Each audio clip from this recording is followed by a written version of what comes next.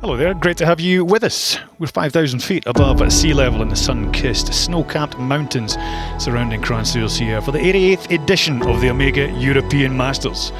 Hope you're sitting comfortably because this one has all the ingredients of a fun-packed, nerve-shredding afternoon. Rory McIlroy currently leads the way in the race to Dubai. There's 585 points for first place, second 389 and third 218 points. 3,500 in total. A little reminder for you about how it finished after round 3. Matt Fitzpatrick was 2 clear of Connor Syme, 23-year-old Ludvig Åberg, and Alexander Björk, one of the most consistent performers on tour this year. Nicolai Højgaard and Alex Fitzpatrick, the brother of Matt, 12 under par, just 3 shots behind. 11 under inside the top 10, and of course a little subplot: which one of these players, which two, will join Luke Donald in Rome? The Ryder Cup.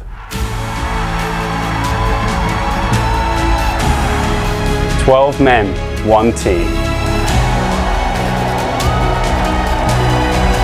Europe versus the United States. 6 qualifying places up for grabs. Plus 6 captain's picks. It's all to play for.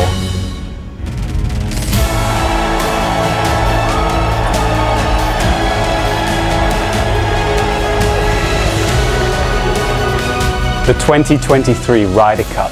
Who will join me? Just 4 weeks away.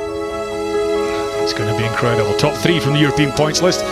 3 also from the world points list. The top 3 of those 6 captains' picks, and already in McIlroy, Ram, Hovland and Hatton. Check the European points list standings. Confirmation there, Ram and McIlroy. And McIntyre, of course, he's had the target on his back for quite some time. If he maintains his position here this week, it could be enough to see him on the plane to Rome. Hovland, Hatton already qualified from the world points list. Fitzpatrick, he's in pretty good shape and can actually jump ahead of Tommy Fleetwood, but having said that, you still suspect Fleetwood would get picked. Straka, Lowry, Rose also on that map. That's who they're playing. Scottish Chef, the best in the world in there. 4 players who haven't won this year on the PGA Tour, which is slightly surprising. Keegan Bradley, multiple winner, being omitted, but that man there, goodness me, he's had to deal with an awful lot over the last few months. Joining me in commentary is Josh Atman. He'll be doing the interviews. NC Mehmet, Ken Brown out on course. Tim Bartlett you'll hear from later. And in the commentary box alongside me just now, Matt Rowe and Jamie Spence, the 1992 King of the Mountains. What a last few months it's been for him. Yeah, it's been a real roller coaster, hasn't it? That finish he had in Renaissance Club in Scotland when he thought he won his home open and just got beat by the brilliance of Rory McIlroy. You'd think that would have cemented his spot, but this week it's all been nerves on a course that doesn't really suit him. But he's battled so hard this week. McIntyre deserves a spot in that too. Yeah, he's played it 3 times. It's the first time he's ever made the cut. This was him out there earlier on today. That was a par putt at 9 to be out in level par, Mark. Yeah, in all honesty, the golf's been okay, but he hasn't got the hang of the greens where it's just reading them. He's a great putter, but he's made nothing. The putter's been stone cold, and that's why he's in the position he's in. Otherwise, he'd be way, way higher on the leaderboard. But you know what? No one had more pressure on them this week than him. Yeah, it's almost impossible trying to play your own game with all that's going on, because every time you come off the golf course you're constantly asked the question. You can't keep it out of your mind. That was his birdie at 11 to get to 1 under par for the day. This was a birdie try at 14. Yeah, and that slips by as well. It's been a marathon, hasn't it, for most of these players, and they're at the end of it now. You can see the stress.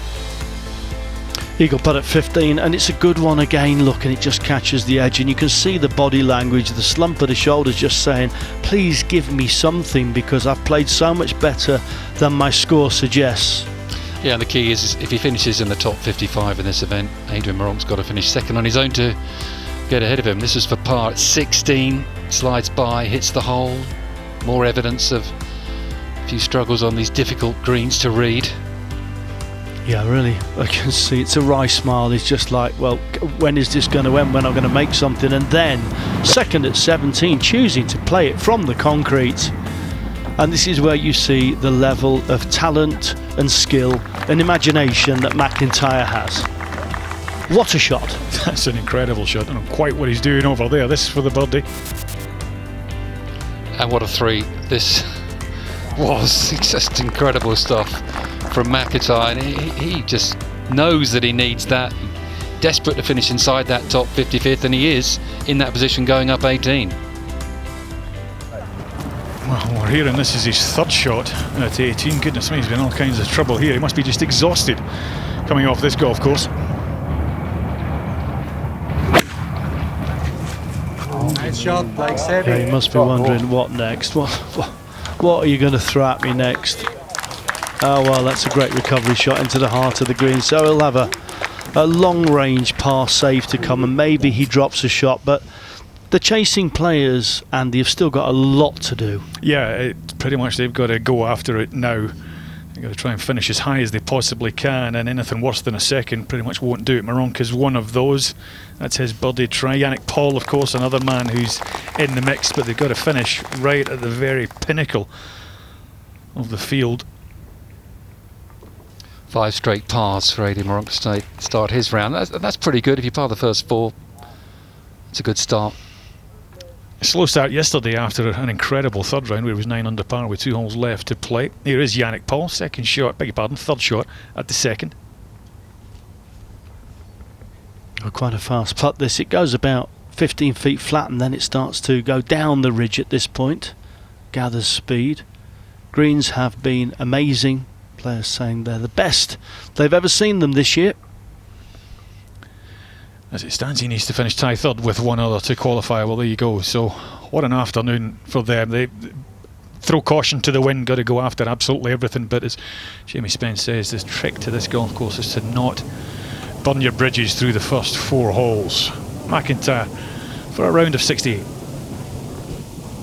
Back towards the penalty area, the water there. It's quite a fast putt at the end, and he's got some pace in it, and it's not over. It's nearly run it off the green. As you say, Andy, I think at this point McIntyre is out of fuel completely. Well, it would not surprise me that the energy physically, even of a grueling golf course like this at altitude, mentally over what he's had to deal with for the last 8-9 weeks or so, possibly, as you're witnessing, taking its toll there.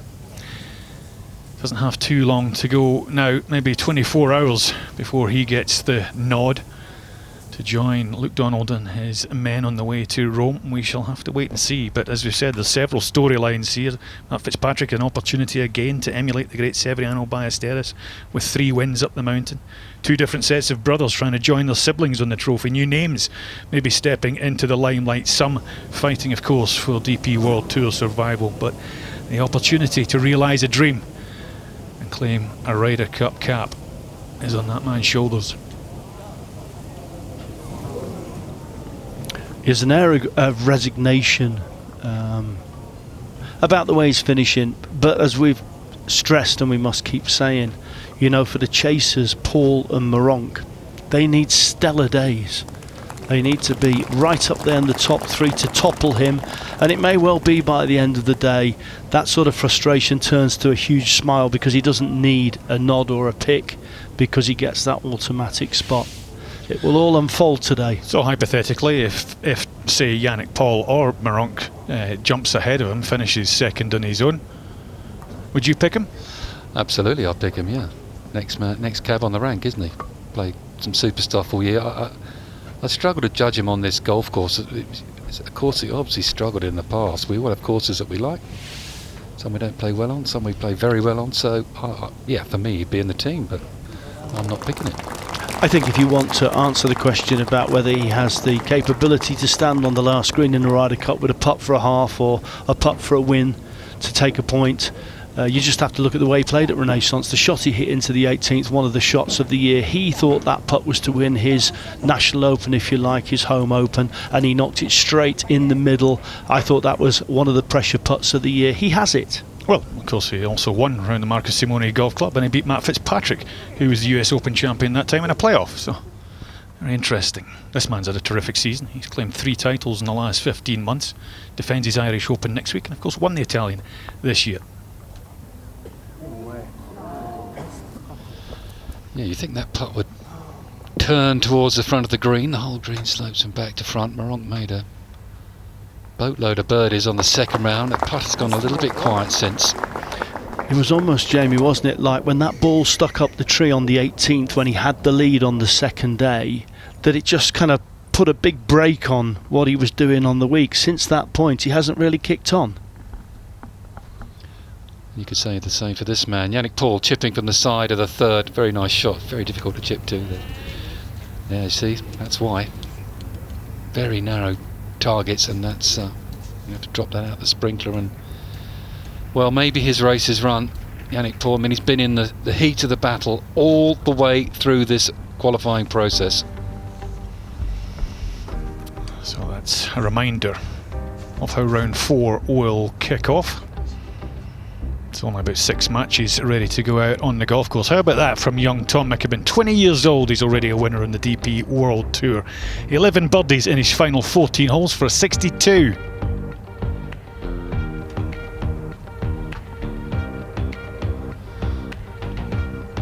Crikey, 11 birdies, how about that? Now that is a Ryder Cup player of the future, Tom McKibben. He will make a team. Probably not this one, but the next one. I think he's good enough.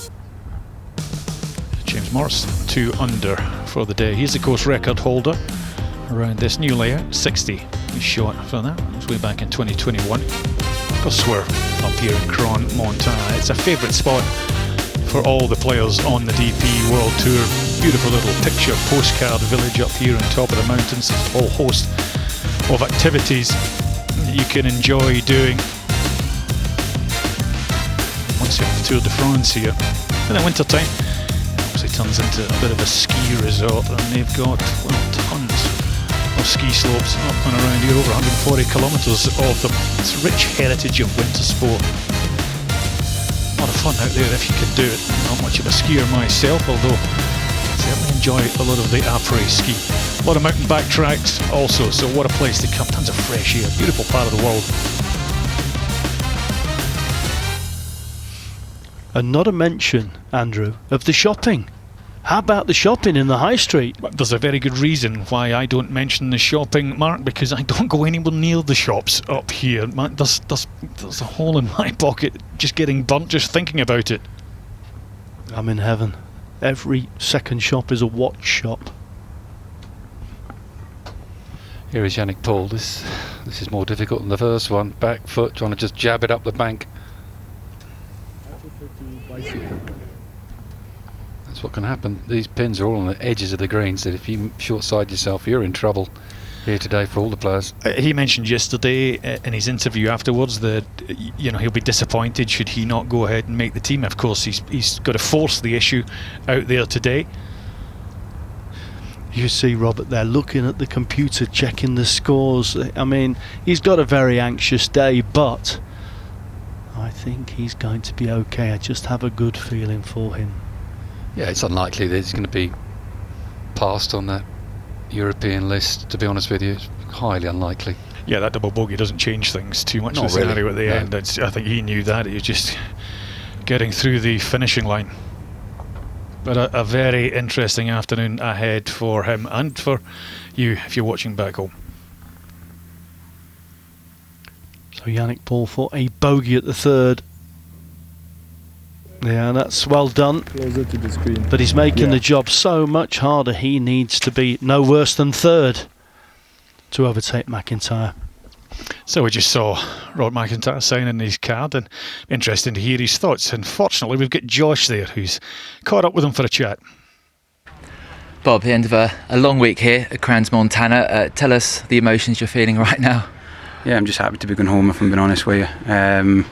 It's been a poor week in the greens. I felt like I played half decent, and then the last round today, I mean, I was just trying to find a decent game. I was trying different shots, and I mean, the week was rounded off with the last hole there, so yeah, just disappointing. Can I ask what your energy levels maybe are like, maybe over the weekend? Obviously there was so much going on this week for you.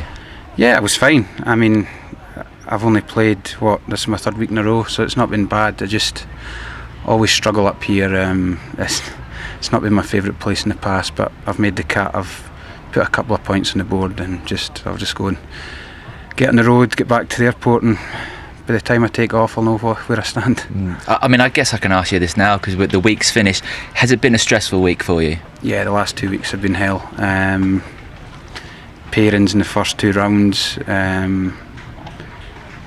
your guy, media hype, everything's just been tough. I mean, I put pressure on myself because I expect to play well. I mean, it's a golf course I've struggled on. I felt my game was good coming into it. I just didn't have the game in the greens. I putted absolutely horrifically all week, and yeah, I mean, the pressure's been high, but that's why I play golf. Yannick and Adrian are out there this afternoon. I've got to ask, are you going to watch at all? Or are you just going to go back to the hotel and maybe just close the curtains? No, I'm straight from here to the airport. Okay. I've got an early flight, so I'm looking forward to getting home. I mean, I'll keep an eye on it, and I drive myself mental at the best of times, so I'm sure today will be even better. Bob, really appreciate coming you after round. Cheers. Thanks. Thank you. Oh, terrific, honest appraisal there, very frank from Robert McIntyre. Any thoughts on that, Jimmy? Well, yeah, it's a long way, isn't it, for McIntyre? Moronk on the 7th here. Hit it OB the other day, and good shot that. Yeah, it's a long stretch. You're playing with the Ryder Cup vice captains in many of the rounds, and they gets paired with Yannick Paul and Adrian Moronk this week. That's hard. The tension's on him, and also, you know, we're talking about Ludvig Åberg possibly getting a pick, but it feels like he's joined the marathon at the very last minute and jumped over the fence, nice and fresh. So it's a different proposition for him than it has been for the other players. Yeah, you could hear the exhaustion there in McIntyre's voice. Anyway, a little look at some of the other players and contenders this week. There are just 5 shots back at this stage, but McKibben finishing off with a 62, which is sensational. 1 over par, Gavin Green. That's not going to get anything done out there. There's Moronk, level par through 6. He's going to have to start now making a bit of a move. Yeah, you know, and the thing is, as McKibben did, that move can be made, you know, on the back end from the 7th right through to the 18th. So many birdie opportunities, and that can happen. That can happen still for Moronk and still for Paul. So there is an anxious wait for McIntyre, but I think when that plane lands and he gets the news, and that the world will be taken off his shoulders, because I believe he will make it, and I hope he makes it. And as you say, Andy, I mean, that was so honest, and I like that. That's the one thing in the game of golf that we need, is that honesty, that clarity, and I think, you know, he has been put into the cauldron there. And to make the cut on a course he doesn't play well on, first time he's ever made the cut here, that's a good performance in itself. He stood up to the test mentally, and as you say, he ran out of steam on the final 36. Yeah, and you normally get the straight bats in these questions. You know, they just bat it straight back at you, 1 shot at a time, all the cliches. But look, when you're on the cusp of a Ryder Cup, and I know because I'm speaking from personal experience, you are asked about that by just about every single journalist every single time you're at a golf course. It is impossible to keep it out your mind. You know, I've been in that situation myself, Andy, where I went to the German Open, the final qualifying event. I needed to finish in the top 10 to make the Ryder Cup team. I completely wilted, to be honest with you, under the pressure. It was immense, it was unbearable, it was something I wanted to do, and I failed in my mission to get onto that team, and I didn't get a selection, and that's it. It was gone, and I still look back at that sometimes and wish just for that 1 week I could have played better, because I'd love to play the Ryder Cup. The pressure is more than it is when you're just trying to make the cut. It's more than it is when you're trying to win a tournament. Jamie, I know you've also been in that situation. It's quite horrible, in all honesty. Yes, it puts an added pressure on you, which is why when you come into these events, it's very unusual that it changes, to be honest with you, because of that pressure on the players, asking them to finish second, third all the time. Actually, no, we've been coming up. It's asking too much. These players have a different pressure to think about. They're both outside the top 100 on the Race to Dubai rankings at the minute. Of course, got an opportunity to keep their card and go well. Also, just 4 back in the championship. So what's their day prospects like? Full of not quite the same pressure, but almost the same pressure, particularly for Paratori, who missed out by literally just a shot last year. Pepperell is way too good a player to be in this situation. So yeah, nobody's exempt from a bad season, and as you say, so many different agendas. It's a fascinating watch. And also trying to get into the DP World Tour Championship at the end of the year as well. Everyone wants to play there. You've had a good season. Keep your card. Try and win this great event as well, let's not forget. The Omega Masters. Someone's going to make a few birdies, shoot a 65 or 4 and win this. Could be Eddie.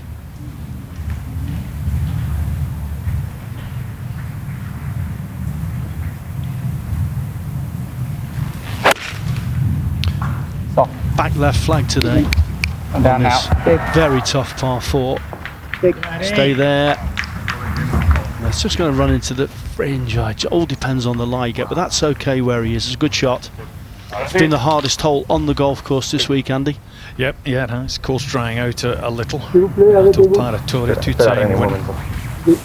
Ne parlez pas, s'il vous plaît. Vous faites comme ça, c'est bon, merci. One of the quickest players on tour. Yeah, he is. Yeah, he likes to get on with it. There you go. Didn't have a bogey yesterday. Only player in the field.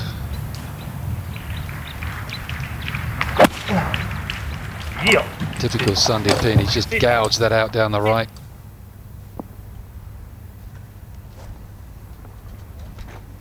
Got on tour 9 years ago as a 17-year-old. 2 victories to his name, but they're Betfred British Masters up at Close House, and of course the very first Nordea Masters as a 20-year-old.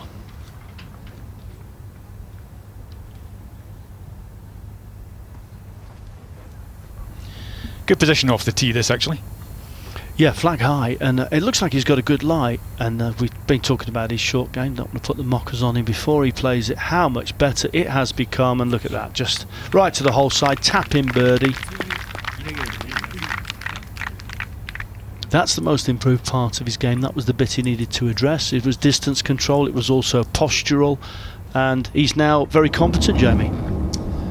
Yeah, regardless of whether he gets that second place on his own, which is unlikely, he still wants to finish as high as he can, as this man does.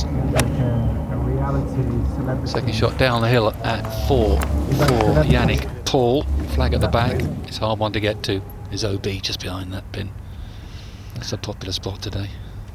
Runner-up a couple of times this year on tour. Back at the beginning of the season, Thailand and India. But they try now for Morong.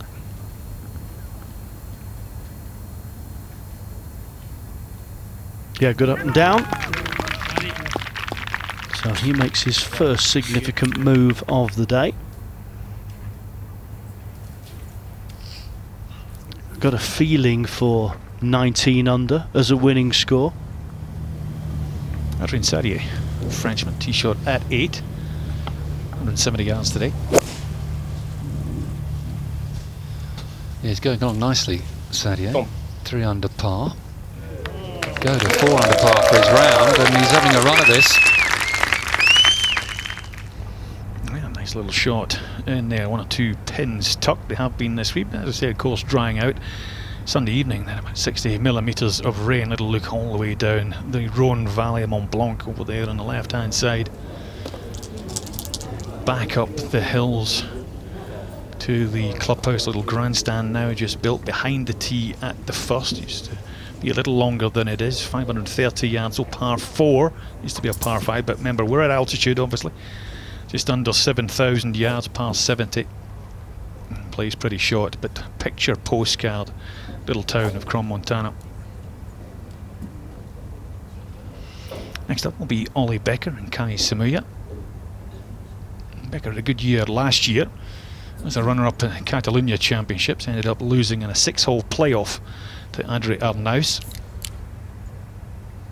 Partie numéro 35 au départ. Oti, il a 38 ans, 2 top 10 cette saison en 2023, sa 2e participation ici. Il était 62e l'an passé, représentant la République sud-africaine, Oliver Becker. 71, 62, 66. There had been a 61 this week. It was Guido Migliotti. Nice to see that little return to form, but cast your mind back, chaps, to last evening and a bit of a lame finish from Becker.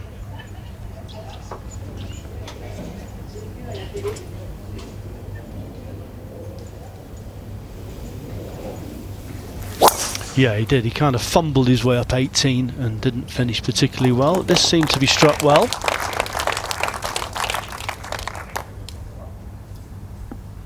brilliant.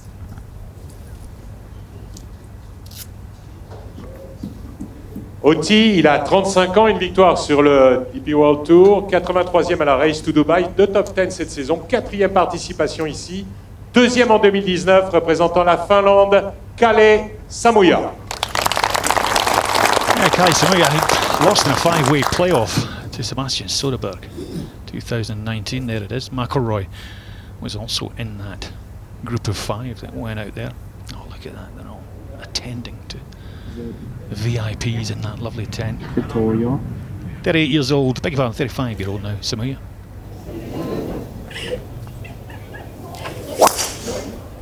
It's a good driving hole. He's at it left. It's a safe side, away from the bunker, and oh, it's clattering away down there. That's on the 9th fairway. I don't think I've ever seen anybody on the 9th fairway. Well, he could get really lucky there if he's got a gap. How about the tee shot of Becker down there? That went miles. I don't think I've ever seen one that far. No, I'm with you. Incredible. Absolutely incredible. He's just got a little flick in there. Powerfully built, of course. All seem to be from Stellenbosch, wine country. Quite a bit of wine served in that little tent all afternoon, I'd imagine. They're just preparing Ken Brown's lunch there before he goes out on the course. Sadia. His 4th birdie of the day, makes it, well, 3 behind, and he's well ahead of the leaders on this difficult golf course today. So this is the newly designed 4th green. 1, 4 and 5 have been done by European golf designers. Very, very good changes. The players have all welcomed them, and this is a cracking effort. Look at that. Superb judgment of pace. Course gets better and better every year. Meronk. It's 170, you need a little cut into this right-hand pin. Guarded by the front bunker. Very good. Really good shot there from Adrian Meronk. Thank you. Has he done enough? Three wins in the last 15 months. 5 shots in the Australian Open over Adam Scott. My brain says yes. 1 on the Italian Open venue. Anyway, Pepperell coming in there close over the back of the green at 1. Yeah, nice touch from Eddie there. And I might add to that, it is unthinkable to leave Meronk out of the Ryder Cup team. It's just not possible. This man possibly should have been a Ryder Cup player by this stage in his career, but he's not managed it. Chipping woes. Nice to see him returning to form, though. Nice little birdie there, his first of the day. Sees him just move to 4 back. Yeah, I mean, the chipping woes have got better. They're still there a little bit. But what a season Joost had. Super to see him back and playing well. So I'll get a good indication as to the amount of birdies that are out there available. Half of them have been birdied by Adrian Sadia so far. He's just 3 back at the minute.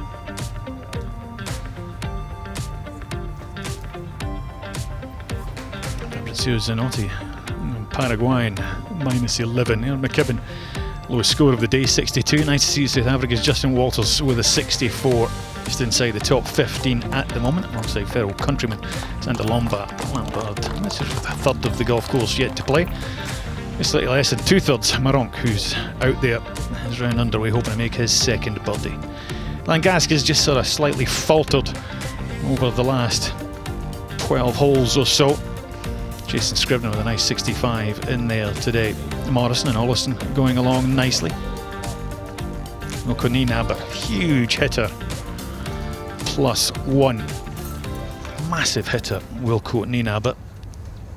This is, well, the Fortinet setup of the golf course this week. The back 9 obviously playing a lot easier. 2 par 5s, 14, 15 back to back. Front 9, as we've talked about, difficult to get off to a good start through the first 4 holes, level par in fact. And most of the players would be very happy with that. From there, you can turn on the afterburners and make your birdies. And way over here on the left hand side though of the 9th, we find Kai Samuja. Oh, he's got a little gap there. Look at that. the spindliest of trees amongst the tall pines. He might be able to knock it over there with a bit of a draw. That bunker's on the right edge, sort of straight in front of the green there, but you can see through the trees. So he's got a chance it. Yeah, camera angles that can always be a little deceptive, but it looks like he can go through the sort of the smaller gap with a touch of draw, and that actually helps the shape of the shot and where the flag is as well. By this thing too much with the back edge. Okay. Right. They're thinking back edge. They can obviously see the shot. They obviously feel they can get the ball onto the green, pitch it on the green here. Never seen anybody on this night fairway off the first a few mark. No, it normally doesn't get there, does it? Normally the trees stop it or the rough stops it, but there is very little rough this year.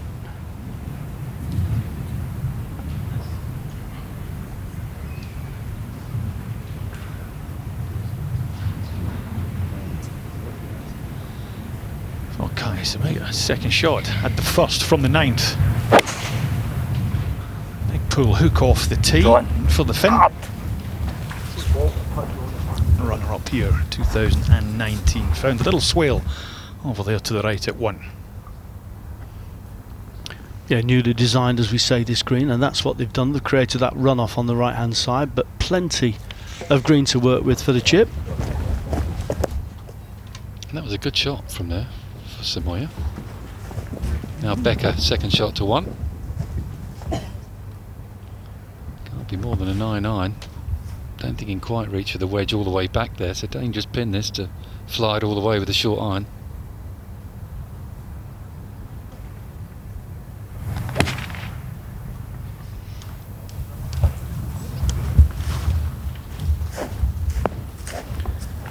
It is very difficult to get back to a lot of the flag sticks at the back of the greens. All greens just sort of fall away, it seems, around Cram Montana off the back. You put it in those positions, you struggle to make par. Maronk.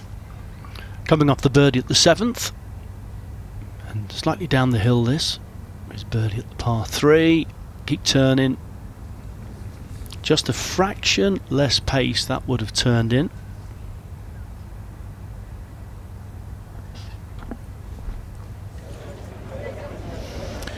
Well, he was playing with this young man yesterday, and there's an awful lot of talk about Ludvig Åberg. Got his PGA Tour card for the remainder of this year and next through the universities program over there in America. An exciting talent, certainly a very good player. There is absolutely no doubting that pedigree. Yeah, a big day for him, obviously. I mean, there he is in this Ryder Cup conversation of selections, but really, in all honesty, so far in his career, he's played 7 PGA Tour events. He's had a top 10 where he shot 64 the last day. He wasn't in contention, but he shot a good round to get into contention. So today's the first time I think we're really going to see him under the cosh and playing to win a title as a pro. So a big day for him. He had a chance at the Rocket Mortgage, shot 65-67 first 2 rounds. Unfortunately 73-72 over the weekend. And a big hitter, a beautiful golf swing. Yeah, great golf swing. Hits a lot of greens, wonderful off the tee. But as you say, Andrew, first time he's really in the mix for a great chance to win a big event. Ludvig Åberg. Yeah, I'm going to learn an awful lot about him. I'm going to learn a lot about this young man, trying to emulate his brother, who's already a 2-time winner. Alex Fitzpatrick. What a year it's been for him. He's a 2-time Walker Cupper.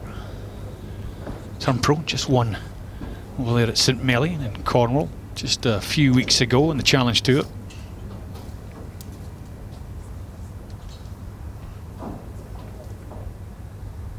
Au départ, partie numéro 36. Oti, il a 24 ans, une victoire sur le Challenge Tour cette saison et deuxième, il y a de cela quelques semaines, sur le DP World Tour. Sa première participation ici à l'Omega European Masters.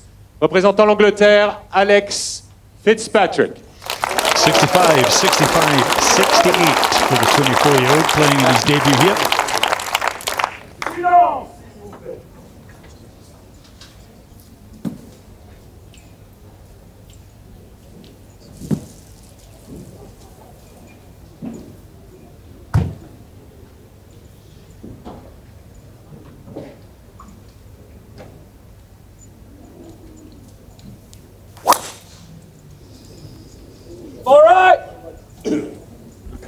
That was his problem yesterday, lost a few drives to the right early on in the day.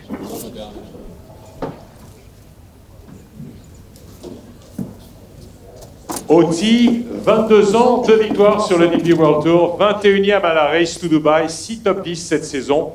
Sa deuxième participation ici, il était 29e l'an passé, représentant le Danemark, Nikolaj Højgaard. Nikolaj Højgaard also trying to emulate his brother and get his name on the wonderful trophy up here at Crown. Multiple winner on tour already, and of course, importantly, a winner at the Marco Simone in 2021.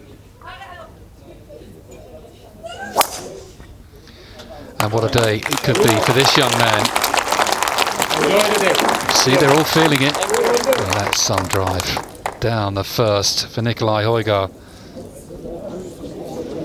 Lovely tee shot. He won't have much in there on this difficult opening par 4 here in the mountains.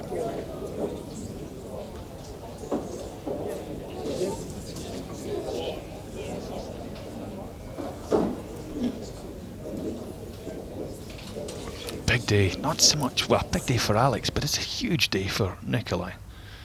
Wonder if he's set a target or if he has any ability to block any of that out. Samuya trying to salvage par here at 1.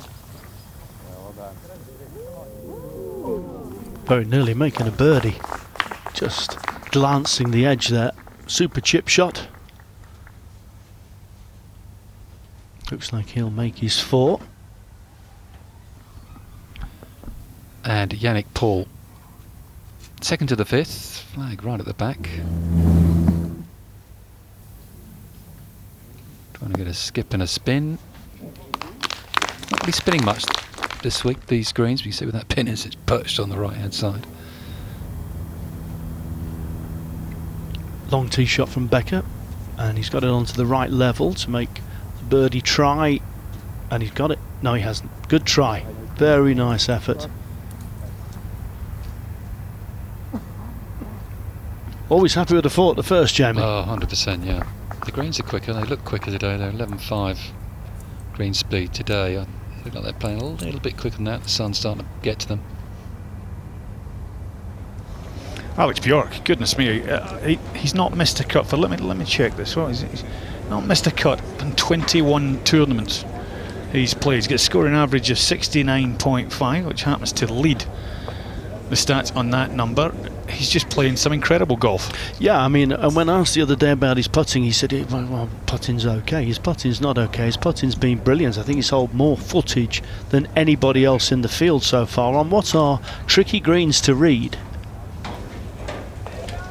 Got penalised a shot yesterday because they took the preferred lies option away, and he was in the zone so much that he bent down, stuck his tee in the ground and picked his ball up. Had to incur a 1-shot penalty. Hope that's not going to cost him at the end of the day. Well, it will cost him something, but I mean, how he reacted to it was incredible. It was on the 4th hole, and he then, you know, just a few moments later, after the shock of getting a shot penalty, knocked it to 4 feet and holed it for his par. I thought that was sensational. Yeah, I don't think it cost him anything, to be honest with you.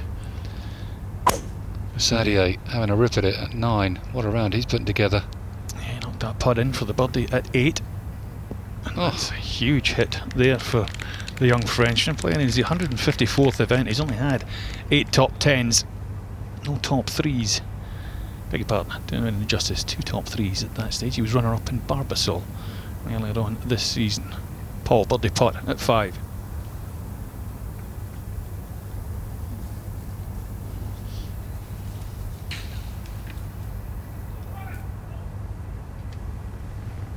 This is a look down the first hole.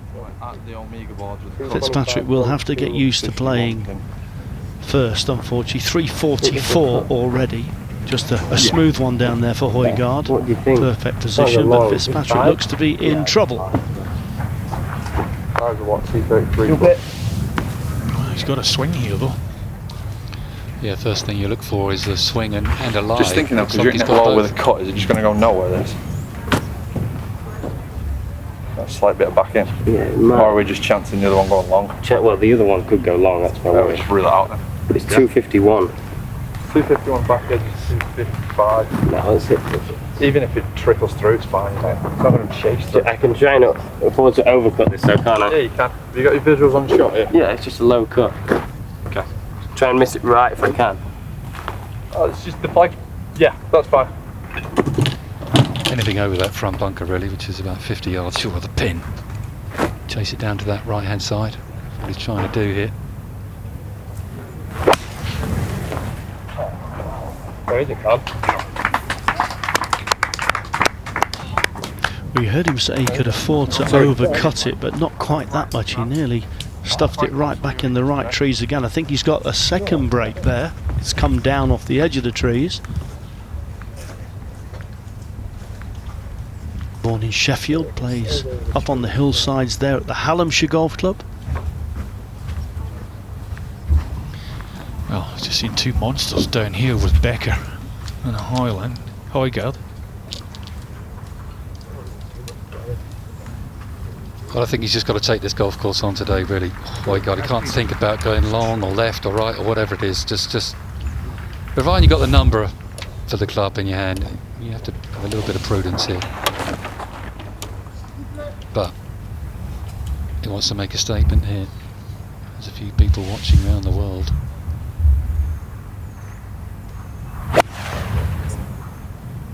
Sounded good, it might be a bit left.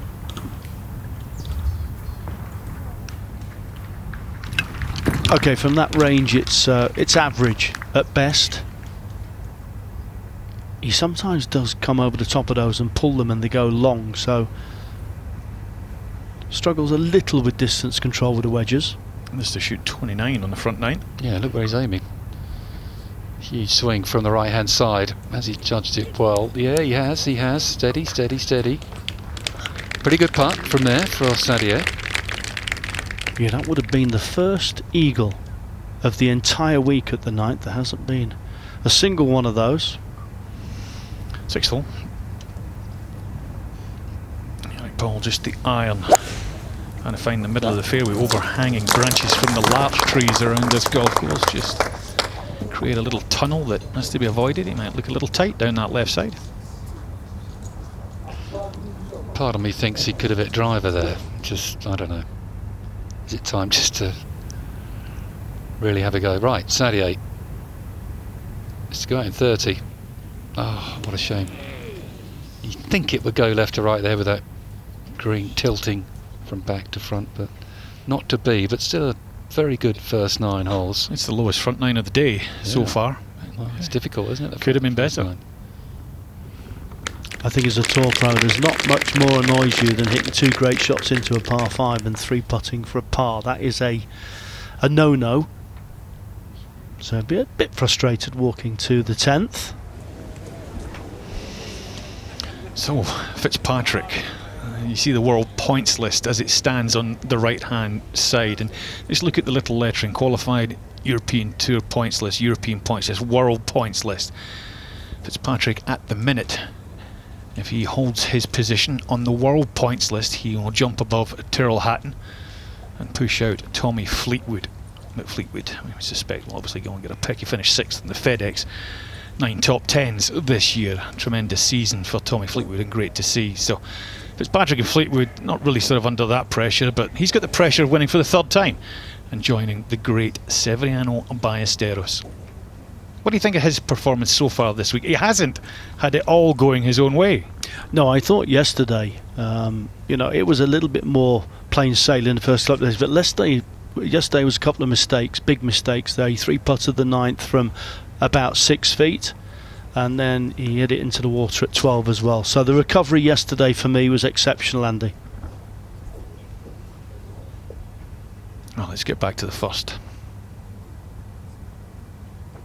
Partie numéro 37 au départ. Oti, il a 33 ans, une victoire sur le DP World Tour, 8e à la Race to Dubai, 7 top 10 cette saison, 4e participation ici. Il était 13e en 2021, représentant la Suède, Alexander Björk. 33 years old now, Björk. Most consistent player on tour this year. More top 10s than anybody from central Sweden.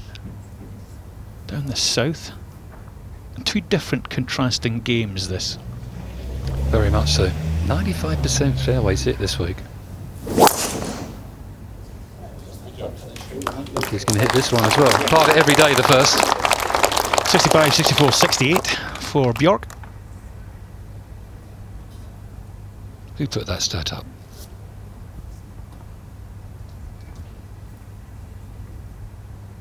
Oti, 23 ans. Il est passé pro cette saison. C'est sa première participation, bien sûr, ici en 2023. Également représentant la Suède, Ludvig Åberg. 10 years younger than his playing partner. He's from Eslöv in Sweden, so they both know the familiar territory back home very, very well indeed. Live too far away from one another. 64, 67, 66. Is he a little anxious? Is it down the right side?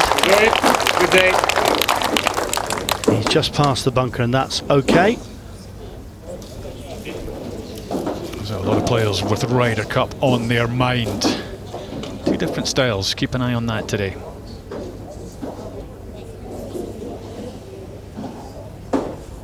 Just one group remain. Conor Syme and Matt Fitzpatrick, the up ahead. Third shot for Matt's younger brother, Alex. A decent lie. Should come in a little bit from the right hand side and made an excellent job of it. Alex Fitzpatrick at the first. Super shot. That'll settle him down. Ahead at the par 5 ninth, Moronk can reach.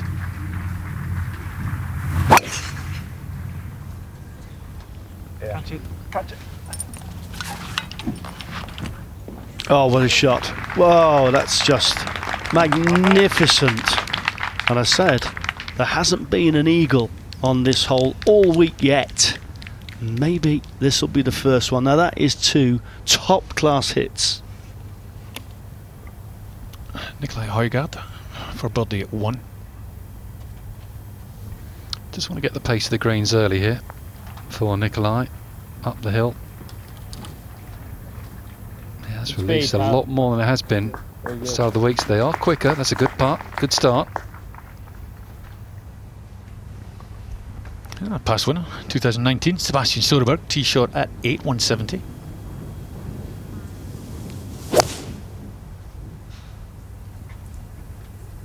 Just 3 from the right hand side, the flag. Right about there. Oh, please. Yes, please.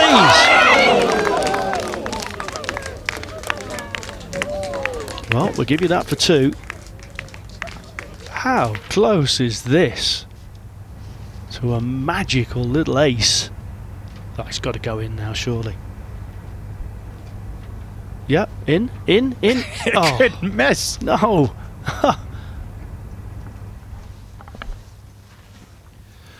Fitzpatrick on the first. Well done. Really well done.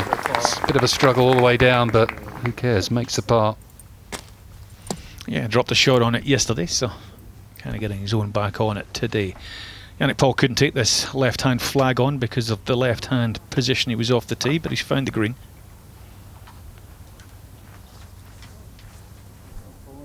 Yeah, another well-judged putt to the hole side, but not really threatening for birdies at the moment.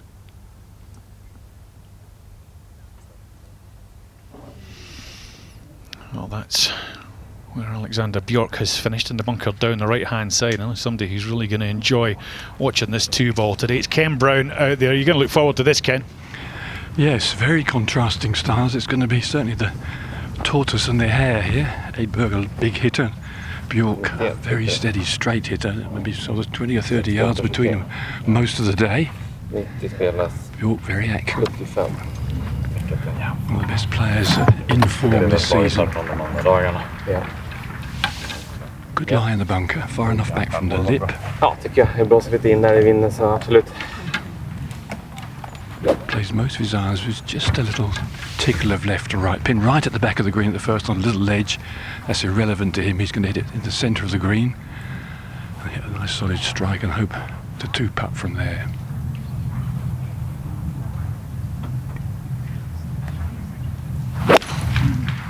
Nice clean lie. Good strike. Great shot from there.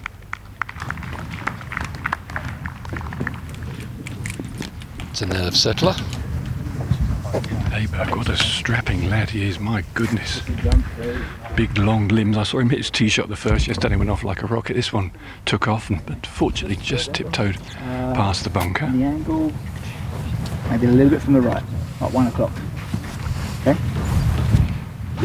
We'll settle down in some quite fluffy long stuff here. Just got to guard against going over the back. Pin on a little ledge on the back left, tricky. Rhythm seems the same all the time, doesn't it? Sign of a good golf swing, but this one going a bit left, and a hard bounce, and that is going to be.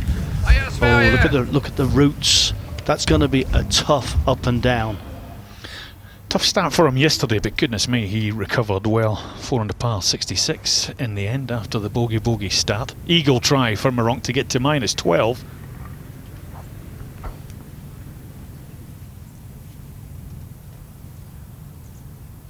Oh, keep coming back the other way. What a good try. Just thought it might feather back, and you see, he thought he'd hit a good putt when he set it off. That was a big eagle try there for him. It's what he needs, plenty of that, and he's got the ability to take the course apart, particularly the back nine. He needs a huge back nine if he's to overtake McIntyre, but the way he's performed and the tournaments he's won and the record he's got, yeah, as I said earlier, and unimaginable to think he won't be in Rome. Yeah, he needs a second there. He certainly has the opportunity to go deep on that back nine, post a number and make these players think. Sadie 4 under through 9, Zanotti 6 through 17, so he's Zanotti -11. There's Meronk, hit the turn now, just 4 back at the minute. Big 9 holes of Adrian Meronk's life coming up.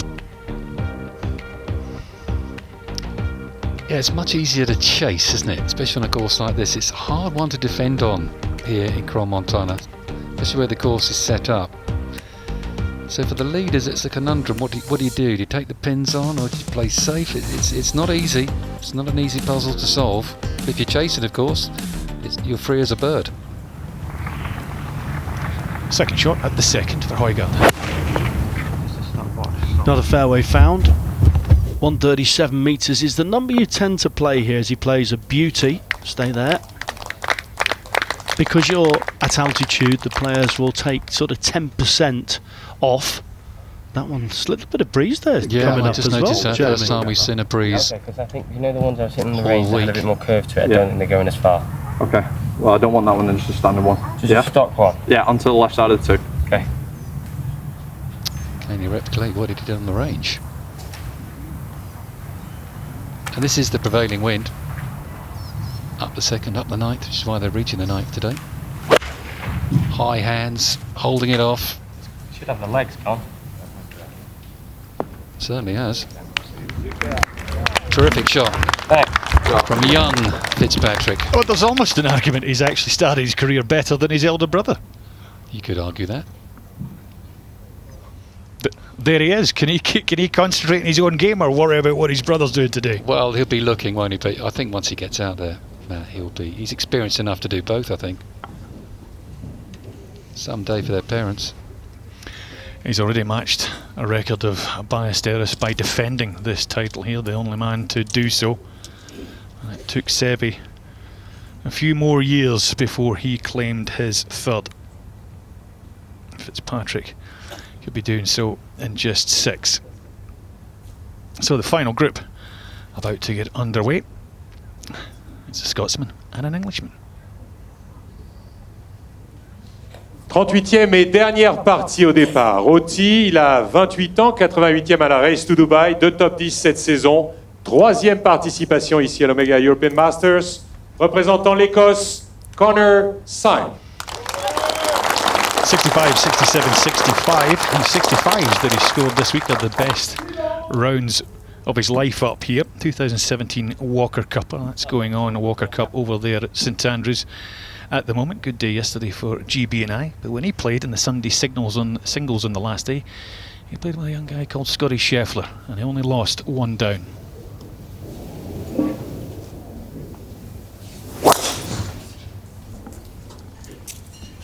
Again, maybe down the right side.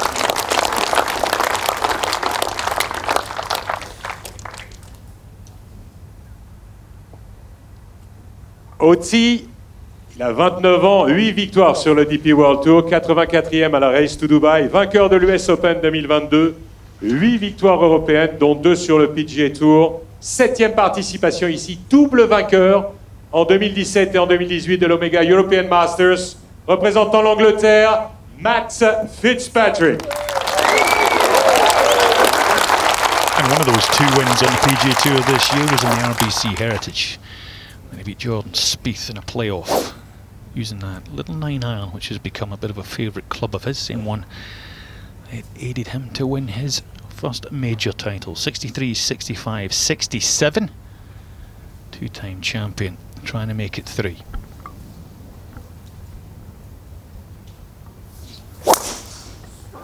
Well, he bogeyed the hole yesterday, so first part of the equation, find the fairway, which he has done. That is an absolute crackerjack. What a way to start. Been working on his length, the club head speed system, and earlier on in the season, it kind of, well, sort of mid-season, just kind of lost connection between the arms and the body, but strong finish to the year. Strong finish to this tournament needed for this young man. Third shot at the first. And this is awkward, isn't it?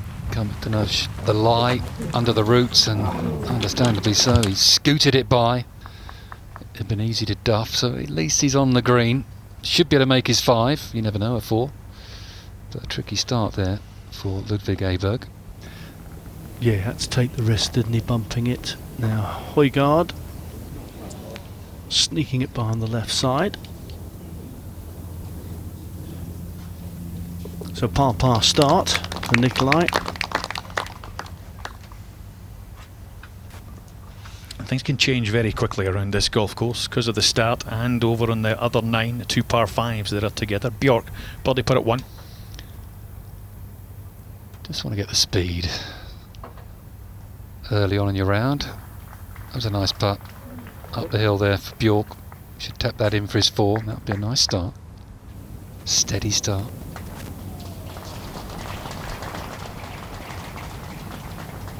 Super second shot and a great putt.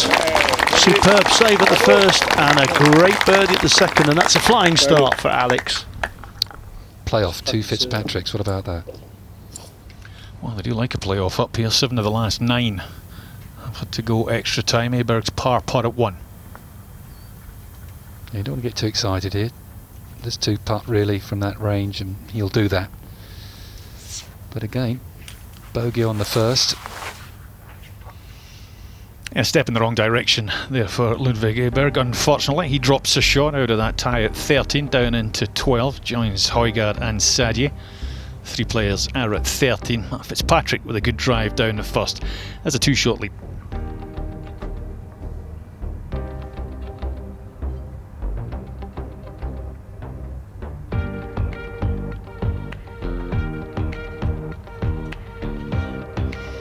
Maronk 2 under through the turn, sees him at -11, just 4 back. Tom McKippen, look at that, 62 today. What a superb performance for the young man from Northern Ireland. 64 for Justin Walters, sees him at -10 outside the top 15. This is the DP World Tour. Absolutely brilliant. A season-long race across 44 events. He's a winner of the DP World Tour. Across 5 Rolex Series events. Unbelievable! He is a Rolex Series winner. We will visit 25 different countries. There will be first-time winners. And a breakthrough win on the DP World Tour. And history makers.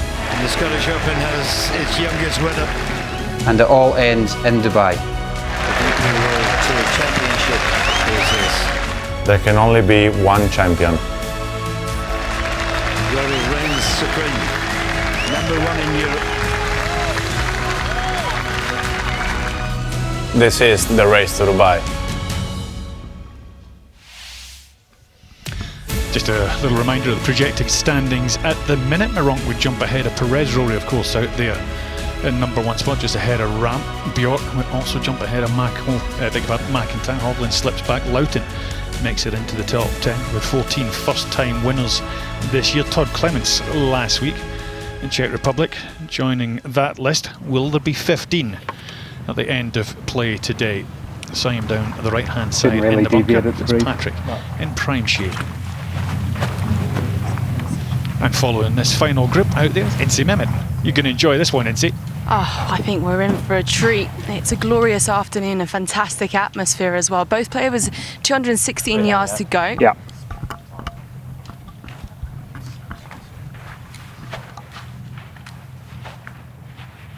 And it's Connor Syme up first from the bunker. Good light, far back enough. The lip shouldn't be an issue, but the pin's right at the back. Little change up in the commentary box. Matt Rose stepped out. Tim Batters joined Jamie Spence and myself. Yes, thank you very much, Andrew. Really looking forward to this. Obviously, multiple agendas out there today. Lots of players under lots of pressure. It'll be fascinating to see how they take on this iconic course. Fitzpatrick with 216 yards to go as well. Ball just a fraction above his feet, and you cannot go long here. Ideally, clubbing down a little bit. It does play slightly downhill for your second. So just drawing a 6 iron right to left should be perfect. Oh, leave it. Stop. Bogeyed it yesterday. Get a breeze. There is a bit of breeze up there. Just enough. That's not too bad there, to be honest with you. That's the miss. Yeah, back into that breeze and just pushing the ball out there to the right side, which slightly caught him off guard. Up at 2 though. 2 fairways missed, both not very much for Bjork. Jag säger 30. 30 spelas 20 till framåt. Det spelas 20 framkant. Ja, då tycker jag den. Ja, okej. Ja, men.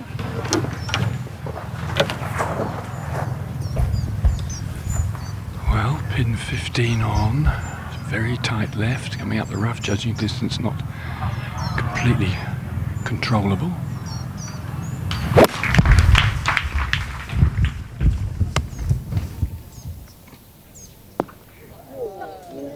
Well, it's a fine shot, just losing that little bit of control coming out of the rough, so you can see the ball releasing on the green, and it's a lengthy putt back into that little swale there. Just keep it right.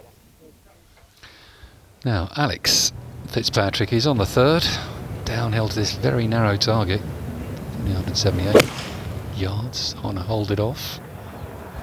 Anything right at this pin, it's gone down as a swale. Smart shot. That's just going to stay, is it? Yes. It's in the little saddle there, this pin. It falls off both sides. Good shot. Adrian Moronk with the birdie putt at the 10th. As the boys were saying, he needs a mammoth back 9. I think he's got to get to 17, 18 under par, at least to get that second place he needs to take McIntyre's automatic place away from him. Yeah, that's for the automatic place. There's still an outside chance of selection. Åberg from the left-hand side at 2. Not a great angle. But a good shot, really good shot. Just picked a club, just carried that bunker. See, I don't think the scoring is going to be as good as the rest of you guys think it is today. It's, You've forgotten there's a 62 already shot, have you? well, that was earlier on today. I think when you're in the heat of it, like these guys are, it's a little bit trickier. Yeah, it is. It's a different proposition. Very narrow green, this one at 3. Safely aboard for Nikolai. Just avoiding the little swale on the left that Jamie talked about. I didn't say scoring was going to be low, I said he needed to go low. Well, yesterday was the only day where you didn't have preferred lies. It's back now. So Fitzpatrick on an uphill slope. Pitching this up to a bit of elevation. And it's going to stop relatively quickly. So I wonder if he'll back foot this, get it chip and running quickly. Good line. That's a lovely shot there from Fitzpatrick. Just watching, there's a different aura about Matt Fitzpatrick compared to a lot of the other players that just look a little bit more on edge. Paul birdie putt on 7 to get to -9.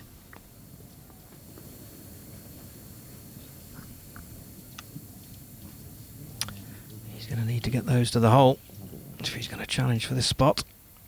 But he deserves great credit, doesn't he? He's not been in this situation before, and how well he's done in the stretch under the pressure he's been under, trying to hang on to the third automatic spot, which he was in that position for a long time.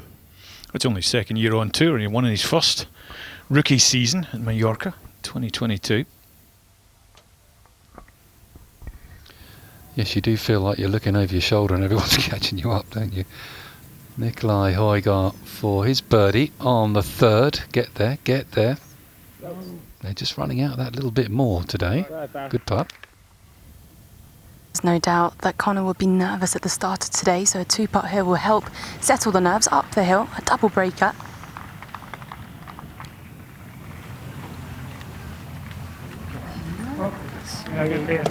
Yeah, to win on tour, but he's been runner-up a couple of times. Both have, in fact, been runner-up 3 times, but twice last year, and it was back-to-back in the Kazoo World Invitational. Alexander Bjork then from long range. Down into the swale, breaking left to right hard in the last 10 feet or so. Has he given it enough? Not quite, but a good putt. Well judged from a tricky position.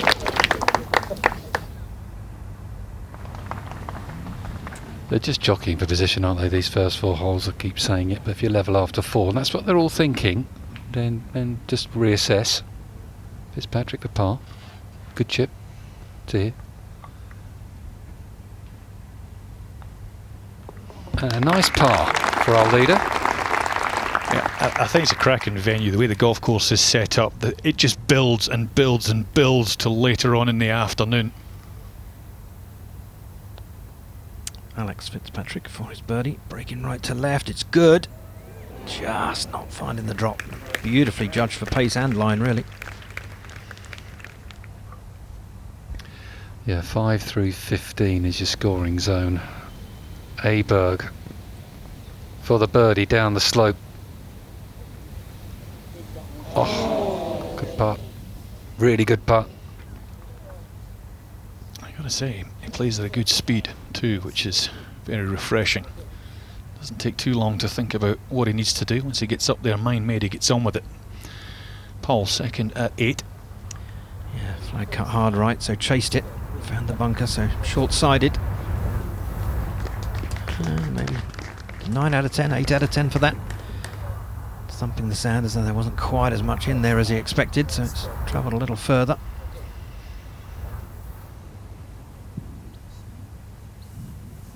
Second hole, 446 up the hill. Well, the tees have moved up by about 7 yards. You've got a fairway bunk on the right-hand side, which you need to be watch out for. So I'd imagine clubbing down to a fairway metal. Simon's got a 3-wood and a 7-wood. I think the 7-wood's preferable today. Just plays a fraction down breeze today. Yeah, that's the side hit it down the left. It always comes back from there. That was a fully committed swing with the 7-wood, I think. Let's see. Yeah, if you hit it down the left half, it does camber a little bit, and we'll bring the ball back to the middle. Fitzpatrick's been fantastic off the tee, especially on day 1. So looking for a similar sort of form today.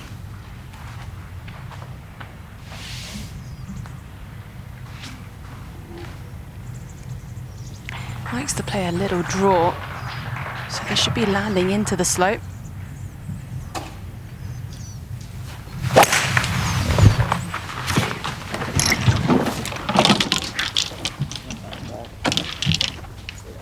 Just sliding off into the rough on the right-hand side. Not ideal. Yeah, trying to create the angle, but a bit difficult to control the spin.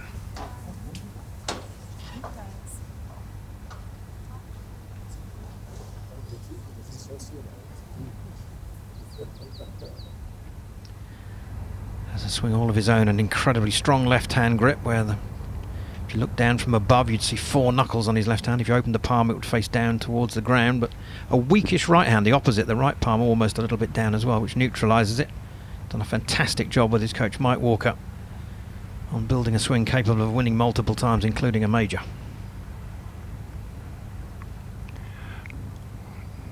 Alexander Bjork on the third tee, a tee built on top of a multi-storey car park but is buried underground. 178 yards, hitting to the narrowest point of this par 3 green. The pin tight right.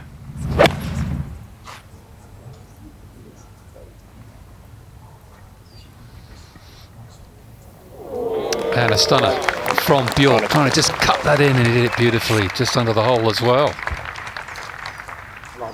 Cool, that was a quality shot. Just right at the centre of the green, just drifting to the right. Glorious. Anything drifting more than 2 yards to the right gets gathered up by the little hollow, so the pin is 4 yards from the edge, but playing only about 2. And the little flat area where they are in the waist of the green is only 8 yards wide, so it's a sliver of a green.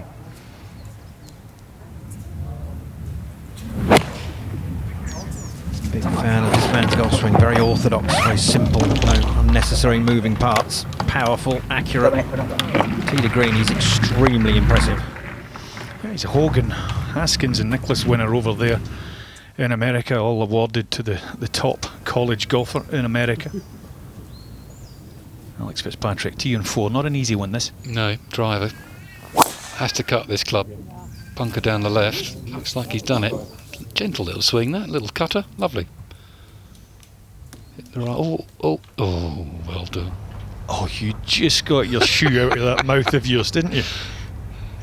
I thought it was perfect. It was. It is now.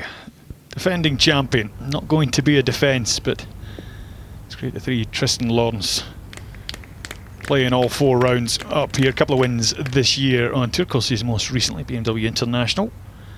A nice finish to his week, 71-65, 69-69 for the likeable South African. Yannick Paul for his par then, having been in the bunker at the short par 3 8th.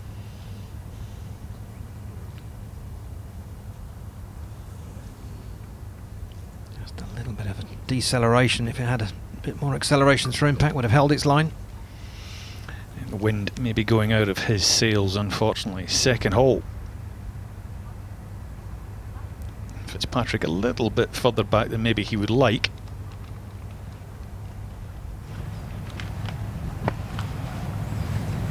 Fitzpatrick doesn't have the best view of the flag from this angle. The ground's a little bit more raised, you can just about see the flag.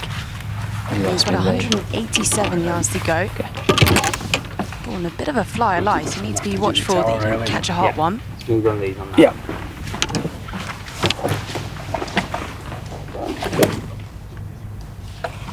And just right of this green, if you pitch it around there, it will feed to the left. So a great line is left edge of the TV tower in the distance, and a baby draw will be wonderful.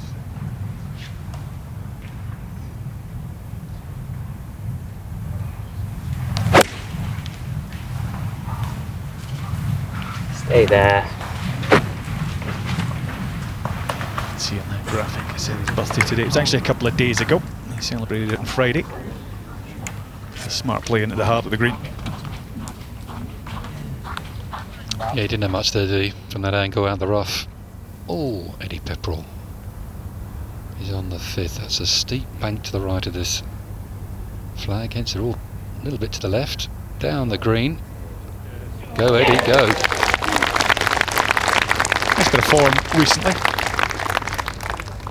3rd place at the ISPS Handa World Invitational with Gal Gorm.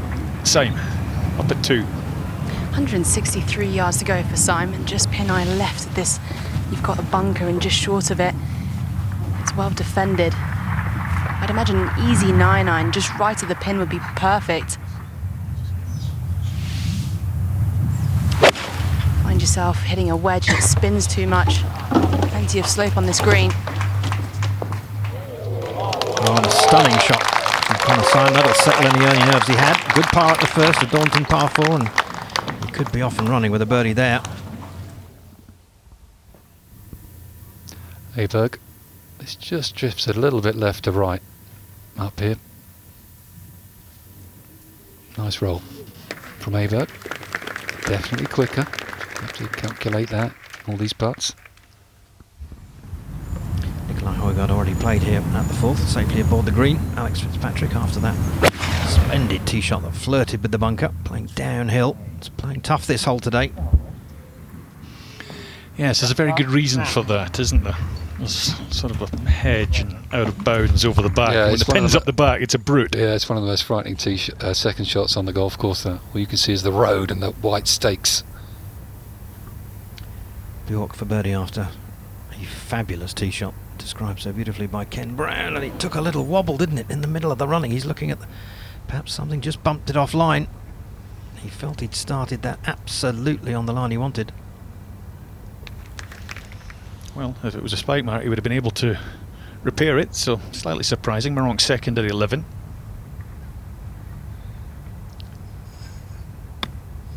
Sounded good. Is good. Oh, well, it was going at speed, wasn't it? But I've seen them go in before. Oh, he'd love to hold that. That's why I wouldn't pop with the flagstick in. Beginning of all that with the flagstick being in, they seemed to come up with numbers that said it was going to help the ball drop. But if it was, why are they not doing it anymore? Sheltered tee at the 4th. I hold the dog leg slightly from left to right, and you've got a big bunker down the left that you aim at. You just work the ball off that, and you've got about 25 yards right of it. He missed 2 fairways in the first 3 rounds. He's missed 2 already today on the first and second, only by a little bit, but he's driven the ball as well as I've ever seen anyone, I think. It's been splendid stuff. I was around with him yesterday. And glorious, another perfect tee shot. He hits those with a little fade as well. Åberg, totally different flight. It goes twice as high and carries much, much further. And what a setup! Look at that. Coached by Hans Larsson, who was his coach at high school, and they've stuck together over the last 8 years, and chatted to Ludvig about the work they've done. He said over the first couple of years we made some changes, but now it's really maintenance. They're very happy with the technique he has. This is a super challenging putt to get right. Plenty to judge here. Up the ridge, breaking hard to his right.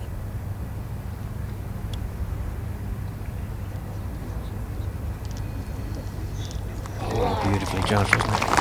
It's run on a little bit by, and normally they're a formality, but we saw Matt miss twice from close range yesterday at the par 5 9. 3 putted from 6 feet or so. Very surprising. Good tee shot down the fairway at 6 for Eddie Pepperell. See, lovely angles. It's a wonderful golf swing. Just doesn't know his own strength. Hopefully, it's not gone too far through there because there's out of bounds. A great chance for Connor Syme here, isn't he? Oh, absolutely. But the challenge is it's downhill. It's quite steep as well, so it's going to be really quick, taking a little bit more break than you'd imagine. I'm just seeing it on the right edge. Of course, it depends on the speed. If anything, you might give it just outside. That doesn't happen often from 4 feet.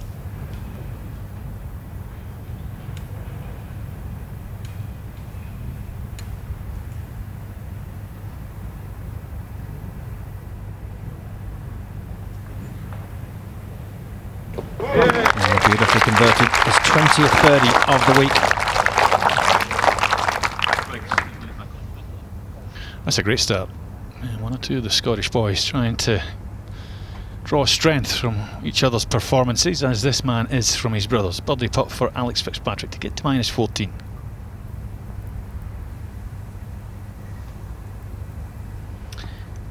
Extremely impressed with this young fella since he's come on tour, and it's hard to imagine they're not going to play Ryder Cup together at some stage. And here he is for the par.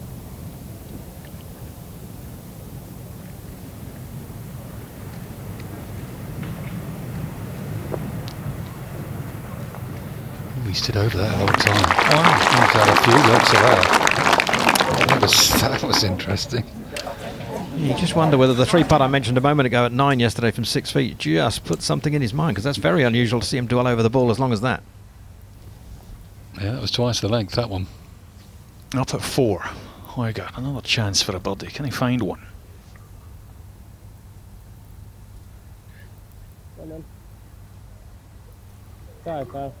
No, he can't, but it's a steady start for the Dane.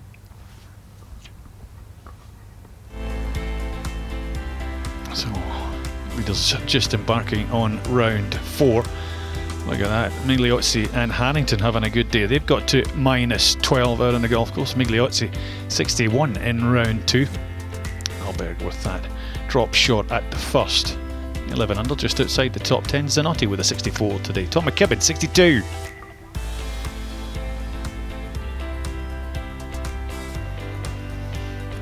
So you get through the first 4 holes, and then this golf course starts to become a little bit more vulnerable. The excitement really sort of reaches fever pitch by the time we get it down to 14 and 15.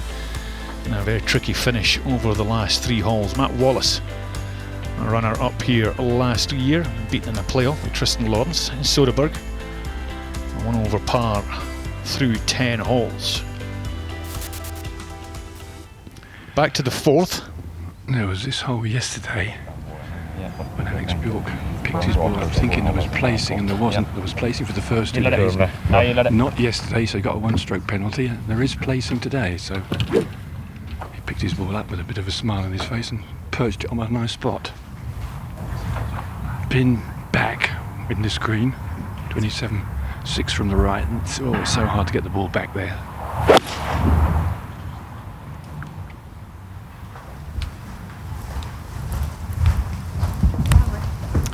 I've ever seen Alex Bjork swing the club better. Beautifully balanced. Has that little hop in his left foot as he comes into impact, but he's always done that. But to drive the ball as well as he has, 95% hitting fairways through 3 rounds is ridiculous. Well, the pin's right in the middle today, and it really pinches in from one side of the green to the other. It's about 14 yards wide, but it slopes away. There's runoff, so it makes it half the yardage, no more than 8 yards. It's a small target. Most players probably opting to play just a little bit shy of this flag. 178 yards, playing 172. 358, what do we pitch about 54. Strong player, isn't he, Connor Syme? And an excellent shot, pin high. That's the trick round here. Get it pin high. Good shot, man. Never far away. Well, it shows you're in control of your golf swing and striking the club perfectly. And it's good too. It's a great sign, adding the pressure onto Fitzpatrick right now. Can't see this being more than an 8 iron. It does play a little bit downhill, but it's just a fraction into the breeze as well.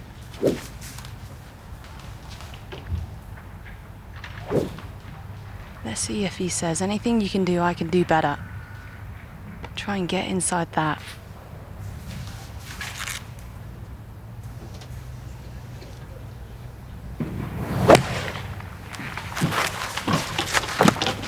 Rotation of the body through the ball. With the grip he has that I mentioned earlier on, it's important that he does use his body well, and he really does. The golf swing I've really grown to love and admire. The iron play particularly has been stellar, and the driving recently has been fantastic. Yeah, I'm going to look forward to watching this one for many years. Can he get it back to that back flagstick? There's nothing behind it.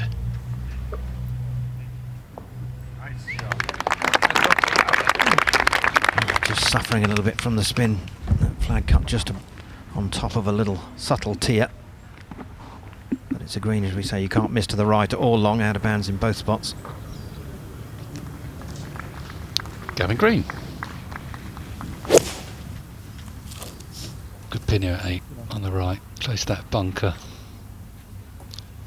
About there. Oh, we've seen a couple of shots come very close here at 8. Oh. One more little roll. Miliozzi, low scorer this week on the golf course. This for a birdie at 18 to get to minus 13. Oh, what about this for a finish? He's 6 under for the last 5 holes. What a performance. 63, 13 under. I think unfortunately for Guido, he's just fallen foul to the pressure of representing Europe in Rome. It's maybe made some of those scores a little bit harder to come by, but we know what he's capable of. Great final round of 63, Jamie. Already had a 62 and a 63. Just enough at the minute for 3rd place.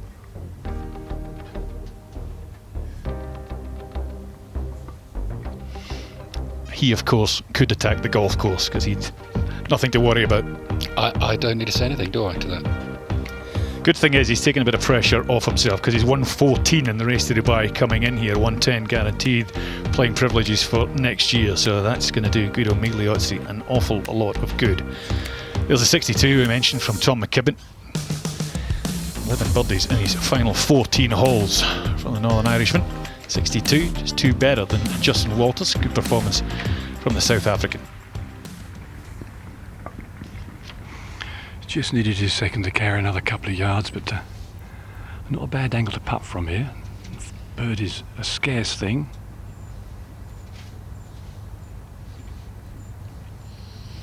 Gave it a good roll. Best finish as a professional. Fourth, done that twice. Is there an advantage for some of the players like him and Alex Fitzpatrick who've never played the golf course before with these new greens? Because I would have thought if you're so used to playing on the old greens, you'd expect putts to break ways that they don't necessarily don't. Yeah, the memory bank's not there for those players, so they can just look at them afresh, can't they? This is the 12th, down the hill from Maronk. Oh, that's a lovely shot, because that is a difficult pin to get to back right. Miglionci's set the clubhouse lead at 13. I don't think 13 is going to be enough. Can Maronk get above that? Fitzpatrick for birdie. Tracking. Again, excellent judgment of speed. Long range putting has been splendid this week. Bjork keeps his head very still when he's putting. One of the keys to putting well, keep the head still, don't look up until you've hit the ball. Top 5 in Italy this year, just behind Bjork and Langask. Åberg now. Looking for back-to-back birdies. This is just a fraction downhill. It will break subtly off his right.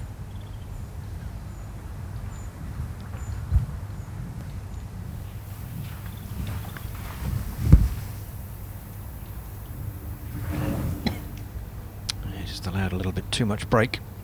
Nicely struck putt, perfect speed, but over borrowed. Yes, I may have to recalculate my thoughts on the winning score, seeing all the birdies and eagles on the back 9 that seem to be available. That to come. Par for Connoissant at the third. It's a nice start, 1 under through 3. Exactly what he'd be hoping for at this stage. Could be a little bit better. In great shape. Yeah, and we noticed this all week, Tim, about the pace of these long putts. Yeah, he hit a beautiful one yesterday, didn't he, on the 15th, when he'd obviously had that little rocky spell where he three-putted 9 and double bogeyed 13, needed some momentum, birdied 14 and then had a 100-footer at 15 and laid it absolutely stone dead from over 30 yards, and that's just one example of many we've seen this week. Yeah, I like it. He's worked since he was 16 years of age with Phil Kenyon, putting guru. He's done a wonderful job with so many world-class players in helping them with their putting. Matt's one of the best.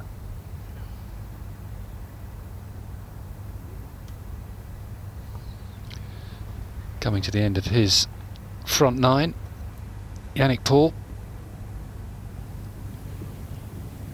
Couple over for his round. I'd imagine he just wants to get in the clubhouse, to be honest with you. Makes it. Well, hopefully he can finish the back 9 with a flourish. Well, the fourth's a slight dogleg left to right. You've got a left fairway bunker, which is about 313 to carry. So Simon looking to flirt with the corner here, take it on. Good shot.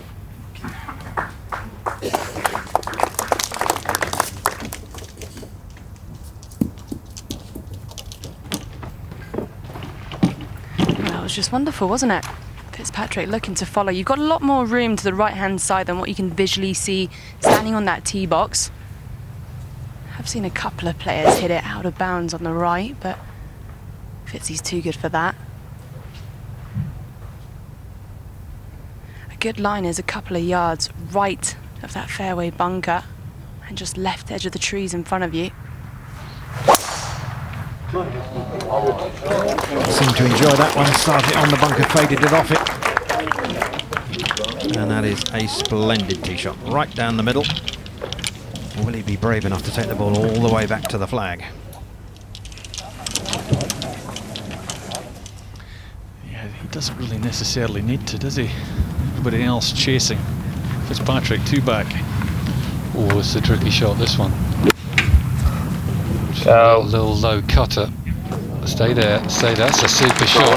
Anything short goes down that bank and it's a horror story. Oh, that was good. Something just to watch out for today is the tempo he plays those shots around the green. Such a smooth tempo, almost softly to take the spin off it. Okay, Adrian Morong, let's get going. Nope, that was his worst part of the week. Not the longest, just playing to the corner of the dog leg. It was shortish par 4. And a hair down the right, but just far enough up to see the green. I do, yeah. And with the pin in the back right today, you need to get the ball fairly well up that fairway to get a good view of it. Yeah, they're far enough now, just far enough where that is. But you're right, you can get tucked behind it. Driver, Ken. Oh, I better start walking a bit further away then, my goodness. 2 ways to play. Suggesting it's needing to cut a little and keep it round the bunker. I have managed it. Well, that's going to be okay in the rough. Maybe open up that flagstick a little bit. No birdies yet so far. 1 over par through 3. Where do you reckon he's going to have to finish to make it into this team? Well, I would say in the top 2, but there's plenty of rumours out there that he's already in. But we shall see. There's lots of rumours, aren't there, this time of the year? When people are trying to get in Ryder Cup, like this man, Nikolai Højgaard. It's exciting stuff. It is. And as you say, the rumour mill is working overtime at the moment, saying Åberg has already got a pick, or will get a pick now because he's performed well here and finished well last week, and what they've seen from him in America, even in a fleggling career where he's only played 8 or 9 professional tournaments. So Luke Donald and his team have seen something in this young man that's really got them excited, if those rumours are true. Alex Fitzpatrick with the birdie to get to within 1. Not to be. Just on that, it'd be very interesting to hear, if that is the case, to hear what the reasoning would be to leave one of those players out who've...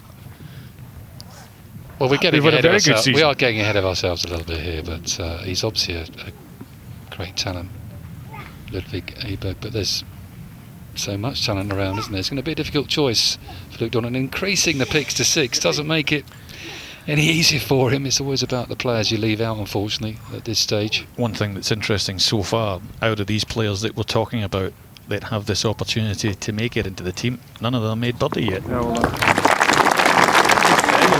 They're obviously very impressed with Åberg's stats, and his long game stats in America have been fantastic. He's 2nd in tee to green this week, 3rd in strokes gained off the tee, but 92nd in putting and 77th in scrambling, so he's not been brilliant from 100 yards in yet, this week anyway. Just add a caveat to that, of course, not talking about Morong, we're talking about the Højgaard, Åberg and Åberg there. Lovely shot. And there. Level par for Fitzpatrick through 3. 7 under for Migliozzi though, lowest score of the day, but he's had a great week. Nice to see the young Italian back up there. Connor Syme just 1 shot back. Alex Fitzpatrick 13 alongside Bjork. Level par through 4. Harrington, terrific performance again for Padraig Harrington. He's 7 under. Beg your pardon, 5 under for the day.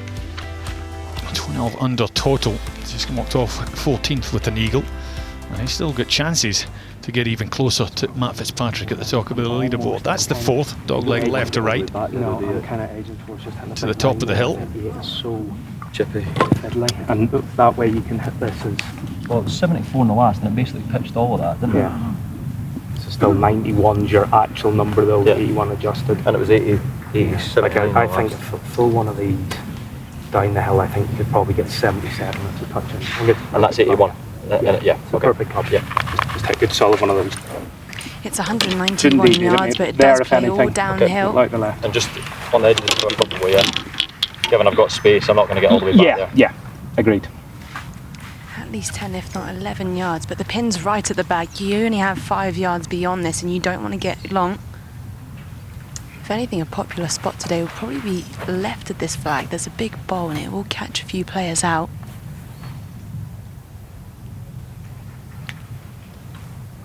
This has got to be a solid 8 iron for Connor. It can't go long with that.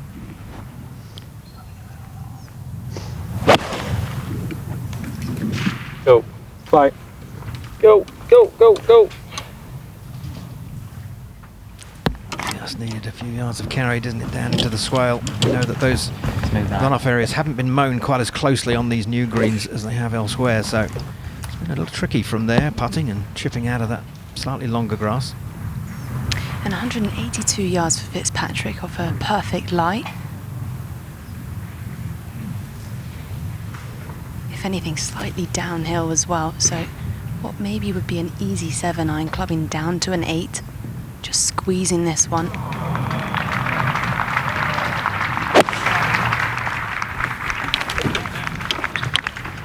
Eyeing it up and down. Yeah, very unlucky not to stay on that top tier there. Fitzpatrick. Last hole pushed it right in the same angle. It's fucking one long. There's only a bit of moan about the wind. There is a little bit there. There's a difference in tee shots at 5, but Åberg hit the driver, Bjork didn't. Just concerned about whether the shot Bjork has left facing him.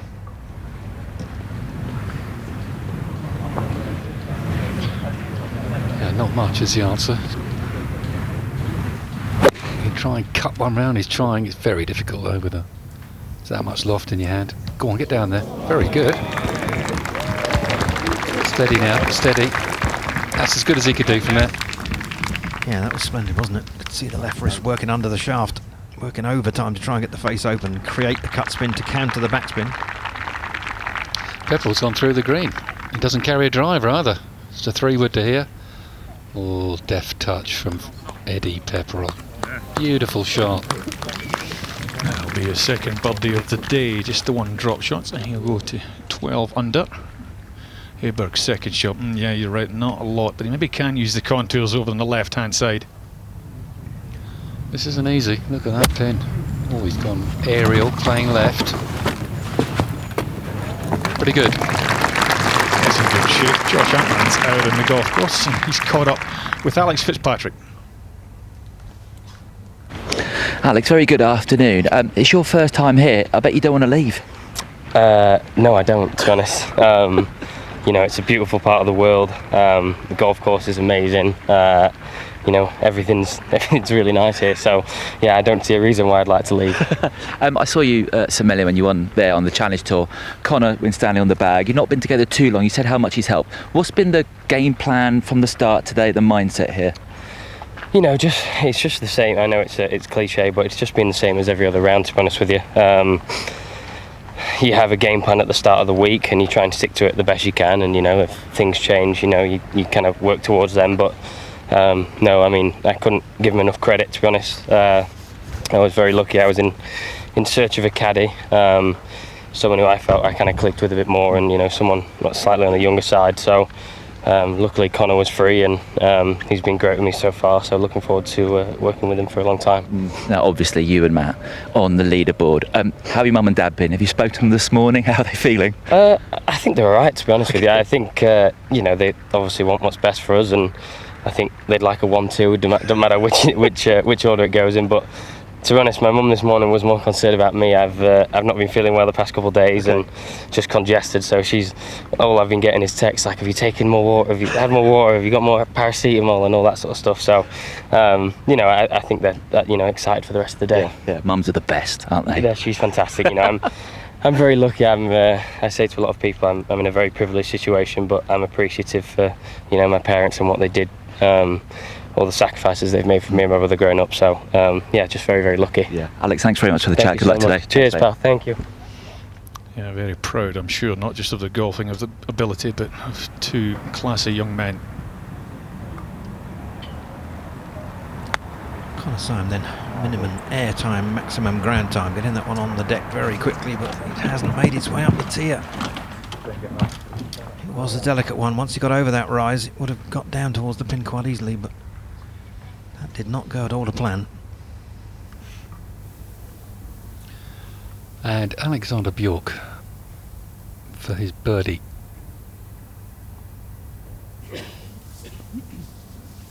Misread there from Bjork. He still turns a little bit left to right. A big left to right turn here for Fitzpatrick, putting up the ridge with a pin on the plateau, putting through the shadows. Another example there of the pace just exceptional from distance. He sometimes smashes the little 3 or 4 footers in quite firm, taking the flag outstick there in this instance. Fitzpatrick through the hard part, level par.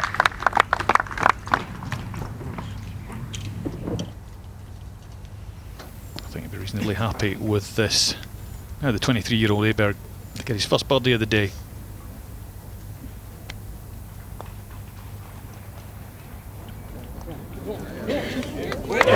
Beautifully hold. Excellent speed to that. Read it beautifully, obviously. It's a putter that he's only recently got in the last couple of weeks, but it's exactly the same style as he's used almost his whole golfing life. Bit of work to do for Simon up the hill for par.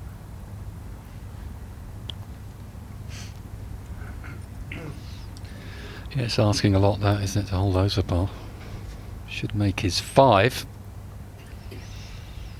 Should be level after 4, which is, he'd have probably taken that before he went out. Yeah, that's the way he's going to have to look at it. Be disappointed after hitting a great tee shot down the middle of the fairway, but you're going to make the odd error around there. There was only one bogey-free round yesterday. That was Renato Paratore. Fitzpatrick, the Alex variety, second to the 6th.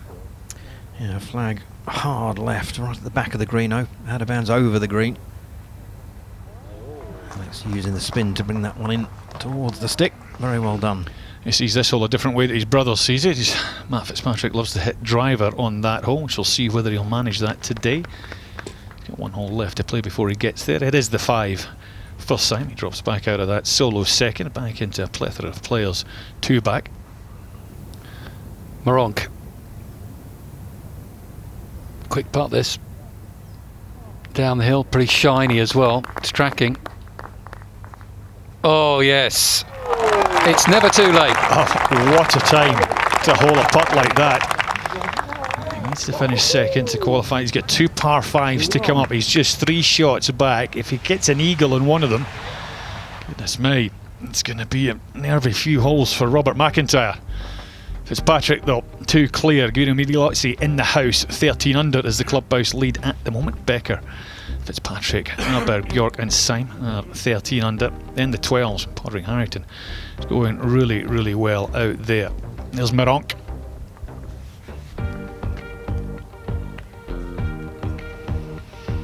Nicolai Højgaard, he needs to start making some birdies. Level par through the first 5. Tom McKibben with a 62 today, beg your pardon. The young 20-year-old from Northern Ireland, winner of the Polish European Open earlier on this year. 64 for Walters, 66 for the Scott Jamieson. Matt Wallace, he's got a win on the PGA Tour. Corrales Punta Cana. Nicolai Højgaard actually finished runner-up to him there. Renato Paratore 1 over par. That's not what he wants. He's out of position to guarantee his card for next season. Yannick Paul falling off the pace. His chances of joining Luke Donald in Rome disappearing swiftly. Alex Fitzpatrick for birdie to get to -14.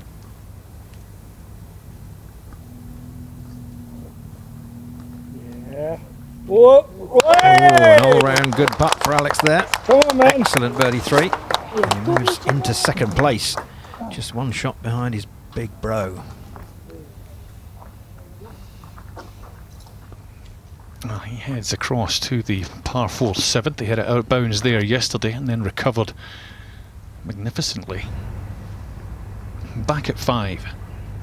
Well, you've got 2 options off the tee here on 5. It's a slight dogleg left to right, and with this flag tucked away on the right hand side, really, if you are laying back, you need to favour that left half. Otherwise you could get blocked out by those trees.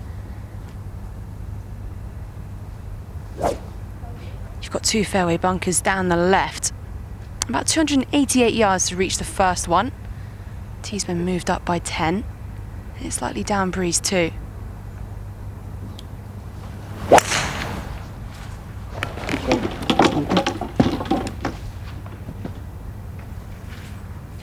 Oh, that's nice now. It's down the fairway. Preferred lies today, weren't yesterday, so that's a big help when you're playing those shots. Nicolai Højgaard was sadly bunkered at the 6th, so this one for a par. On a hole that he would have been hoping to make a birdie, a short par 4, and it turns into a 5. Will he take revenge at the drivable short par 4 7th upcoming? Back to Syme. Would have thought Simon would be tempted to hit a driver, send it down that left corner, then you can play down the green. But also clubbing down with the fairway metal.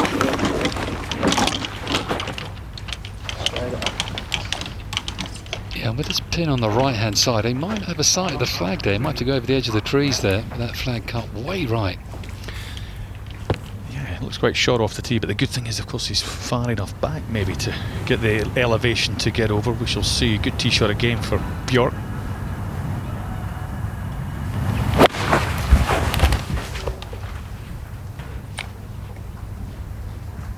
Oh, and bravely flew it all the way to the pin. Brilliant approach from Bjork. Currently 13 under. This was the moment. Didn't go too well yesterday. Let's see what kind of reaction he has today.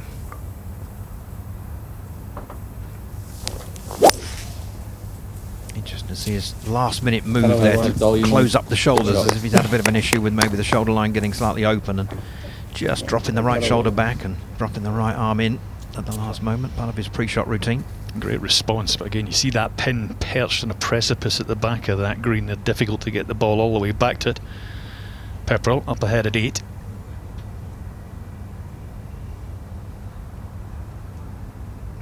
Having a good day. Eddie Pepperell.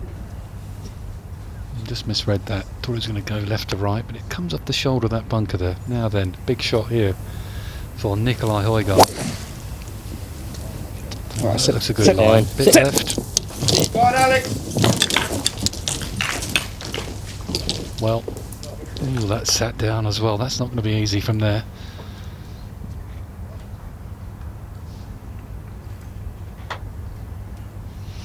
Penny for your thoughts. It's going to be a long day if you don't make many birdies out on this golf course. I landed in that field this morning from my paraglide. Obviously on your feet. Actually on your bottom. You land on your bottom. Cool, I'd have paid to see that, Tim. You come in flying down there. But it was spectacular. Yeah, it was a magnificent experience. Went up to 7,000 feet. The tandem paraglide down. One of the experiences of my life, I must say. Always loved the scenery here, but to see it from that view was incredible. Well, Åberg, is it 2 wedge shots on the last 2 holes that was sort of a bit that they knew too much about them. This travelled another yard, it was over the out of bounds. One place you can't go, but stopped absolutely dead. So big break. Now a little downhill right to left, a good 3. Good roll, mate. Yeah, just gave that a little bit too much there. Ludvig Åberg. Level par for his round. Becker liking it up the mountain. Let's take it to -14. And he's done it, the South African. Best finish on tours, second last year, losing in a 6-hole playoff to Andre Arnaus. He's already gone around this golf course in 62 this week and looking strong.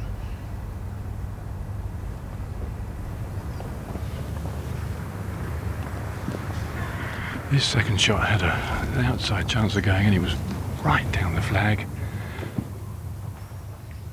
for a birdie. First birdie of the day.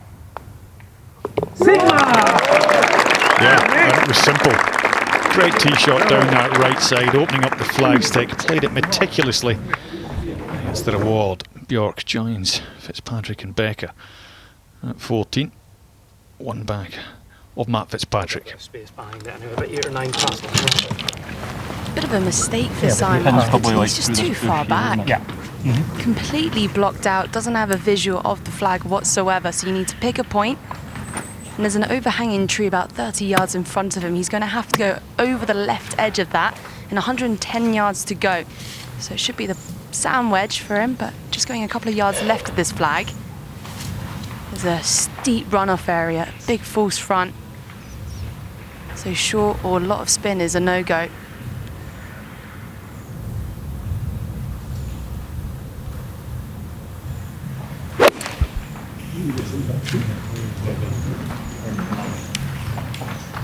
Hit it hard enough. Stay there. Uh-oh. Stay there. No, that's going to be so difficult now from down there.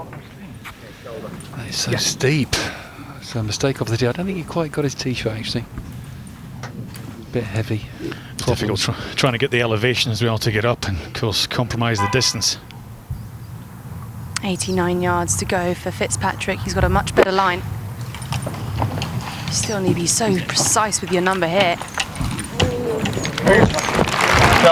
Using the contours to bring that one back towards the pin quite beautifully. Did a stunning shot in yesterday to make a birdie, and that one's pretty darn good too.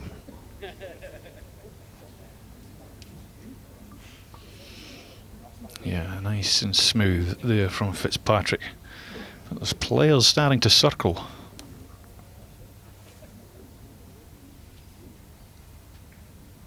Yeah, Matt was saying the other day that his younger brother is 4 years younger, so they haven't really competed against each other in terms of trying to win a championship. And here is his brother right behind him, just one shot behind at 14 under, second shot to 7. That sounded a bit clunky. And it was. So intimidating, man. Intimidating it is. You just don't. You feel like the pin's off the back of the green. So understandable. Right, 3 under par for the round, 14 under, 1 back, tee shot at 8, Becker.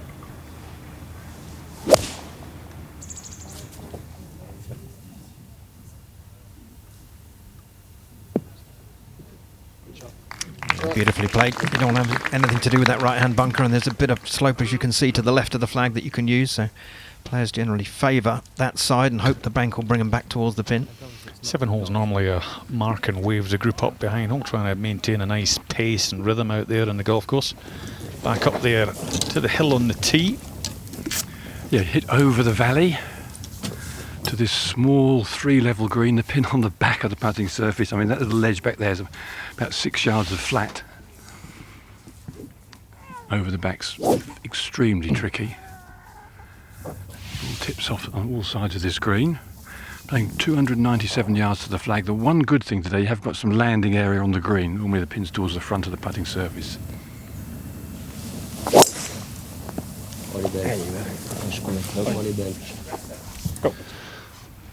Well, it's on a great line, wasn't it? Oh, just one more bounce. It was on there. See if he can get the chip all the way back there. Not easy. Yeah, missing right's poor, but over's poor as well. Short's fine, and a little short and left is fine. Otherwise, he leaves a very awkward little chip. He carries a driving iron, does Åberg, and that's what he's got in hand. Man, look at that. Got the hang time on that one. 275 yards to the front edge at altitude, admittedly, so the ball flying perhaps 10% further, but still a big hit with a long iron. It just sounds like it's right out the middle of the bat every single time. Sizzling little swish of the golf club. What a view. Weisshorn Mountain in the distance. Matterhorn just over there onto the right hand side, and over on the right hand side here at 5 side. Chip and run up the bank here for Syme on the 5th. Such a steep bank, and he's played it really, really well. That's an excellent shot. Look how steep that is. A new addition to this hole. Tell you what I liked about that, Jamie, is how quickly he got it on the ground. A lot of players sort of chip it into the bank and try and kill it, and he thought, no, I'm going to get this running up the bank. Yeah, with not much loft either. A lot of players trying too much loft and back it up. Now then, Fitzpatrick hasn't had a birdie yet. Unusual putter grip. Yeah. Oh, it works. It has now, Jamie, in 16. Too clear. I wonder if he's going to drive at the next. I think after yesterday it went left, didn't it? I got a feeling he might lay up today. I think he's going to take driver again. We'll see. Okay, well, we'll see then, won't we? We will. Up at 7. Alex to get the gap back to 1 once more. Little off the left, I thought. Oh, off the right. Sure. Unfortunate, but that's just visually how challenging this golf course can be. This would be a great save for Syme if he can knock it in the hole.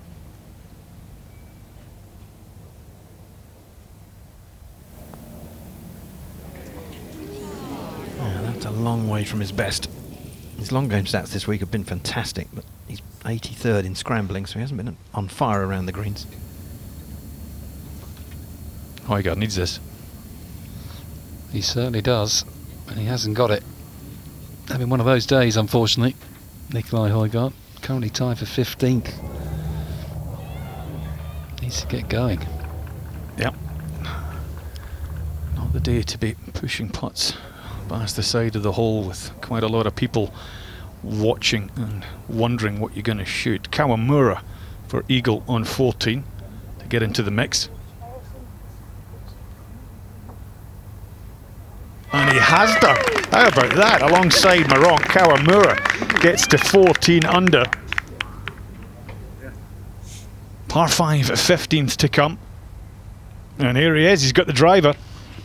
He's a man of strategy, sticking to his game plan. Pins right at the back on the left. I mean, it is narrow, it's tree-lined this hole. Out of bounds everywhere.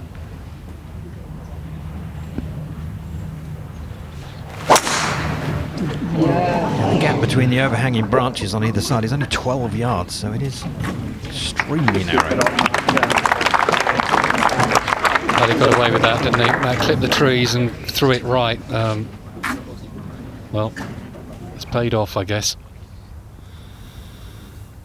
Becker serving up a wonderful score today.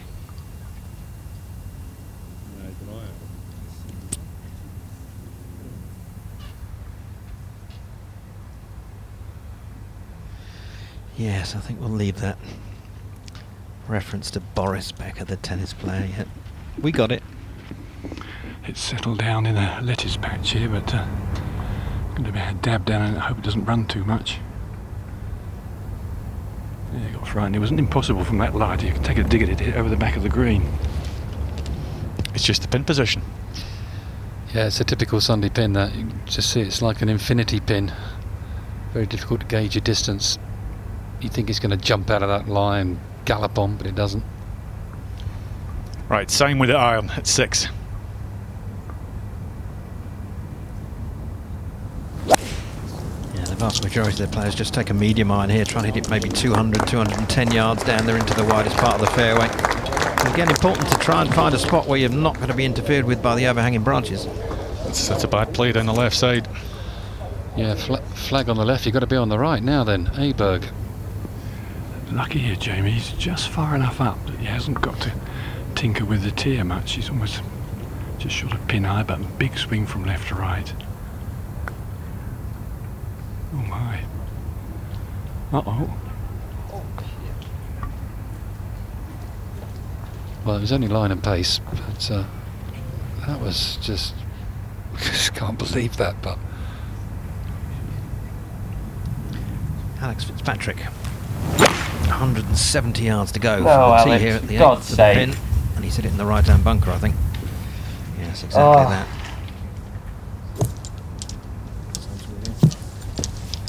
yeah, that's a poor mistake. Now Meronk, unfortunately, Åberg off the tee. And any hopes of catching and overtaking McIntyre have gone.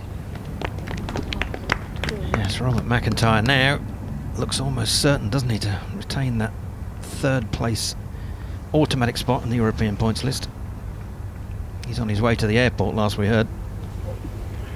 Just like the chip, very slow. Ridge to come up.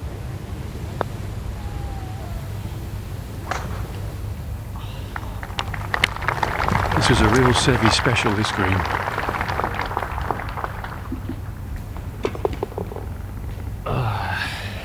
There you go, big sigh.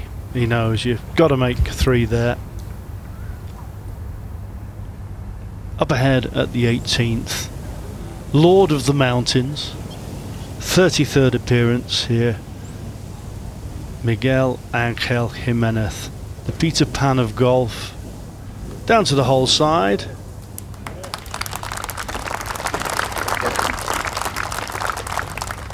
Definitely the most popular man in the field this week with the fans, of course, and why not? Great to see him. There was a rumour it may be the last time that he would come to this championship, but I spoke to him the other day and he said he was having none of that. As long as he can walk, he's going to come and play here.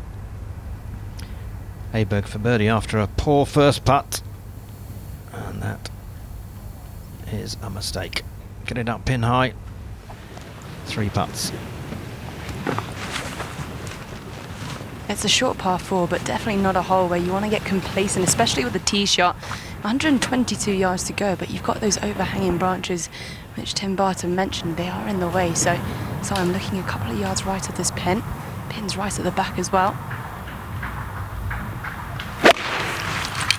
He's trying to hit a bit of a hook, but very hard with just a sand iron in your hand. Yeah, about as good as he could do. Bit of spin, trying to take it towards the flag. Mistake off the tee, you only hit an 8-iron off the tee.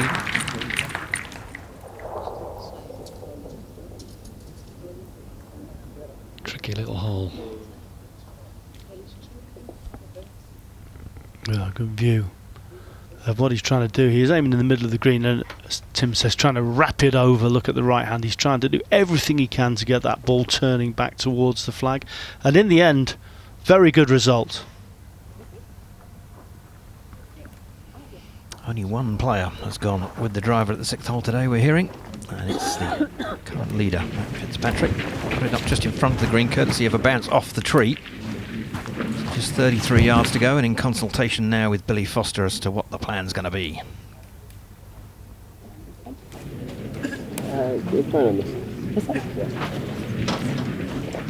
Seem to be gesturing that they're going to play out to the right and let the contour of the ground bring it back, because they're coming out of the rough and they don't feel there's enough green available over the bunker to go in a direct line.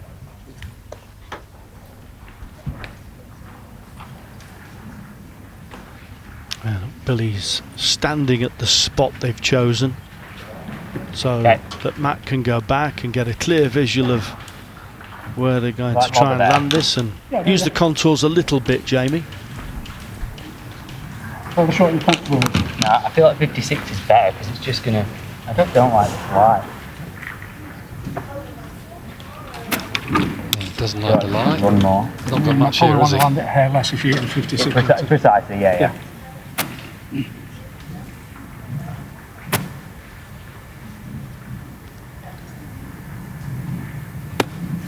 That's what I mean, it's like horrendous. I mean, it's in a hole.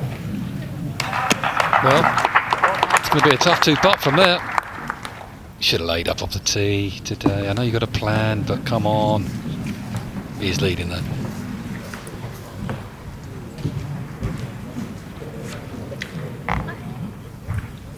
You can hear Matt saying it was in a little hole and he didn't really fancy the lie at all. Using the left below right technique that he's made all his own, really. That's actually, Billy was telling me he's better at the difficult shots with that left hand below right than the straightforward ones. He really does love releasing the club that way. Yeah. Brother Alex looks to have an awkward shot here off the side slope of the bunker at the 8th, so that's okay. Did not look easy at all.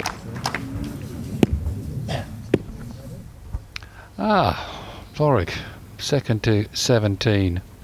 5 under for his round. Played some great golf all year, really. Harrington, another lovely shot. I'd be thinking about him for a pick. I know the others won't be, but I've always thought he might have a bit of a chip on his shoulder about after Whistling Straits. Now then, Nikolai. For a birdie at 8 after a high quality tee shot. Needs a spark, and here it comes. Birdied every par 5 he's played this week so far. There's been 9 of them, and if he can take advantage of those today, he may well get up that leaderboard still. Yeah, that was a really poor chip shot. It was sat down, so not the result he expected, of course. Didn't even make it into the second tier of this 3-tiered green. A couple of speed bumps to go over. Well, it is 3-putt territory for most players, but his distance control so far on the greens this week, Jamie, has been sensational. Yeah, he knows his greens like the back of his hand, and here's his brother. Alex for the par. Coming out that bunker. It was a pretty good shot to here, and right in the hey diddle diddle. 2 behind. This was smart play for Connor Syme with a second shot out to the right, pin high. Great look for birdie. Just creeping off his right.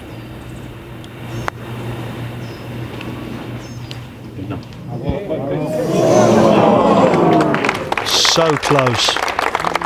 Just wriggled slightly right at the end. Alexander Bjorkman on the 8th. We've seen the contour to the left of the pin. Can help the players bring it towards it. But the right-hand bunker, if you go too aggressively and miss it, can be awkward.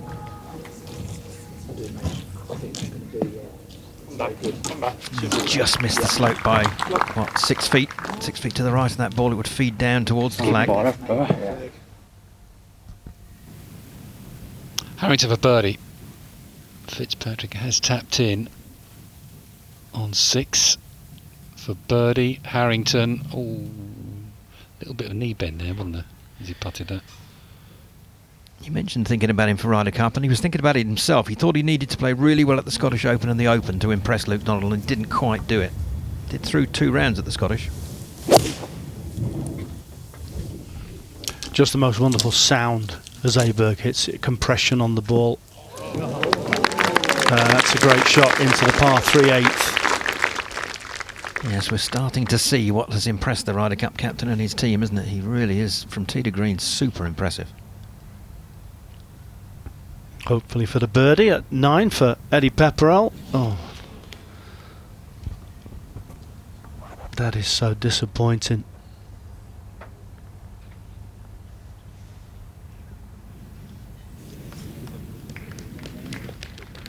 Oh, polite applause. Good front 9, 34, but clearly that was a golden opportunity gone.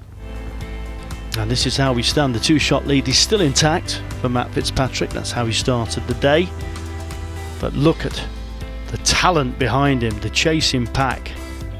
Kawamura 5 under through 14. Miliozzi has lit up the course this morning with that round of 63. Remember, he had a 61 as well earlier on in the week. There's Eddie Pepperell just inside the top 10. That little miss there at 9 costly. Matt Wallace, good round of 65 to close out his week, as was Maddie Schmidt the same. McKibben, wow, what a run he had.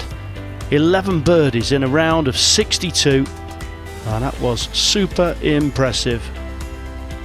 And there is Moronk, and you have to think with that double bogey at the par 5 14th, he now has literally a mountain to climb to get past Robert McIntyre, and it looks like McIntyre may well get that final European points list spot for the Ryder Cup.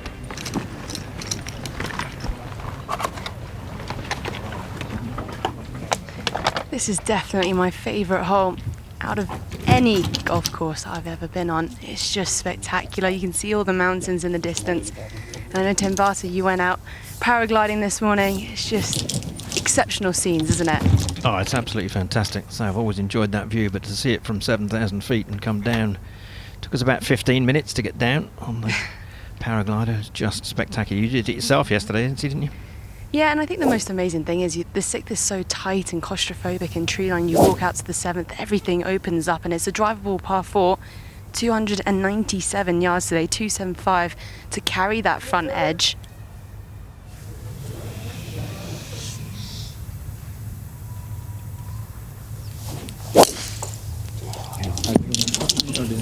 We see the results so far this week, birdie, birdie, birdie, but this is going to present a problem because that bunker shot, if it stays even slightly on the downslope, which it has, to that infinity flag, is absolutely treacherous.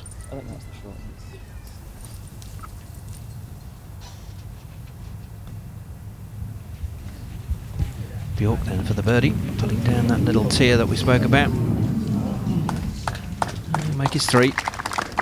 Move on to the 9th, the par 5, which with his length he can't reach in 2, but infinitely capable of making the birdie with a pitch and a putt.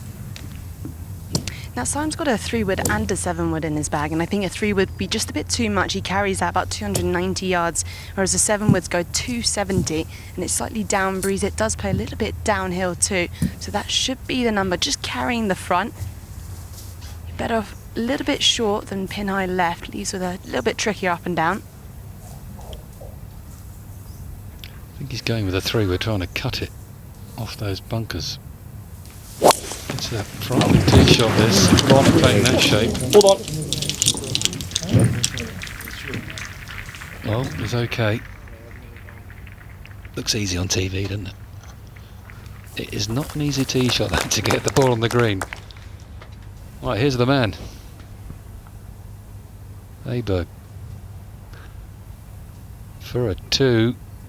Right in the middle. Ludvig Åberg goes into a tie for second spot. Very good indeed. All the talk, all the hype, all the chat is coming to fruition. Yes, and obviously playing with a vice-captain last week and 2 vice-captains in the first 2 rounds this week, he was well aware he was in the picture, and he's played beautifully considering he had that vague opportunity, if he played really well, to be a Ryder Cup player so early in his career. Sadie had it going. 31 out. Stalled a little. Oh, excellent try. 1 under on this 9. He's 5 under for the day, so he's going to earn himself a nice prize at the end of this. Let's not forget, a lot of these players have got all sorts of different agendas. Trying to make the DP World Tour Championship, keep their card, win the event, get in the Ryder Cup. You just never know on this golf course. Ludvig Åberg finished birdie, birdie, birdie yesterday. That's available to anybody. He could set a very good target still. Oliver Becker at the 9th. 25-footer for a birdie.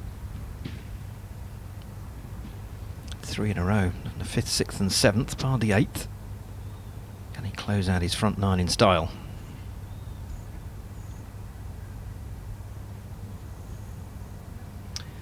No, he can't. Complete and utter misread there.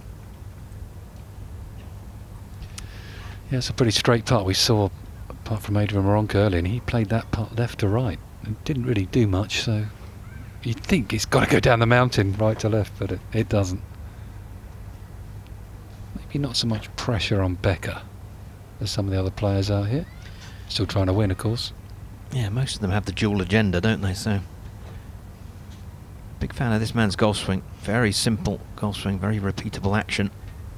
He's had his chances to win, hasn't yet taken one, but it won't be long, I'm sure.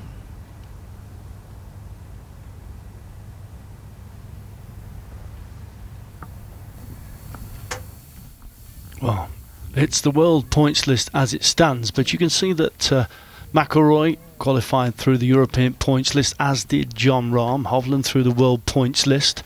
Fitzpatrick is going to be pretty much where if he stays where he is. He needed a tied 7th to guarantee a spot, but of course the others will get a pick because we're talking about world-class players. Tommy Fleetwood will be the man that will slip out there.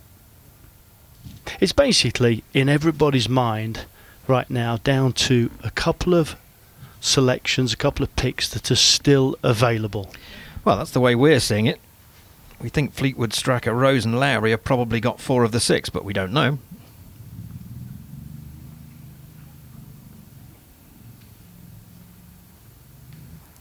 This isn't the bunker shot you want to leave yourself from 43 yards. Ball a bit below your feet too. It looks like there's an infinity green. You can't go long. Sounded good. It's good.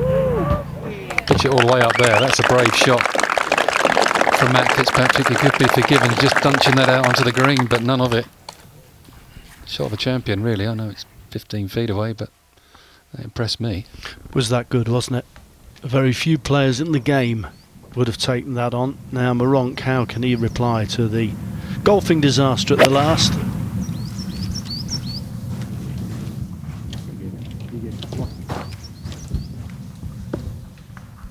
Well, that's the shot of a champion, and that's what he is. He's a 3-time champion in the last 18 months, big titles, played wonderfully well, and I don't think this will affect his selection personally. I think he deserves that pick.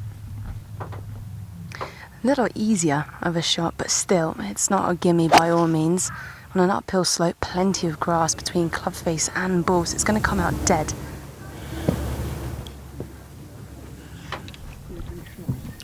Yeah, that was a very thick lie there for Konasami. It's so hard to hit that shot with that pin stuck at the back. Alex Fitzpatrick second at 9. Par 5, 288 yards to go, so it's everything he's got and then some. High in altitude though, so the ball's going further, and he's crept it up to the front edge. Really good. There's still no eagle on number 9 this week. Might see one today downwind, but we're running out of players.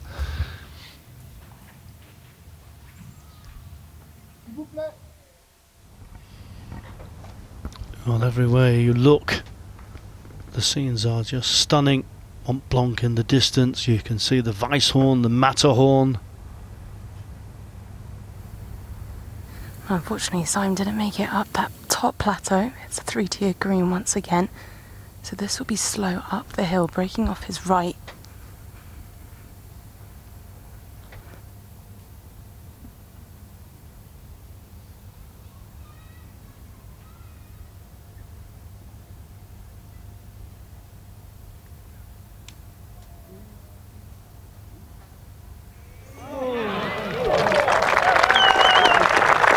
Is brilliant. Kind of sign. Had a little stumble with a couple of bogeys at 4 and 5.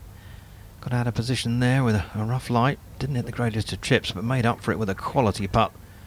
At a crucial time for him to get some momentum. Yeah, 4 shots separate 14 players for this great championship, the Amiga Masters. And he needed that. He really did. A couple of bogeys. Middle of his front 9, so he's back to even par. 3 behind our leader. And Fitzpatrick putting the flag back in, a slightly straighter angle for him, but it still will move to his left.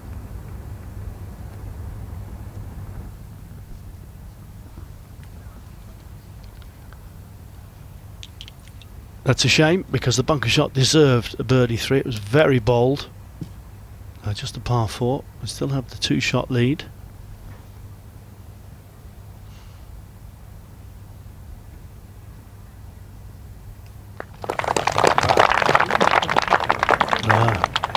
They will wander off to the par 3 8th.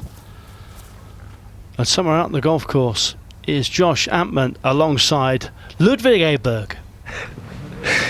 Ludwig, I'm not going to tell everyone what you just said to me. Maybe that's for another time. I always like enjoying talking to you off 9 because I watch you on 8 every time, and you're just staring at the mountains. You're going to miss this place, aren't you?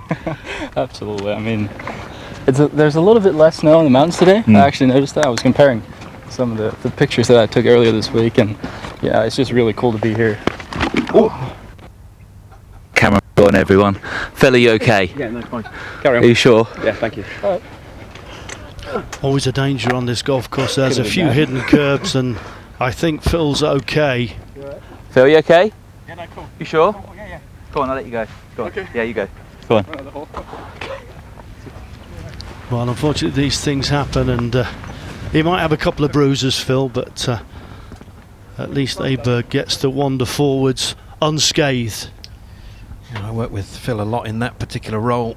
I mean, they have to walk backwards, the camera, while we're walking forwards, and we're always worried that they'll take a little tumble. Dougie, one of our other cameramen, did at one point, and it's been Phil's turn today. Phil Gilbride, one of the finest cameramen you will find, but not one of the finest walking backwards by the look of it. It's not easy, is it, walking backwards with a camera?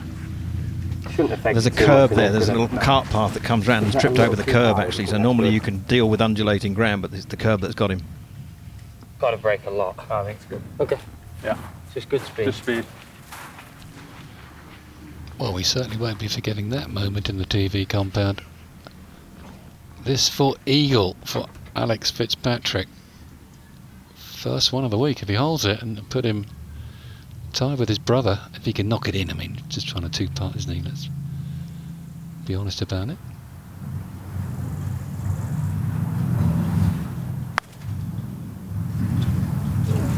Gotta go, gotta go. Come on. Oh, that did well. Great putt.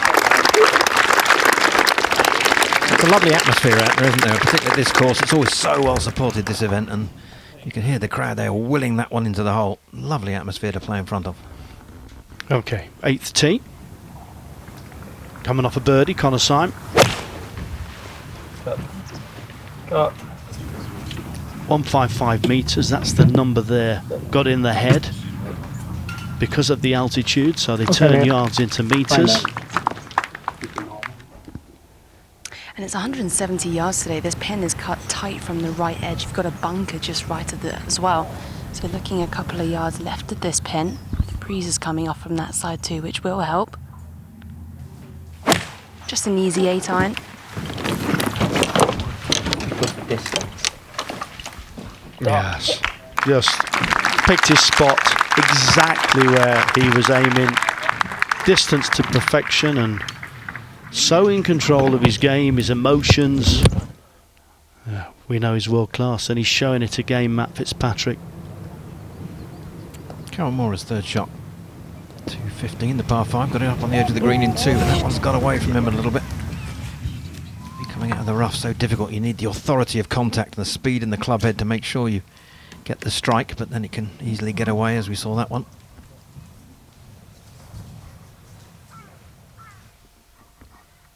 Paratori needs a big week. Languishing on the rankings. That's a good play. You don't see many hold on 10. He's done it. Very popular figure out here on the tour. A lot of Italians in the town as well. Adrian Meronk for an eagle at 15. Hoping for a finish like Guido Migliozzi, who finished 6 under for the last 5. An eagle and a few birdies, maybe resurrect the challenge. Putter's deserted him, Tim. Last 27 holes. Yeah, you wonder how big a factor the pressure has been for him. He wants so badly to play in that Ryder Cup, and an automatic spot is what he was after. He's not going to get that by the look of it, and now we'll rely on a pick, and there's no certainty there. Well, there isn't, but the record that he has would suggest it would be very difficult to omit him from the team. Højgaard for an eagle. The first one at 9, again short. We haven't seen one, as Jamie said, all week. See how that just drifted right there, off that side of that slope there. And now Kawamura. Great round he's put together, 5 under so far for it. Slides by, stays 2 behind. Holes are running out for him.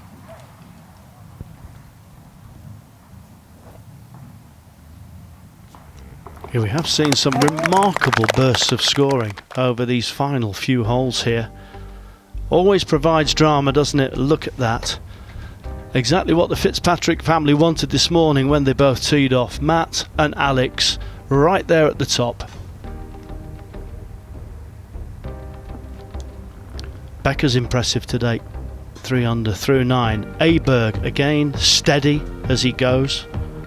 Harrington has provided a real burst on the back 9. Round of 65 for Podrick, just outside the top 10. Tricky putt here, Incy. Yeah, it is. There's a long skinny ridge that goes all the way down the left, so I'm looking to putt down the hill. It'll definitely drift to his right a little bit. He'll have to give it some room. But, I mean, look at the crowds. It's just fantastic how many people have turned up to climb the Alps and watch some spectacular golf.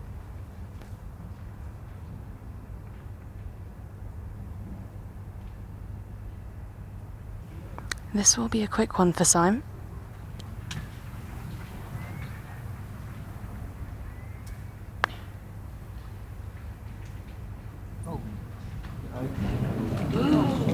As Incy said, pretty slick down that hill, so that's a good putt, good pace. That's all he was hoping for.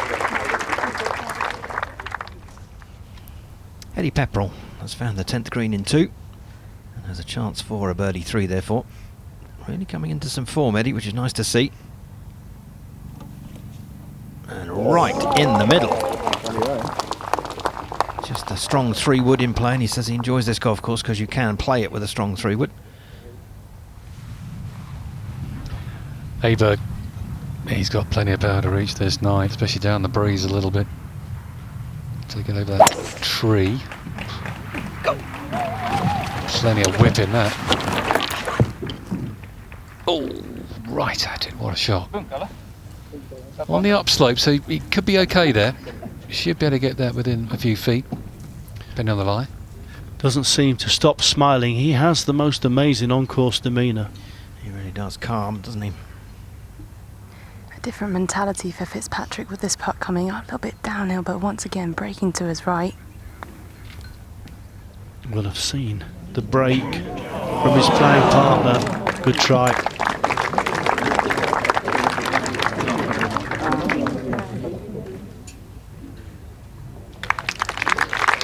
I'll be disappointed not to have birdied either 6 or 7. Would have expected to be 2 or 3 under at this stage. Yes, it's steady stuff from our leader. Maybe he doesn't need to do much more than that. Just always felt this was going to be a little bit low from here. Just carved away down that slope. But there's no drop shots, 1 birdie, still in front. Still the man to catch.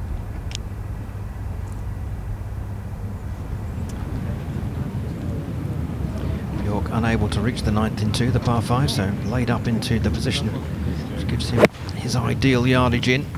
He struck that really well, let's have some spin on it. Trying to screw it back down the slope, needs to go. Oh, it stayed on the crest.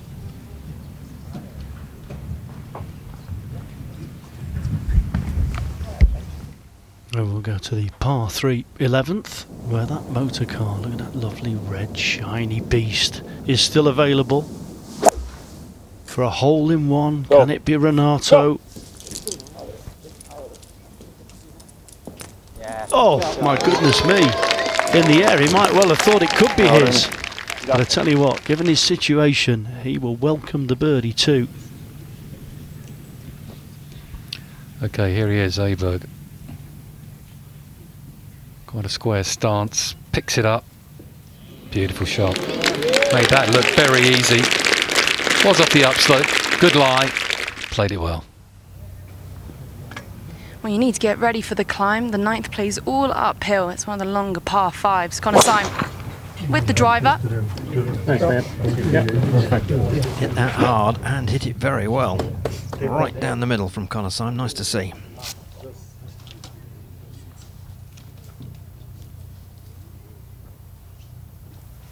Yeah, I've seen quite a few players leaking it out to the right-hand side where the trees are there and it's where the spectators stand, because you've got 2 fairway bunkers down the left, which you don't really want to go into. And with the 9th playing down breeze today, it should be reachable in 2. But first things first, you need to find the fairway, and this will suit Fitzpatrick's shape. A little right to left. Well, very quick to pick the tee peg up. Didn't even want to look at it. He knew he'd hit it so straight, and look at that. He has the edge by quite some distance over Syme, and he can reach from there. Yeah, the distance work he's done with Sasho McKenzie has really paid off. And his coach, Mike Walker, long hitter now. Oh, his pitch was so unlucky. It was spinning back and just didn't quite have enough on it, because if it had, it'd be absolutely stone dead. So he's going down the bank, and it's a steep bank. Needs the cashmere insert here.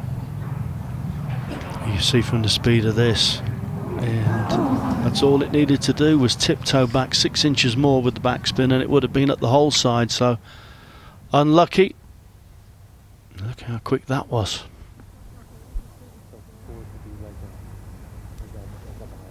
Kawamura for birdie at 16. 2 shots behind at the moment. Really think he needs to birdie 2 of the last 3.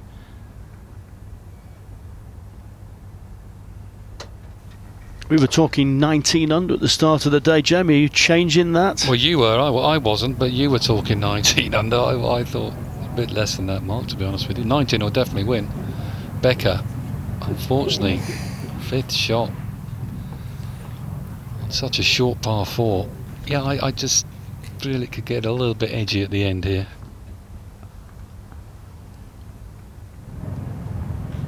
Bjork, big putt, makes it. Well, so close to that ball being stiff, really, for his birdie. Shake of the head, he knew that. And a steady 9 holes. He's still in the tournament, 2 up, 2 behind. And that was an easy birdie for Ludvig Åberg. Superb Second shot right at it, just caught the bunker, but he made the bunker shot look so simple. And there he is alongside Alex Fitzpatrick, just a shot behind.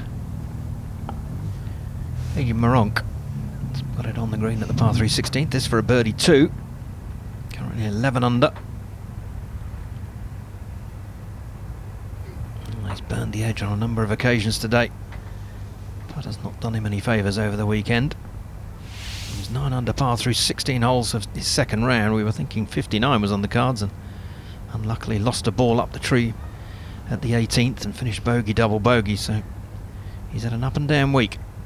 And a quick reminder of the final spot on the European points list to get automatically into that Ryder Cup team belongs to Robert McIntyre. He left early for the airport, Tim, as you said, but I think when he gets to the airport he'll check the scores and he'll feel very happy.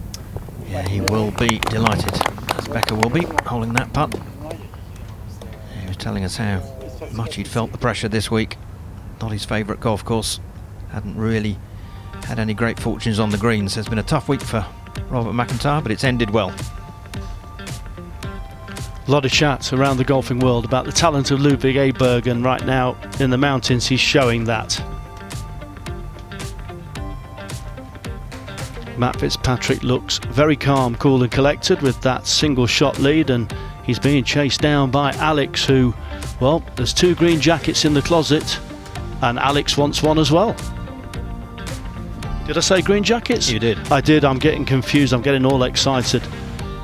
We'll go for red. Red jackets up here in the mountains, Rory. Yep, that's right.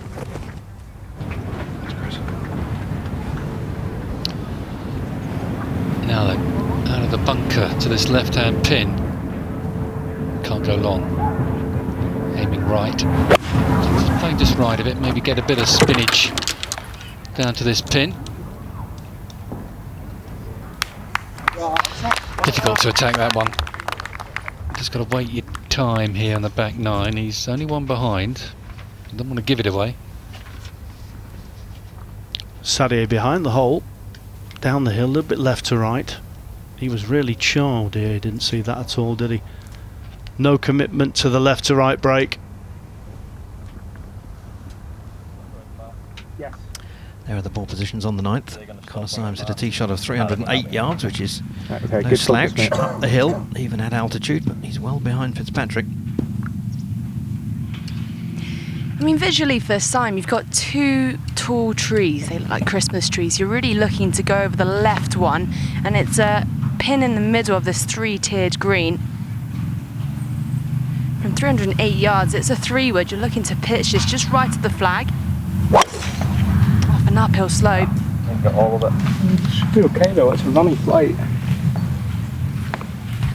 That's a super shot. That really is. Cracking hit from Connor Syme. Another, albeit long-range eagle try. Here is caddy Ryan just saying there when he commented he hadn't flushed it. Ryan said, "Don't worry, it's a running flight," and it was. He managed to scamper up to the front of the green.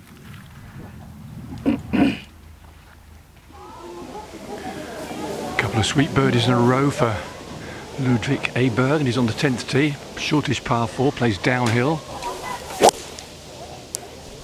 Ball, mate. Yeah, it's just down the left a little bit, but no trouble there. Short of the bunker, short of the water. Well, it was a lot cooler early in the week. Fitzpatrick struggling to reach into. Different story today, though, from 280 yards. Yeah, complete miscue out of the heel. It's done very well for him. And okay, well, it looks to be lying nicely, and that's what he's got left. It'll flip over the corner of the bunker. Might even be able to use the back slope there, Jamie. I think he might have to, actually. That left below right, it's very difficult to get that lob shot for Fitzpatrick. Bjork on the 10th.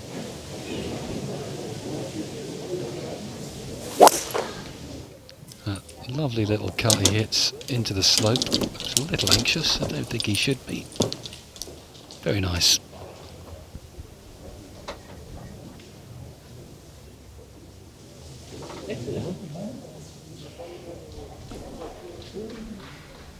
Well, we're going to take 2 here because Josh is out there, and once again he's alongside Ludvig Åberg. And good luck, Phil. Right, we're going to go for take 2. I'm just going to say, everyone, Phil is 100% okay. We've checked the cables here. Ludwig, don't worry. Yeah. Now, what I was going to say before is, and I asked you before the first interview, you've never played with anyone from Sweden at all in your professional career so far. Is it nice playing with Alex here in this group? Yeah, no, I've never, I mean, obviously I haven't been on tour for that long, so I haven't had that many chances, but it's kind of nice to speak some Swedish every now and then. His caddy's Swedish too, so we get along quite well, and you know, it's nice. Yeah. Can I ask, I think you might be the most chilled golfer I've ever met. Are you always like this? Yeah, I am actually. It's quite similar to how I am. I try to keep it very similar. I don't want to change too much, and you know, this is my personality, and I don't try to change it too much. Yeah. At the start of the day, I asked Alex Fitzpatrick this. Did you have a game plan at the start of the day? Like, was there any kind of score in mind, or like where the pins are on here as well on the course today? I mean, we looked over the pins this morning, and they're quite tricky, to be fair. But you know, obviously, everyone's playing great, so you need to put up a good score to be in contention, and obviously that's what we're trying to do. And I try not to get ahead of myself too much, and just take every hole, try to hit the spots on the green, and hopefully roll in some putts and see where that takes us. Yeah, you've rolled in a few so far. Thanks very much for coming back to do the interview as well. My pleasure. Thank you. Thank you.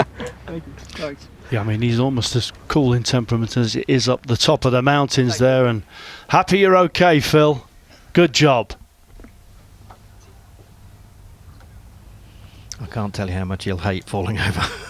Anyway, Alex Fitzpatrick has a birdie putt from long range here at 10. Quick one, this, isn't it? Down the hill. And good on Ludwig for going again, Tim. I know you've been in that position many times trying to interview. No, terrific. On the final day, on a Sunday, it's always great to get access to the players, and they give us a chat whilst they're competing. It's a tremendous thing. Looking to finish birdie. Kawamura.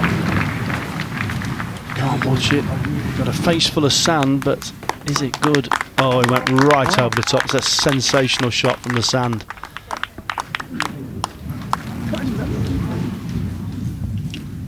Yeah, I've got to say, just listening to Åberg, and he's been the same all week in all the interviews, both on the course and after he's played and in the media centre. You can't see anything bothering him, Jamie. No, you can't. See this Fortinet stat here, hardest par 5 on the course this week. Now, what's he going to do? He's going to go up the bank. Don't go over it. Oh, well, watch this. Here it comes. Memories of yesterday when he used the bank behind the hole to bring it back to exactly that distance and then 3-putted. Yes, he might not be looking forward to the putt. With a good shot. I think with that left below right, it's difficult to hit the lob shot now. Åberg.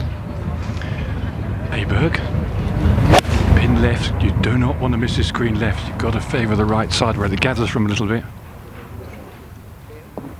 Here she comes. Oh, a little unlucky. Coming from such a high height, didn't really skid forward. Beautiful shot. Pin high again. It's always a great sign if players hitting the ball constantly pin high that they are absolutely swinging at their best, because the numbers are working out perfectly. Yeah, wonderful asset to have that, isn't it, to keep the ball flag high. And he's about to have a putt for temporarily to tie the lead, obviously depending on the putter. Fitzpatrick at 9. Well, this will be a tricky putt to judge. I mean, a decent shot, given he didn't really pull it off or strike it out the middle, but it's an uphill putt to start off with, and then it goes back down. So pace will be everything and not easy to judge.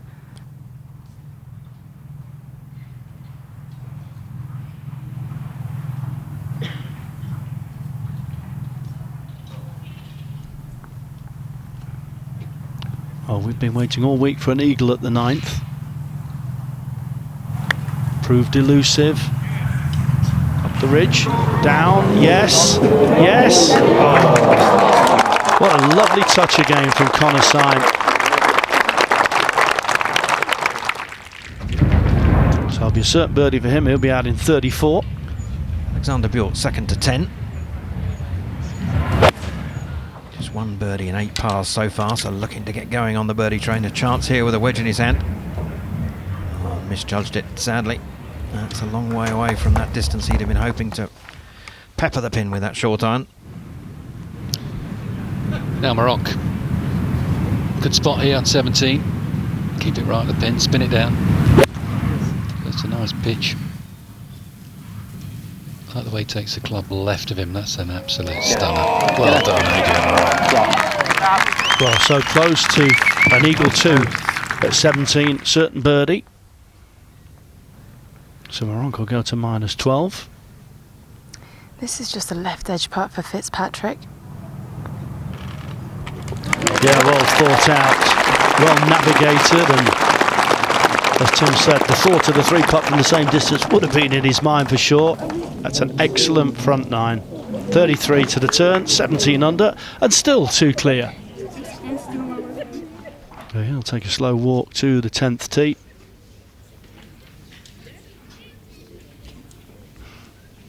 But as we know, on this back 9, anything can happen, and it's all to play for.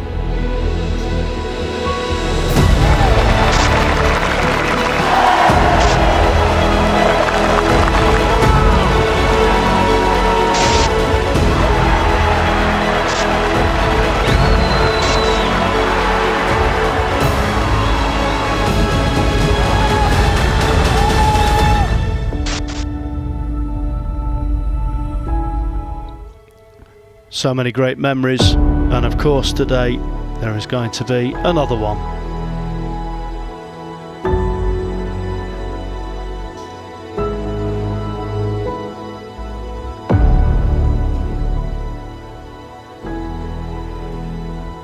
It's a huge trophy, one that the man next to me, Jamie Spence, has lifted.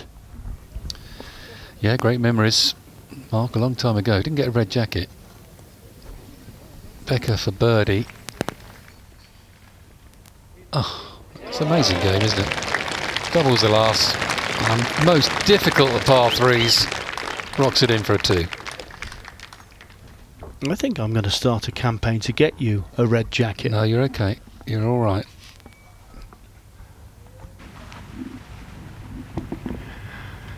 Just came up a little bit shy of breeze into here at the 10th for Alexander Bjork. Putting down a little swale.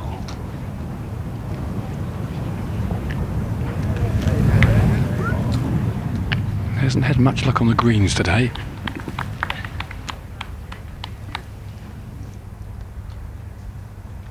Alex Fitzpatrick has reached the 11th tee, playing 189 yards today with the flag tucked away on the front right, just 4 yards up, a little false front bunker on the right of it as well. Very busy feeling. That's a sensible tee shot, just keep it left of the pin, take that bunker away altogether and take your chances from 25 feet or so.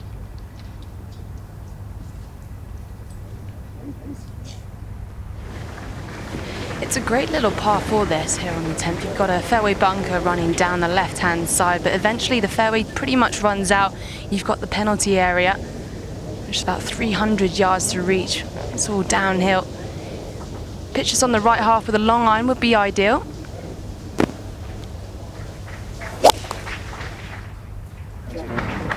Yeah, no problem with that line.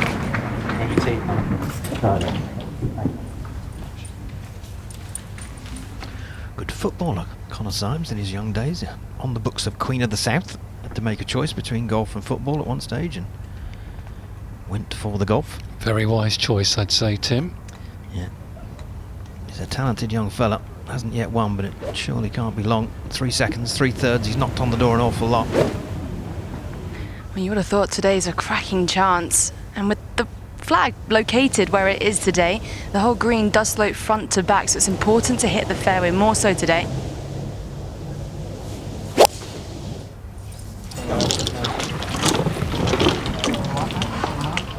So both players in excellent position there at 10.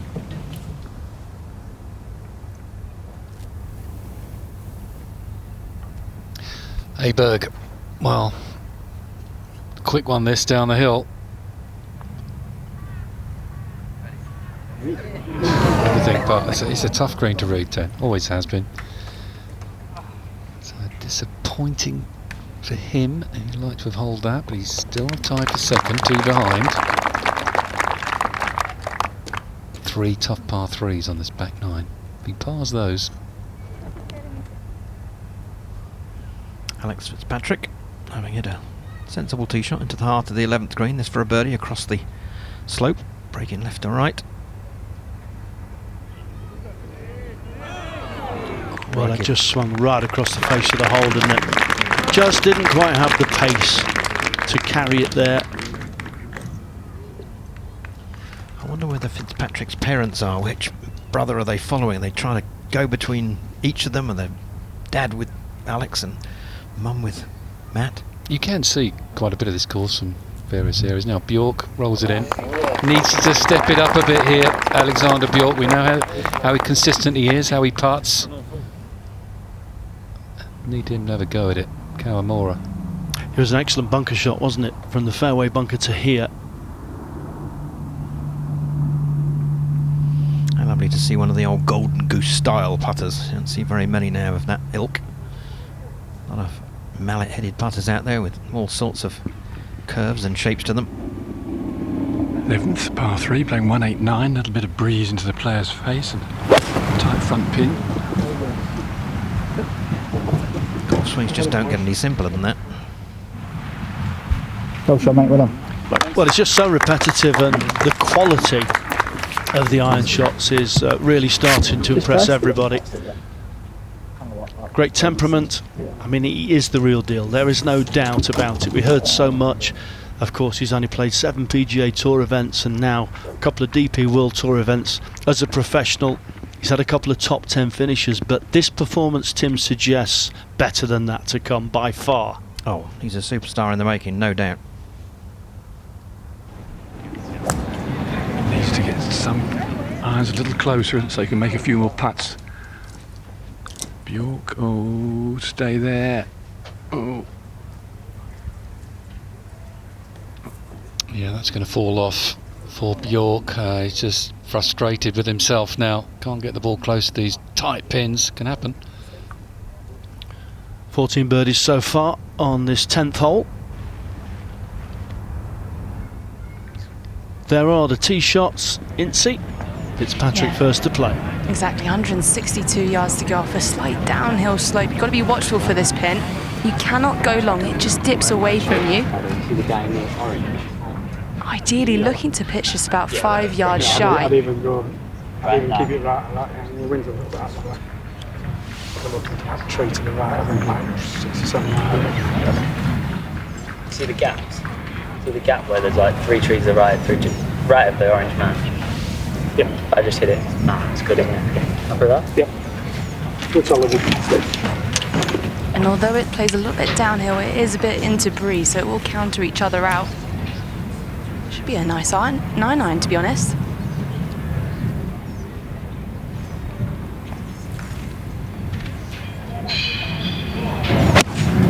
Oh, don't spin it up like that, man.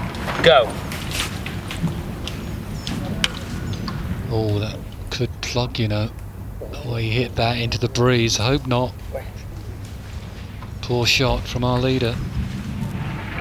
I think, for me, I think the other one you're hitting is coming in too flat. You know what I mean? Like if you're hitting a 130 shot, I think. Yes. Oh yeah. Okay. Just a little bit in between clubs, 149 yards to go, and I just think the pitching wedge is too much. But imagine off this slight downhill slope, it's got to be the gap wedge. Just looking to trap this one, pitch it 5 yards short, it will hop forwards and then grab.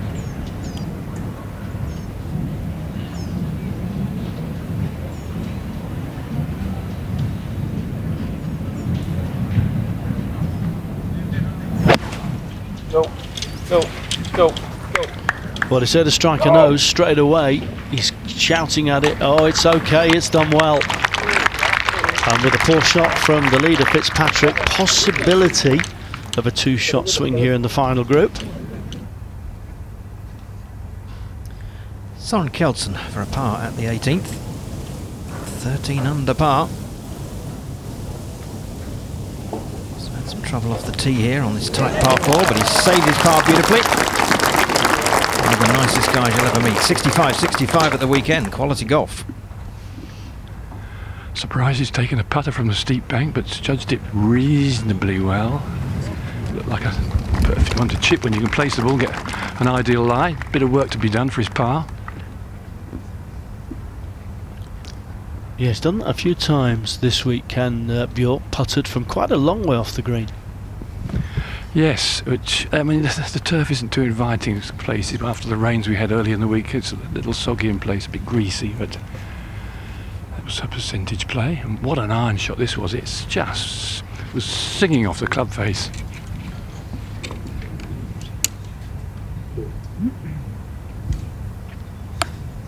A simple putt to read. It's sliding left to right. A putt, you want to just keep a bit of speed on it, otherwise it could leak on the right.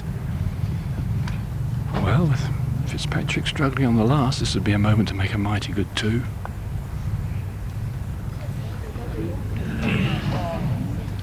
Well, he's hit the putts at the last 2 holes really well. He just missed them by a fraction on the read, but the pace has been excellent. Let's go to the 18th. This man, Adrian Meronk. Well, he's hoping for a good call. Maybe later this evening. Or first thing in the morning, but he's finishing in style. Now he's just going to release all the way down for Fitzpatrick. What a bunker shot that is. It's fast down there. That would have been so easy to run that off the green the other side. Again, a quality shot when he needed it.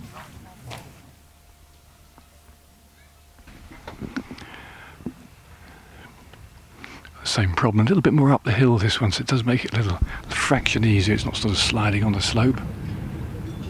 Needs it.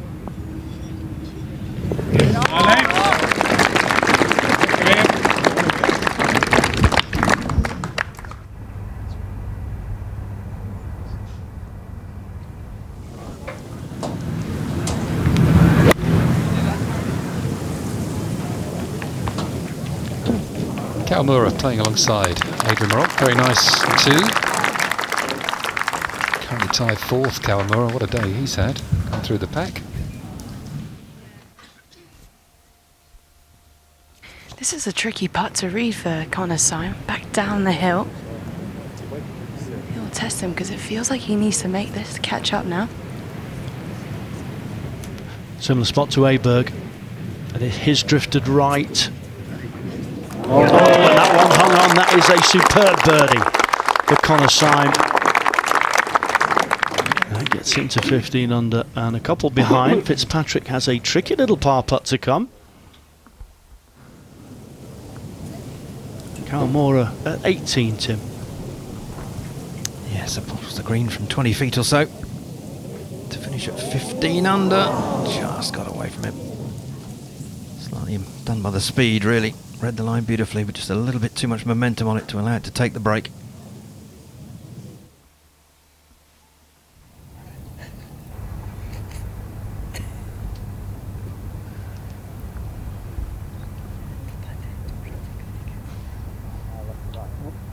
Tricky one this really is, this length on a Sunday when you're trying to win. Don't care who you are. 3 feet, I know, but it's just going to move a little bit to his right, I fancy. Keep it inside the hole.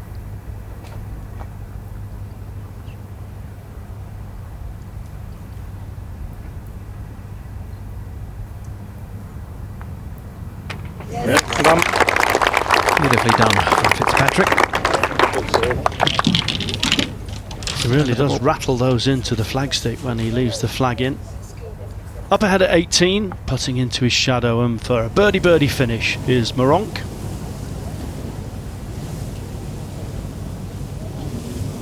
And well done to Adrian Meronk. That putt there moves him inside the top 10. What a different story it might have been if he hadn't made that 7 at the par 5 14th. But if he doesn't get a phone call tomorrow, it will be the crime of the century.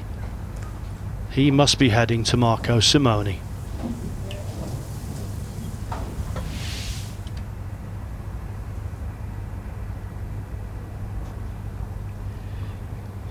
Kawamura tidies up for his part. There's some tricky calls to be made, aren't there? I don't envy them the choices they have to make. The vice captains and Luke Donald. Not easy. Fitzpatrick on the 12th. Ooh, it's a tough pin, this one. Right through the fairway. Stepping away like he likes it. Stay there. It's okay.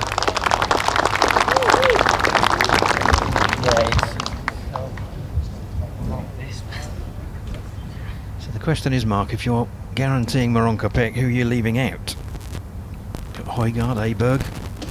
Well, I'm very impressed with Åberg this week, I have to say. You know, for me, with the record he had coming in here when he was being suggested as a pick, I thought he had more to prove. But I think he has proved it so far. I'm fascinated to see how he kicks on the back nine, but got to be impressed with Åberg, I must say. So Nikolai stays at home in your books?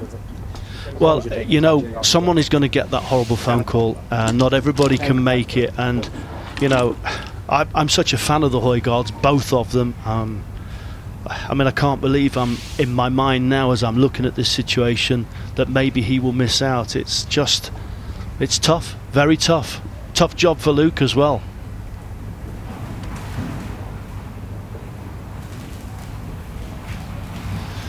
This man's trying to win. No. Cover it. Cover it. It right. Will it cover the bunker? Just. Going down the hill. No, it stayed there. He'll take that.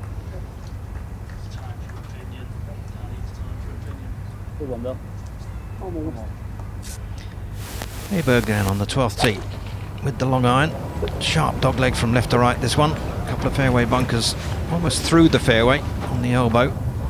The idea just to try and slide it round the corner, get it on the downslope, and he's done that absolutely beautifully. 189 yards to go. I mean, really, you want to be working this left to right, this right pin.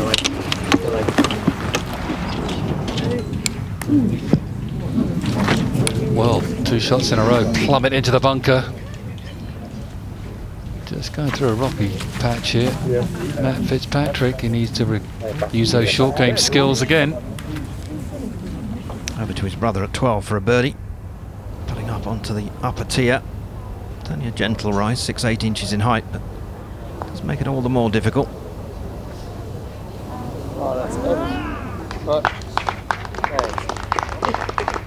Seems to relish being in these situations. Doesn't look nervous, looks excited, and I think that bodes well for the future. He's got a big future in the game, I think. Yeah, so many players stepping up to the plate here in Kronsursia this afternoon. They're all after that Amiga Masters title. Fitzpatrick, Matt leads the way. Åberg has been impressive once again. Kawamura at round of 65 at 14 under par. He has the clubhouse lead. That won't be good enough to win, but it's a super week.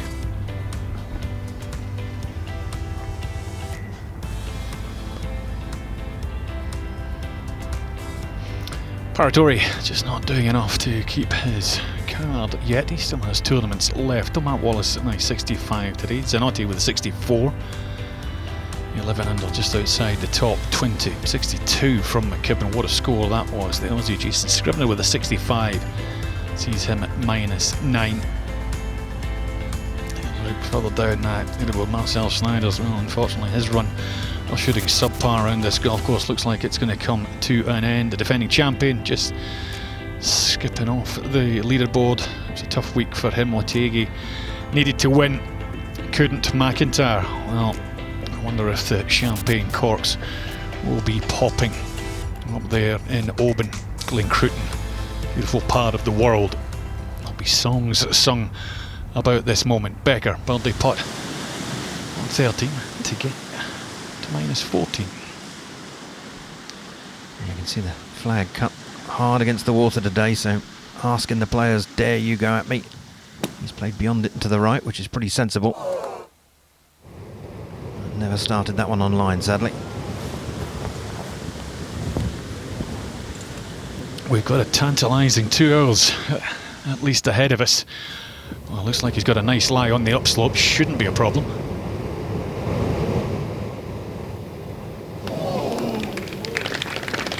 Very nearly in on the second bounce there. But in all honesty, just a little overhit. Dangerous pin, this one. Handle with care. Ball below his feet for Alexander Bjork. Yeah, Yep, that's the play. It's a really sneaky pin position, this one. So easy to put a 6 on his card. Now it's a perfect tee shot for Ludvig Åberg. He's got it right in the perfect spot. It's actually got a flat lie, which you so rarely get.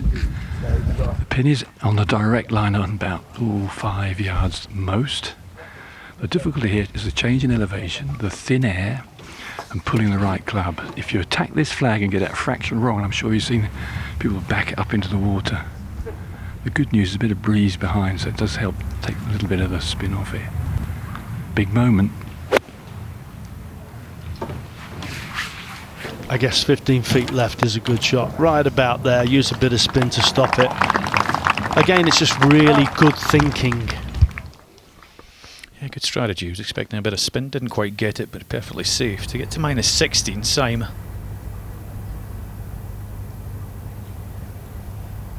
Hardly made a backswing at that. That's how quick it was down that tier, and it's still got away from him. Yeah, he was unfortunately that close. The ball feeding down to the hole off the tee shot. A bit of a tough break, but he was concerned the ball was destined for the bunker. And an interesting moment in Matt Fitzpatrick's round. Just it happens to everyone.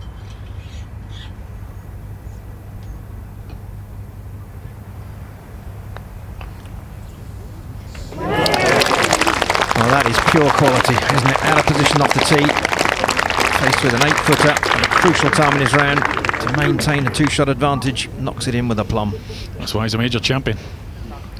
Such a lovely sound as well off the putter head. People forget that you have to strike putts well, and when you do, there is a slightly different sound. It was gorgeous, wasn't it?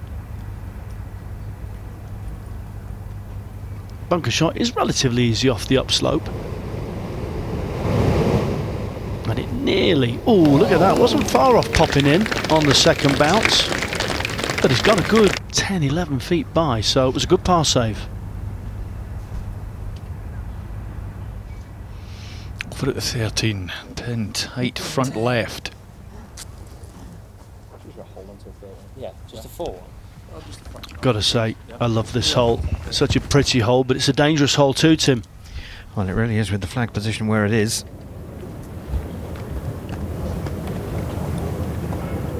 Flag cut in that front left, just over the water. Water 8-10 yards left of it as well. So the safe play is to the right and beyond. Take all the water out of play. And that's exactly what he's done.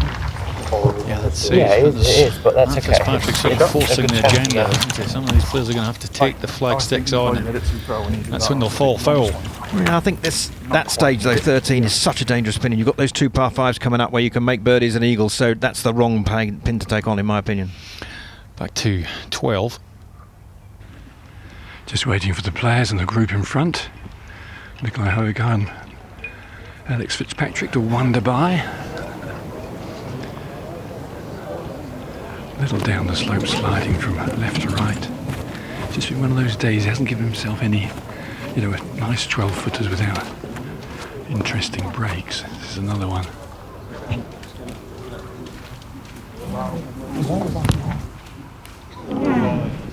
You know, like so many putts on these greens, and they're so tricky to read. That again, a double breaker. See it moving left to right and then just wandering away at the whole side, and that will have helped Åberg. He'll have had his eyes on that.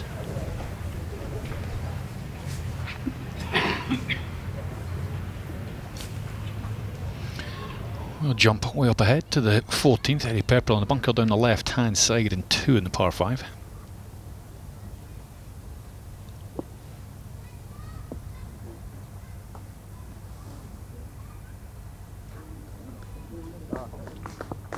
Well, that was just beautifully played, wasn't it? The technique was magnificent, the planning also. Terrific shot from Eddie. Putting down the little tier, I think at the hole side it'll break a fraction from right to left. Difficult to pick the line. He's unlucky there. That could easily have wandered back and caught the edge and gone in. Shot a 59 earlier on this year, just before NCAA's at Kierland Golf Club over in Arizona. Pretty hard right there in the middle.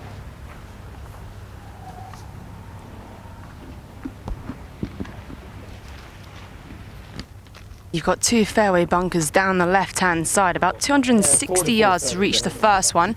The next one's a couple of yards further up, but ideally looking to work this a little bit left to right. The fairway does slope that way too. And the further down you hit it, the better view you get for the next. It plays steeply downhill. Yeah, the Fortinet Graphic Tennis is the hardest par 4 on the back nine. 62 bogeys or worse this year. Yeah, that pin position today is a treacherous one. As Ken was describing, the penalty area waits at the bottom of a steep bank on the right-hand side, so anything spinning too much or pushed could find a watery grave. Yeah, I definitely feel as though the approach shot's a bit tougher than the tee shot, particularly today. Any sort of breeze, it is down a little bit off the right as well.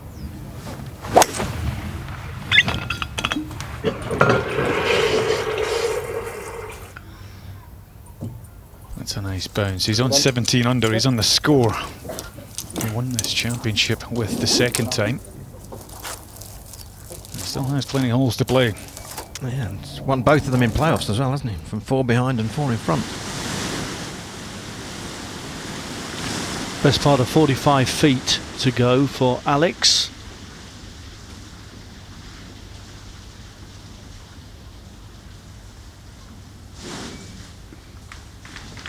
And the pace was good. Yeah, safe. He'll attack 14 and 15. Loughton, this isn't the best place.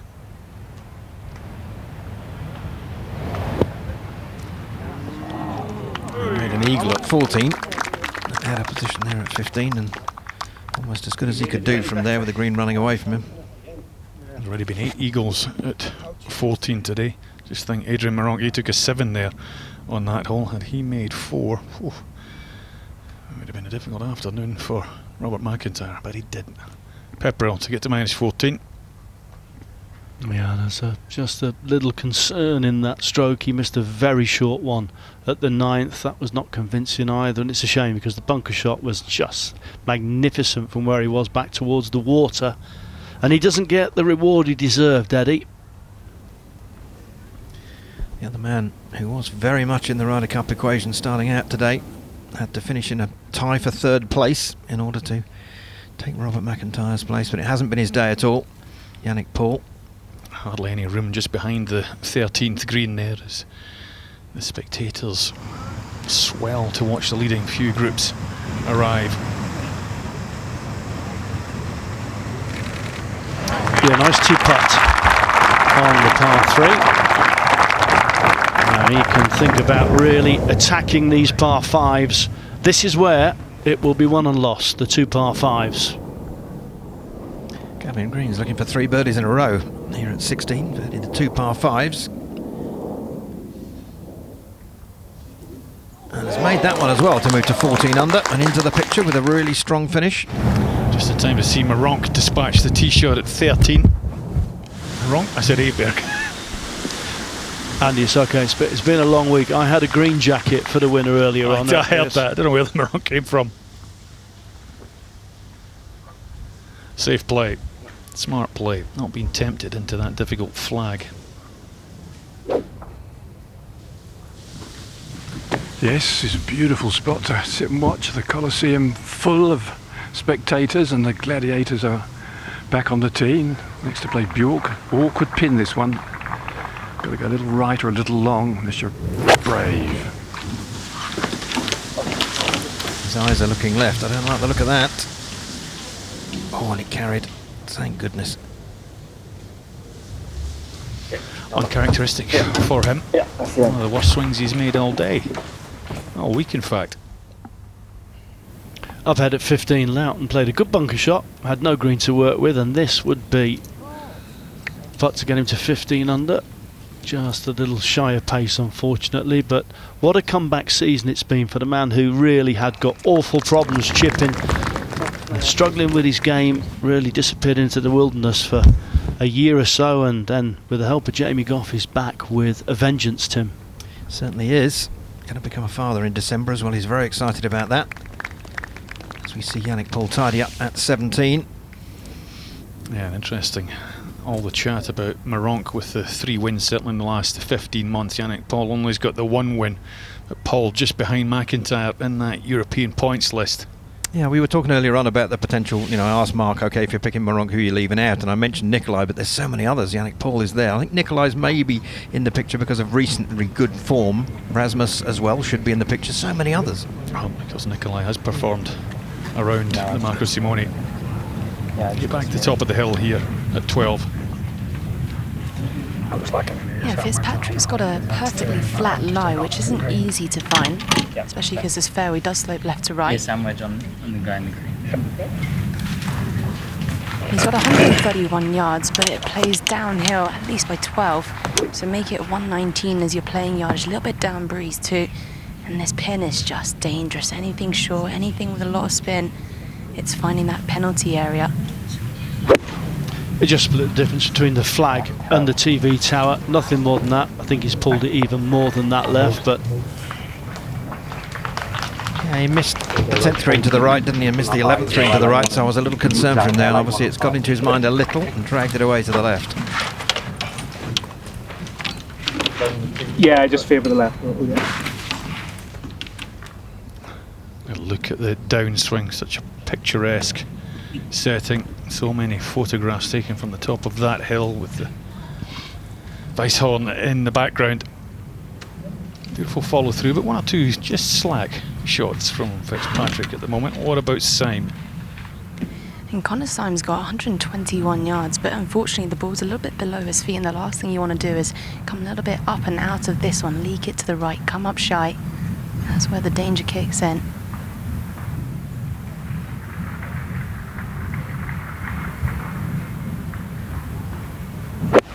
Even though you're behind, it's not a flag you want to chase.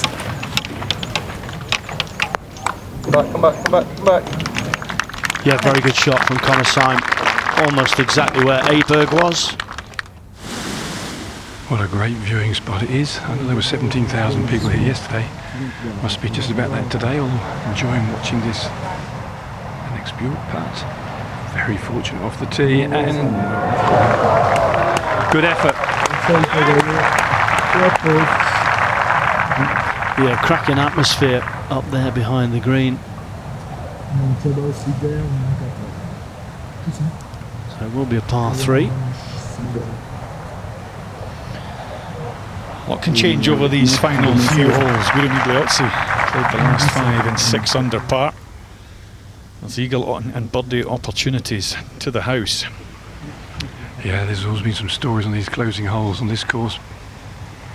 Some triumphs and disasters, though it's not always been glory, but the 2 par 5s are offering relatively easy birdie chances. Beautifully struck iron once again, pin high right, but almost exactly where he's aiming. Takes the order out of play. If you get it pin high, you can still get this sort of length of putt, which is the sort of length you think of a mite hole. The slope of the green looks a little right to left, but I'm not sure it's going to turn too much. Aiming quite a long way right, maybe it is.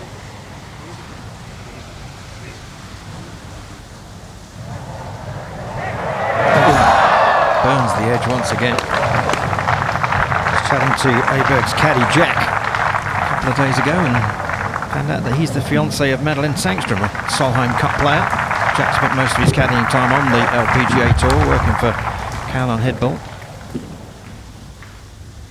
Ludvig has the same coach as his fiance, and that's how they met. Ludvig asked him to caddy, and it was not a difficult decision to say yes.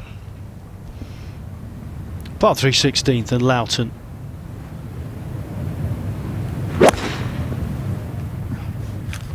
Oh, be good. 19 yards on the green today, up on the right side. Right there, superb shot from Loughton.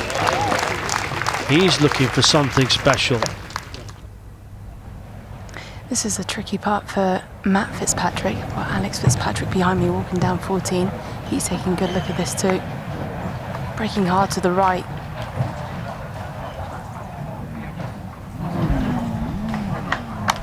Well, that is a rare misjudgment of pace from long range and work to do. Yeah, that's not an easy putt, that one. It really isn't. Alex on the par 5. find the fairway. It's easy enough to find the green in 2, but that one's leaking to the right-hand rough.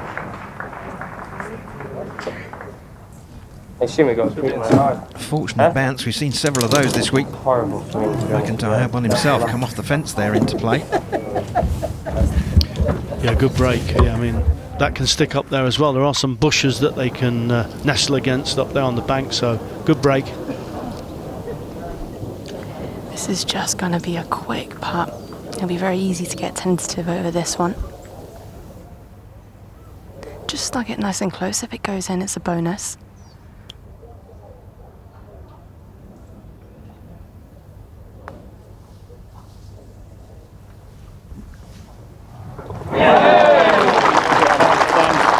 Fabulous putt from Connor Syme.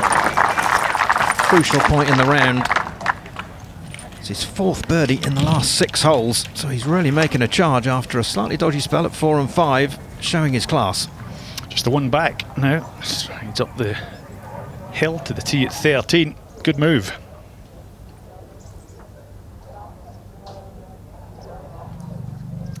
He's got an experienced caddy, Ryan, in the background now. I'm a big fan of Ryan. Always very positive in the advice that he gives his players, and experienced, knows what he's doing.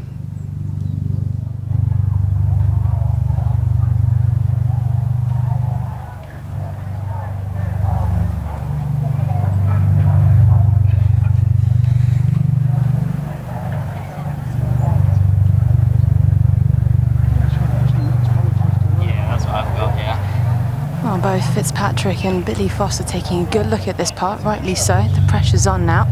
Feels like this is a clutch putt and it will break off his left to the right.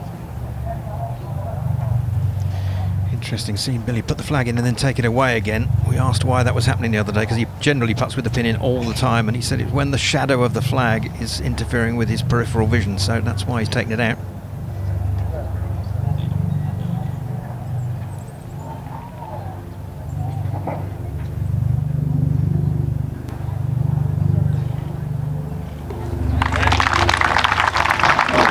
Saving putt, nerveless from Fitzpatrick. Just a little birdie there from Syme. It could have put him under pressure. No sign of it at all. That day never really got going down them downhill, did it?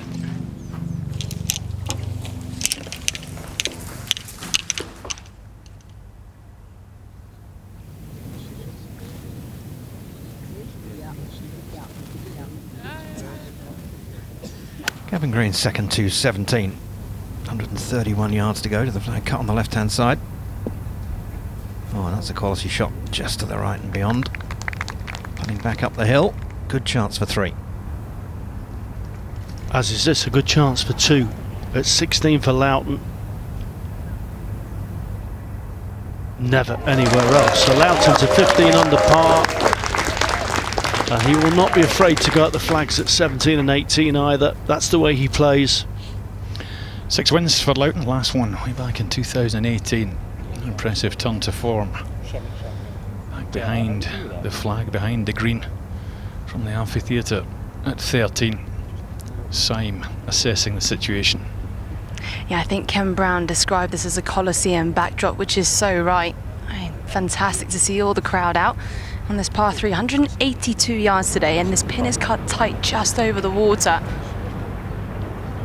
Syme typically does work the ball a little bit left to right. I'm seeing a draw on this hole, starting it away from the trouble, working it back towards the target. My concern is just looking off the left. Syme probably looking to tee this up on the left-hand side of the tee box, play it out. No, I know, but I'm not. It should be the perfect 8-iron. Any sort of breeze, it is down off the left. Well, that's fine. Definitely. Yeah. And once again, under these circumstances, when you're chasing to take that lead, it's not really a flag you go for. It's the shot. If so, you've got to carry the pin at the very least. No, okay. I've got space on that play. Play at 7, I think. He won't even have the flag in his mind, not at 16 under par and a shot behind. There's a lot of golf to be played, a lot of birdies to be made coming in. 7 o'clock, yeah.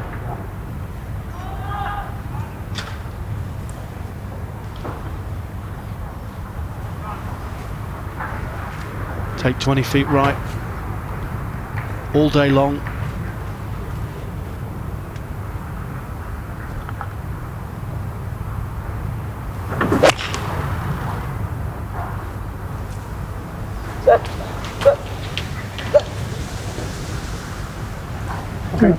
Yeah, as you suggest, Mark, into the heart of the green.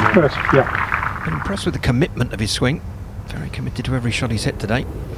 Back up to Alex Fitzpatrick, second at 14.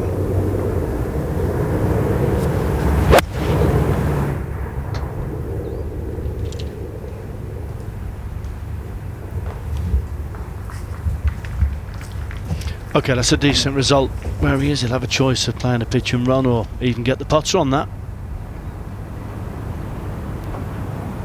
It's just an easy 7-iron for Fitzy. Just long right of the flag, you don't need to go for this one. Memories of yesterday pulling the ball away in the water. Having none of it today. Again, these guys just dismiss the negative memories. Hit the perfect shot there, exactly the one he was aiming for, just right of the flag and beyond it. Right side bunker at 18 for Eric Van Rooyen. It's a horrible shot over the water, this one, and that is absolutely brilliant. I tell you what, give him 20 balls there in that situation and he wouldn't get one closer. Goodness me, this is his second shot at the par 5. It's a colossal tee shot. Has to go for the pin here.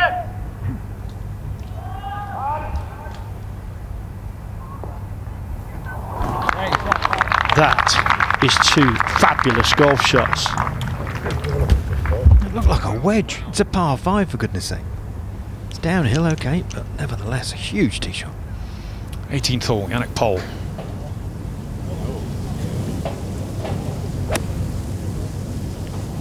Just 103 metres. Oh, great shot, Yannick Paul. Finishing style, well done. You know, Tim, it's a very difficult feeling when you've had that pressure all the time for weeks and weeks and weeks, and then you realise that it's gone, the opportunity's gone to qualify automatically to keep playing shots like that. It really is, he deserves great credit. Åberg, a beautiful tee shot. And you think there are 6 picks available, and he's going to finish potentially one outside the automatics. Well, I'll tell you what, that's almost as good as the tee shot of Højgaard, the one from Åberg. That is miles down there. That's nothing more than a short iron again. Yeah, it's interesting. I think they might change the system for the Ryder Cup after 2023. Have a few less picks. It's created a bit of an issue.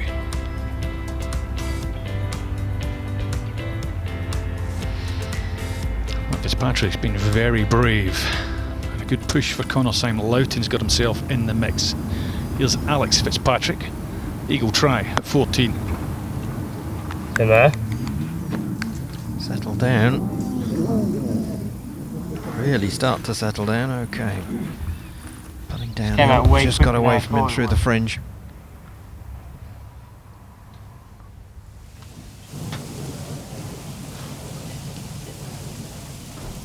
Van Rooyen then close with a birdie for 15 under par total.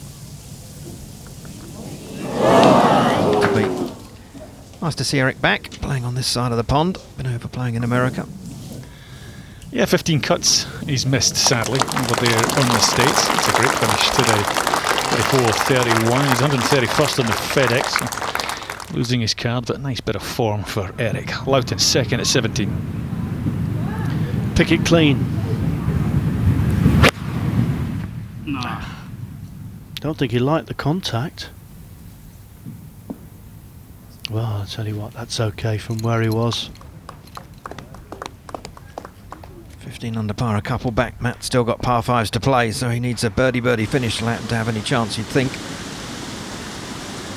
Connor Simon putting back towards the Omega side. This has got to be drifting to his right. Just gently all the way.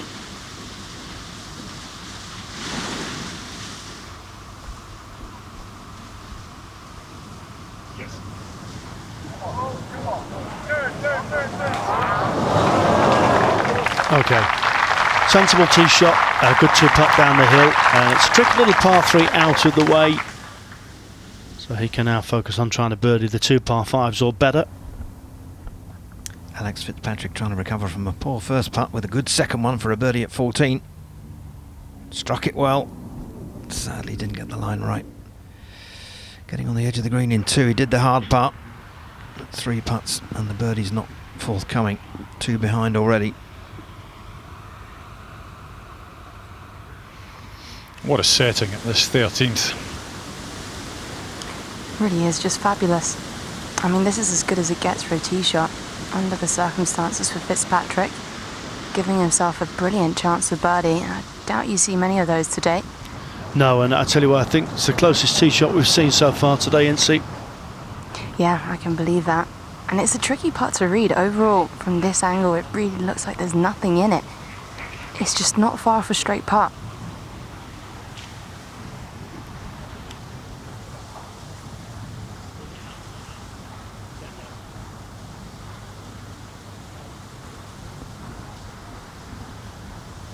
What an absolutely brilliant backdrop. And they are going to go crazy if this goes in. He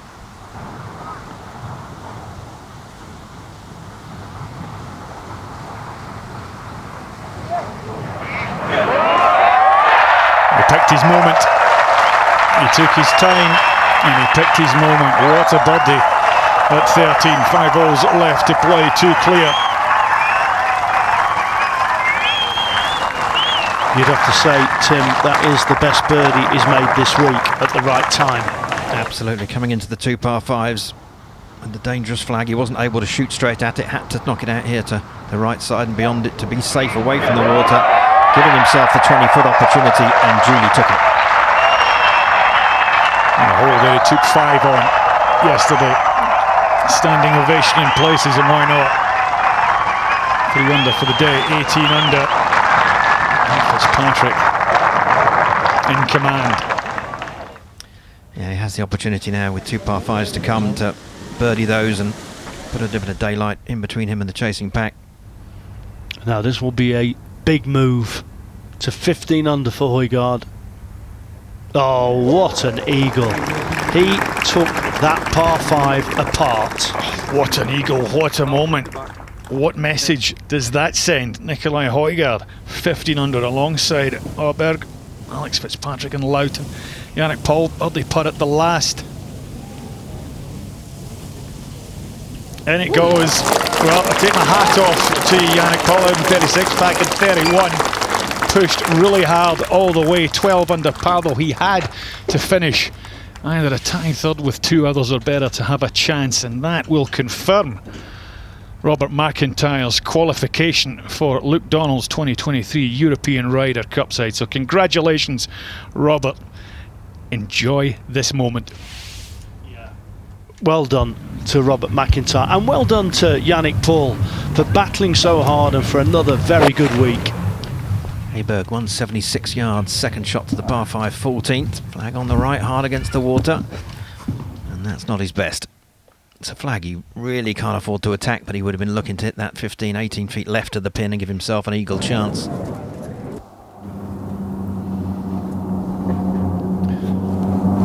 One hole ahead, Fitzpatrick hates it. Yeah, that will take care of reaching in 2, so he'll lay that up and use his wedge game. Yeah, maybe look back on those last sort of 10 minutes or so, little moments where maybe a bit of inexperience just told. Thank you very much. Maybe a little bit of adrenaline now for Matt Fitzpatrick. What a birdie that was. And this par 5s, it's reachable into, all plays downhill, a little bit into breeze if anything. But when he lands it, it will kick on. Interesting stat. That 4 in it, that seems the hardest fairway to hit on the back 9.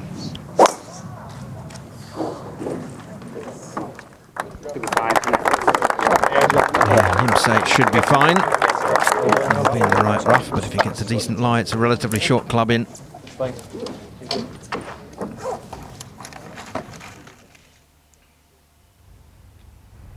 Creates a lot of lag in his swing.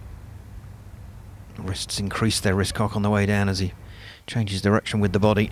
He releases all that power into the ball.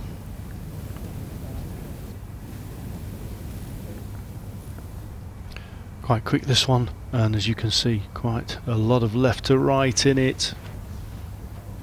No, it's not a bad putt. You're going to make that under these circumstances probably 1 in 20, I would imagine. So it would be par 17 for Loughton. I was looking at Connor Symon's body language when Matt Fitzpatrick holed that birdie putt, and you could tell he was just saying, give me a chance. It's not easy winning out here. It's a fine tee shot from Connor. Started down the middle with a little bit of fade, so it should be in the right half of the fairway, kicking back towards the centre. And again, he'll have a short iron in, a chance to create an eagle opportunity. Crikey, that is miles down there. That's another possible wedge in. Oh, things hotting up. But no change at all. Fitzpatrick too clear. Scotsman Connor Syme, Loughton, very impressive. 1 hole left to play. Might be too little too late. Is it too little too late for Nikolai Højgaard? Will he maybe get a pick? The Ryder Cup or Ludvig Åberg? Alex Fitzpatrick going well.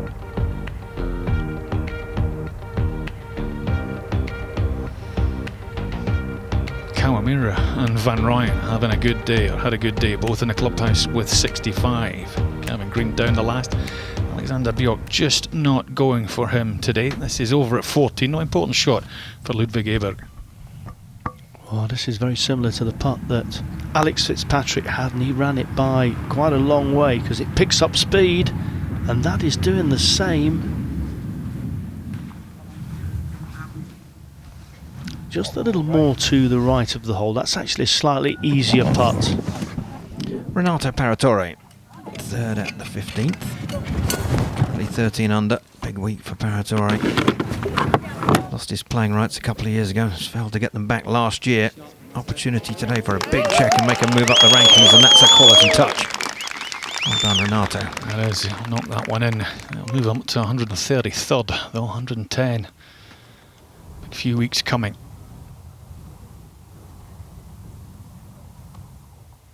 Bjork could do with this.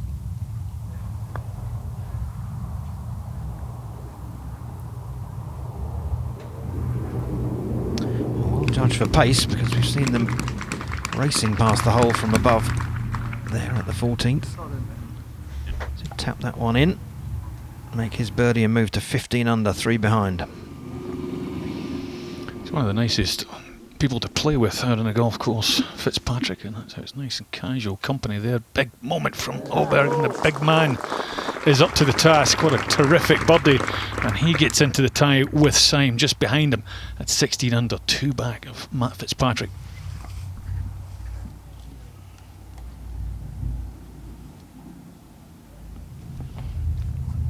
Well, it's proved to be the second easiest hole on the golf course, this par 5 14th. There have been 9 eagles there today, and that's because the players are able to chase those drives over the hill and go in with short irons, even though the flag's tucked away.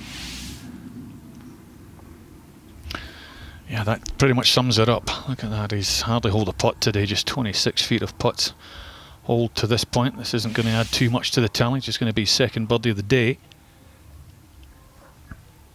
Yeah, he came into today #1 in driving accuracy, having missed only 2 fairways, and #1 in strokes gained putting. They say drive for show, putt for dough. He was excellent in both. Huge finish if he's to win for the second time. Not gonna, tough to see Matt Fitzpatrick throwing this one away, but you never know. Becker to get to -14.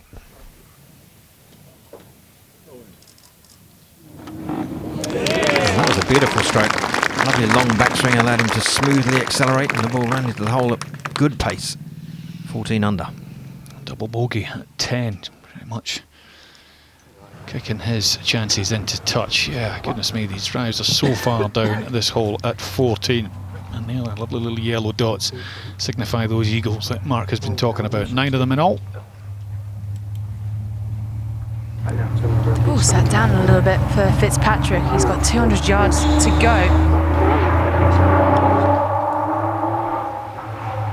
And you're not looking at the flag whatsoever. I just won't be going anywhere near the flag. Okay, just in the edge of the bunker. Yeah, I'll be going in between the bunker and the white stake. Yeah. And if it finishes front edge, you know. reckon it's as good as I want. Yeah. And I'm pretty sure it's exactly what they discussed, going at that left greenside bunker. That's the play. If it ends up there, it's fine. Anything just short of it leaves you an easy up and down. Should be no more than a 7-9 in hand. So the words of Billy Foster were, ignore the flag. And the other positive is... It jumps, it's down and see on. I know. As Billy steps back, and as I say, the other positive is... If it comes out, there's no wrong with it from the hedge. Yeah, no, I agree. You don't have to jump on it. No, just a good one. Normal solid leg down, just stick to that target. Yeah. That he wants to hear, Tim, is he can hit it as good as he wants and can't go long. Yeah, I remember interviewing Matt once and asking him about the relationship with Billy decisions, and he said, we discuss what we're going to do and then I do what Billy tells me. Oh, that's it, a good shot. Stay there.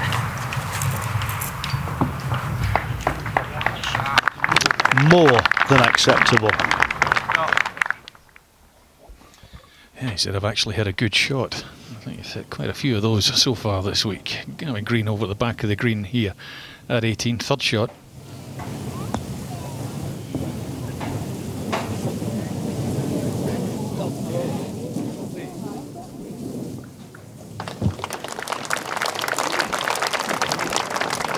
Another pin come close to the water. They really have been extremely difficult, the pin positions this week. Missed a few short putts today, Eddie Pepperell. He's still 13 under.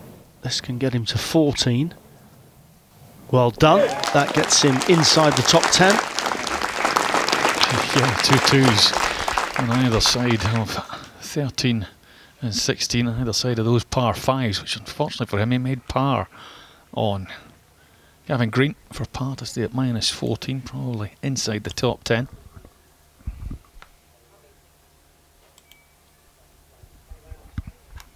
Well, he's an excellent putter, and he applied his strength just brilliantly at that moment. 14 under, terrific week. Yeah, it really was, and that was a valuable putt there because there's big clusters of players on certain scores, and if he'd missed it, he'd have dropped back to a tie for 14th. So a valuable little putt there for par. Connor Syme, 184 yards to go, second shot. Toe line suggesting he's aiming this one just a little left of the flag, asking it to get there. Get there. Get there. Oh, and it has straight at the pin. It must have been a bit of a push, and he's the bravest man since John Wayne. What a shot from Connor Syme. Sets up an eagle try, which potentially would take him to the top alongside Fitzpatrick. Another look at it. Get there. I've flushed it though, mate. I absolutely flushed it. Get there. Get there. He knew. You know what, there is a time when everybody has to just make a decision. I think that was that time there where he thought, I've driven it so far down here, I'm going to go for this. And as he said, he flushed it. That was magnificent. You think he was going straight at the pin? Well, I'm going to say maybe 8-10 feet left, Tim, but you know what, we'll take it, won't we? Absolutely, a mini push, but tremendous. Loudon's never had a top 10 up the mountain. Several attempts. And that's going to change now. Yeah, might I add, in that situation, Tim, for me, with that pin, 8 to 10 feet left, he's going for it. Oh, no doubt. No doubt at all. Nikolai, just short of the green. There are 12 par 5s on this golf course when you play 4 rounds. He's played 11 of them so far, and he's had 10 birdies and an eagle. So he has taken advantage of the par 5s. As you'd expect with his length. So that will be to go 13 under for 12 par 5. That could be a power sport all in a Ryder Cup.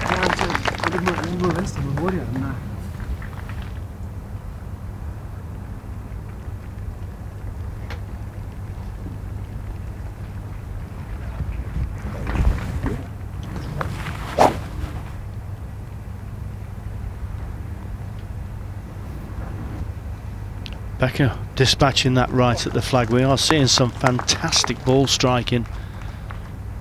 The players know they've got to make birdies, they've got to make eagles, and well, for Paratori, a birdie finish would be huge. Yeah, that's when all the points are, where the money is. Oh, it's a delightful shot. Leave it alone, spin. That's okay, can be aggressive with that putt. Another excellent shot there from young Paratori. at 15. Alex Fitzpatrick, he'll be first to go.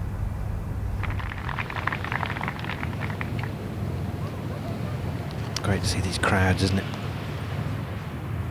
Thousands of them all over the golf course, and so much good golf to watch. Really needs this one if he's to challenge his brother, 3 behind at the moment.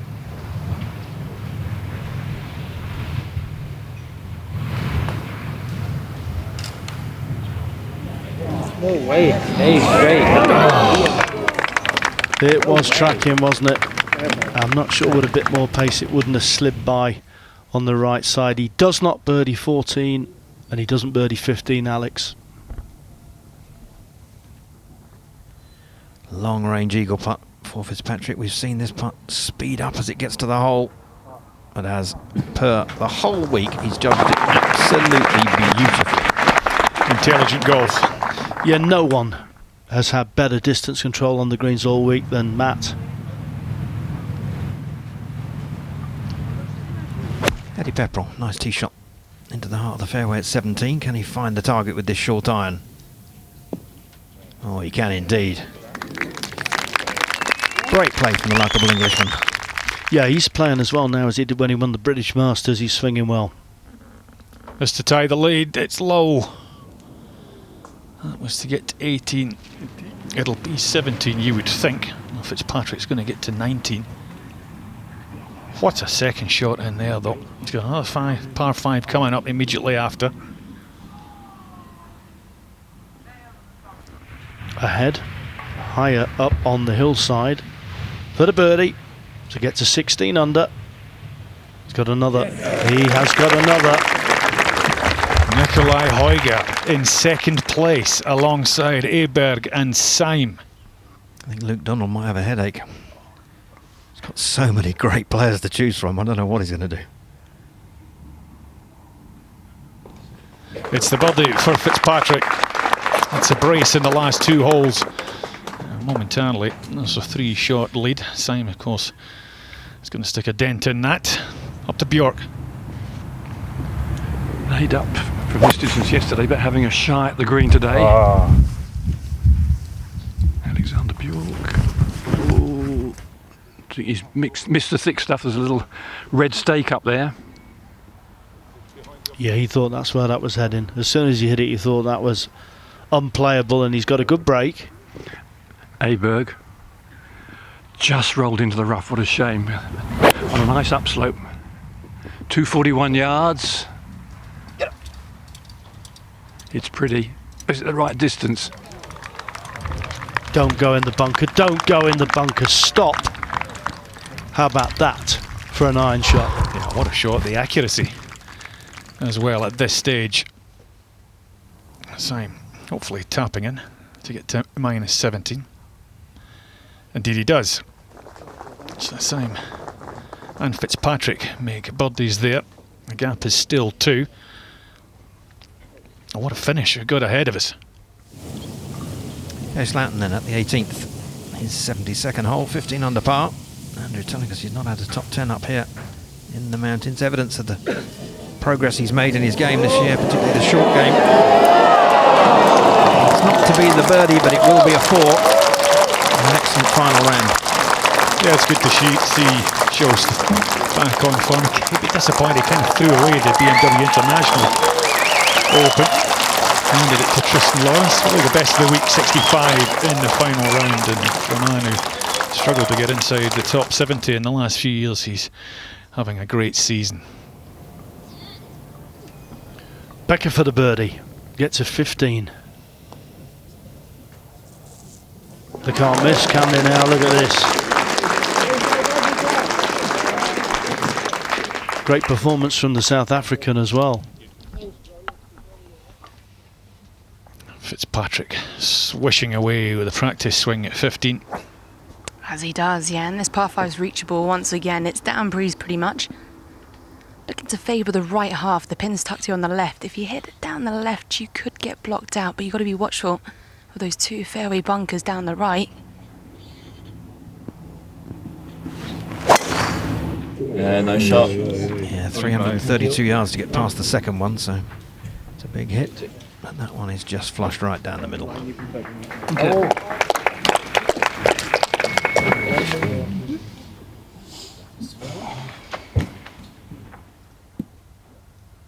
There's the evidence of the lag I talked about in the wrists, created by the unwinding of the body.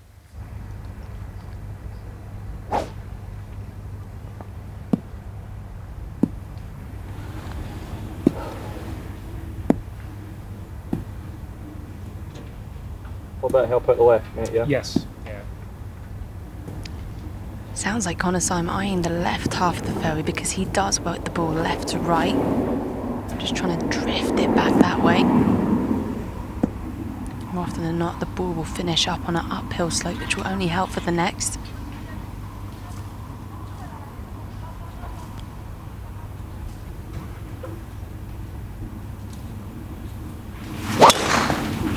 Oh shit. Lucky. Apologies for the ball language there. Connor lost that one out to the right. Disappointing.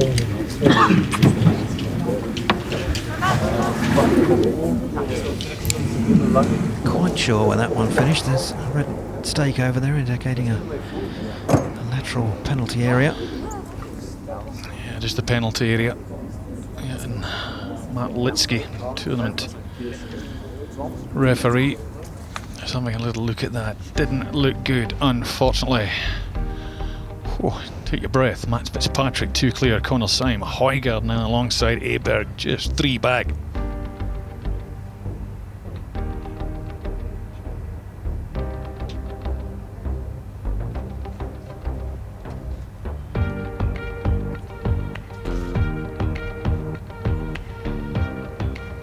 Well, a little reminder of this Challenge Tour action going on over in Sweden, Londrians Golf Club in Västervik. It's the Indoor Golf Group Challenge, and Maximilian Rotcliffe is the man who has won that, 3 clear of Jesper Svensson and Jeppe Christian Andersen. Bjork's third shot then to the par 5, 15, having missed the green to the right, trying to run it up the slope, and has done pretty well from a tricky spot.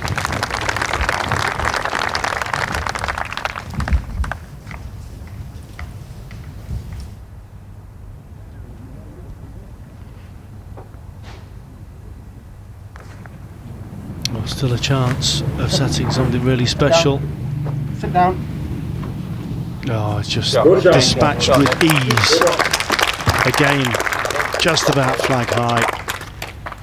Swinging very well. Somebody's going to be very upset within the next 24 hours. Åberg to get to 18. He knew straight away, didn't he? Neither on line or the right pace. But no, that was a strange one. I have to say that didn't look composed. Fitzpatrick, no bogeys since the 9th. No birdies since the 9th. He's good. Good it is indeed, over the top of the flag. A nice 18 footer for a birdie there. Neither birdies, neither brothers made any bogeys out there today. Bjork needs this.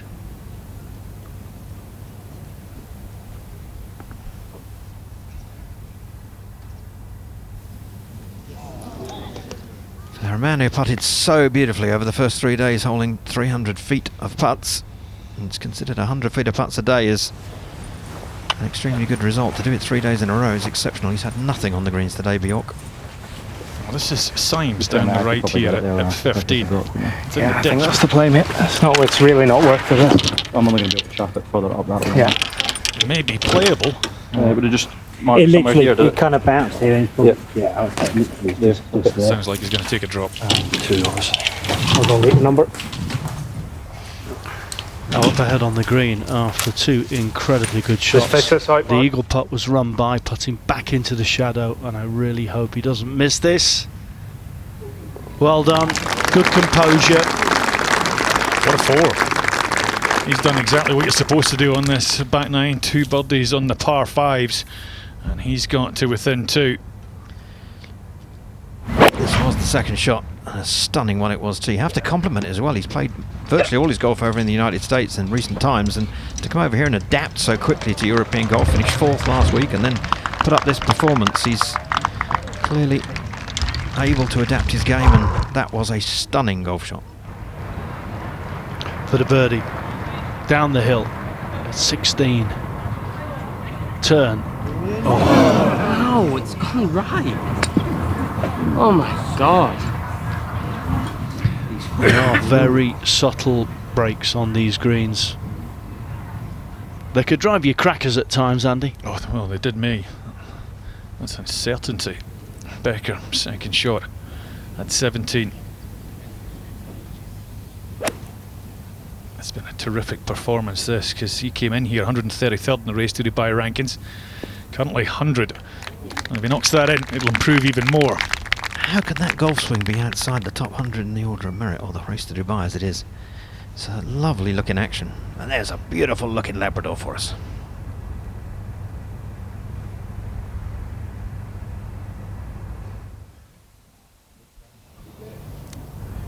Every moment is huge now from Nikolai to the house. It's to be 4 under for the last 3.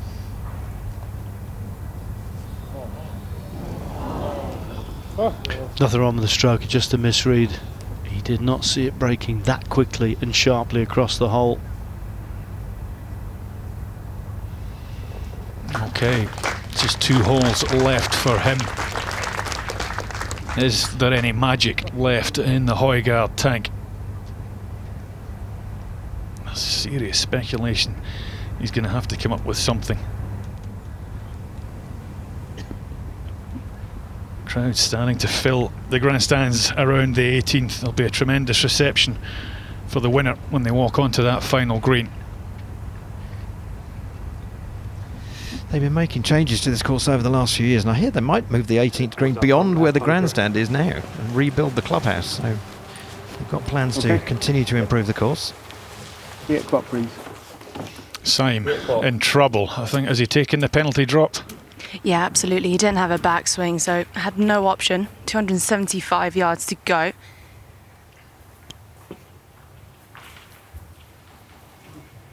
It plays at least a club and a half uphill, but it is down breeze. So looking for the fairway metal, he's got to go for it. Time to be aggressive.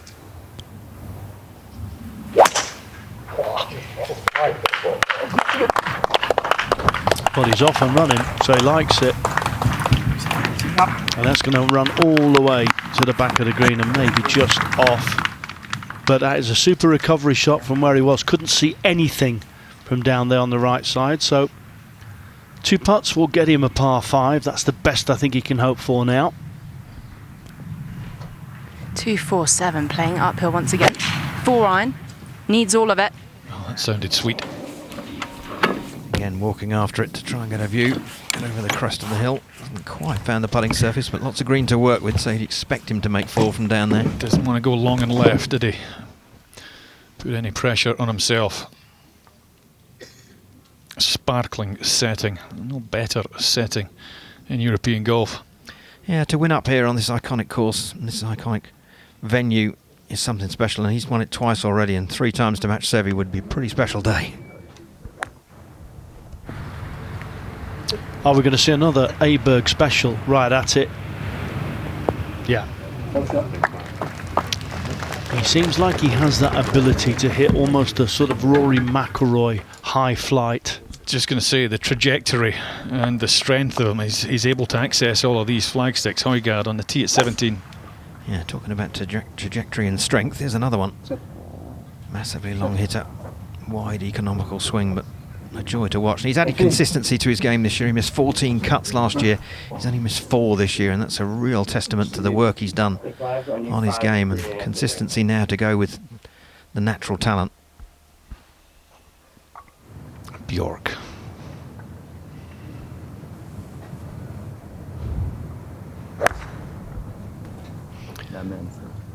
Well, he's posing. Oh, no. Well, if he gets a good lie there, That's not a difficult bunker shot. But I think we're seeing today with Bjork why he's a very consistent player, has a huge amount of top tens. But the putting's let him down today, and he's needed that to cross the line, and it hasn't been there. Yeah, it's sometimes the indiscernibles, the things you can't see. That's a massive putt. Slid by there for Ollie Becker. In his situation, that putt maybe and a par at the last, or maybe the par here and a birdie at the last, could secure his card for the following season. Yeah, he stays at 15 under, still projected to be 100th. Eddie Pepperell, can he finish in style?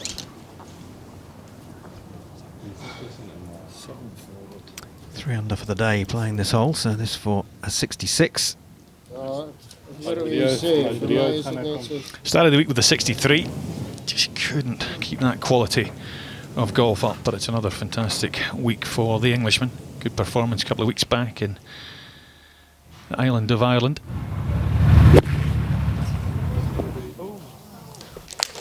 That's a well-played bunker shot from Bjork. I think one of the things is because he's made so many cuts, there's an awful lot of golf in there. He's used up an awful lot of energy as well. Yeah, he hasn't missed a cut for basically 12 months. The PGA at Wentworth last year was his last one, so 12 months without missing a cut is extraordinary on this tour. Fitzpatrick to the right, 15. A pretty straightforward chip, this one, isn't he? Yeah, from an uphill slope, playing up to a bit of elevation as well, no more than 6 or 7 feet. And you're looking to use most of the green, to be honest. It will climb up a little ridge, maybe break to his left. Oh, sit down, sit down. Stop, stop! Wow, I don't care what he says about it coming off hot or whatever. That was a clumsy shot from where he was. Yeah, I think there was a reason to apologise there for that one. Chance of a 2, not much break on it. Beautiful. Yes! What a beauty. Oh my word. That's tickled into the hole as Ludvig Åberg tickled into the Ryder Cup. Well, that was last gasp, wasn't it?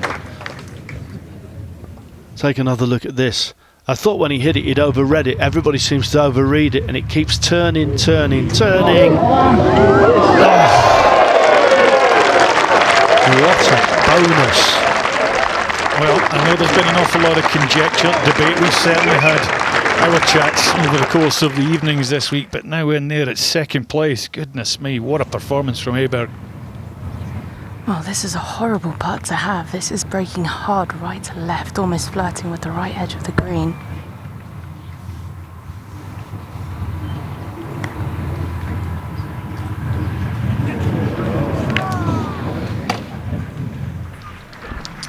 Not sure, Tim, that he could actually get that high enough, could he, on that line? No, he would have had to put it off the green, and the fringe there looked pretty lengthy, so it wasn't an option for him.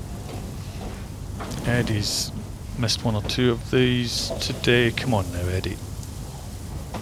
Oh, thank goodness for that. Yeah, he'll make it look like it wasn't a problem, but that heart was beating a little pitter-patter. 63, 70, 66, 67 for Pepperell. Currently 9th. I should see him in at the top 10 now. Fitzpatrick, 4th shot.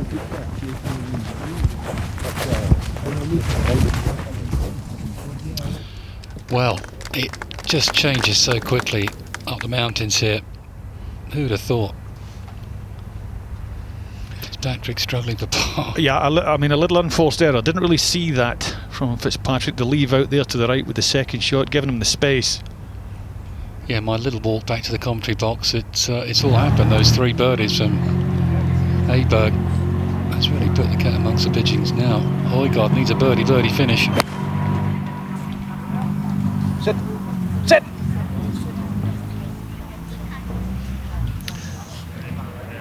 I mean, he's a superb player, I know, but if he's got a weakness, it is from that sort of range. He does sometimes pull them and lose control of the distance. Same, needs this. Yeah, he certainly does. If he's got thoughts of winning, that is. Get it there. Get it there. Just a little tentative, wasn't it? Just. felt it wasn't going to get down the right line. So what a time to take a 6. So the drive was to blame there over in the penalty area on the right side, cost him a shot, and it's also looking very much like Fitzpatrick could drop one. Well, he's been exceptional with these length of putts all week. This to stay in the lead.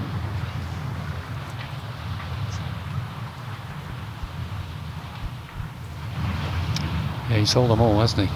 Just about this week, but this will be the best one so far. Keep that lead.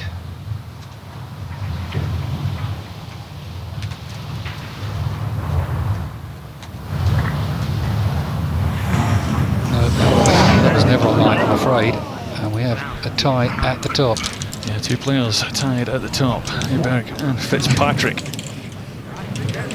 Well, he had a couple of wobbles on the back 9 yesterday and he recovered from them comfortably, but he must be in shock right now. Nobody could have seen that coming. Yeah, very uncharacteristic from him.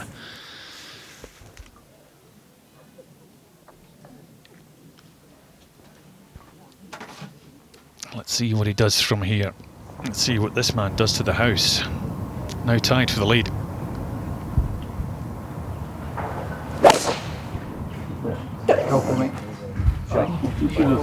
Oh, that swing is just so repeatable. Perfect position.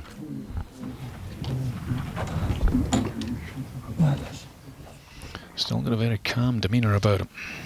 Up in front. Højgaard needs a chip in, flag out, he's fancying it. No, he just jammed it. Wanted to give it a go, and you know, can't blame him for being aggressive. The ball just sits down in this stuff, it's a bit sticky. Yeah, poor pitch from where he was. I mean, it was so easy to hit that middle of the green right and spin it down to the hole. It was overbid, as was that clumsy little shot there, unfortunately.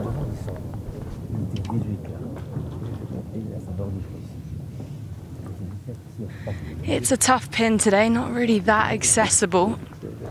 Short left, you've got that ridge. Just right of this, you've got the bunker that comes into play. 196 yards today.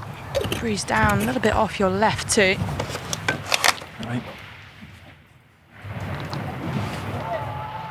I mean, to hit the most perfect shot, you've got a 3x3 yard grid perhaps, so ideally looking to pitch this at the flag, and anything beyond it leaves you with a flat putt. It's a 2-tiered green.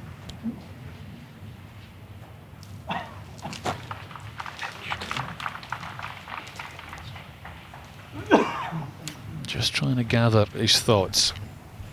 Much to ponder. Trying to join the great Severiano Ballesteros with his name on that trophy 3 times.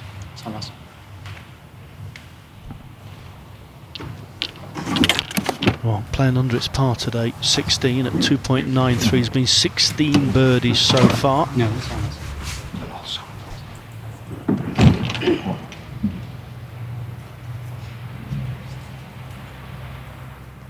I was speaking with Billy Foster earlier on the driving range, just trying to gauge how much of a percentage they're allowing for because of the altitude, and you know, when it really warms up you can add a few more yards onto it. So I think they're playing for about 12.5% rather than 10.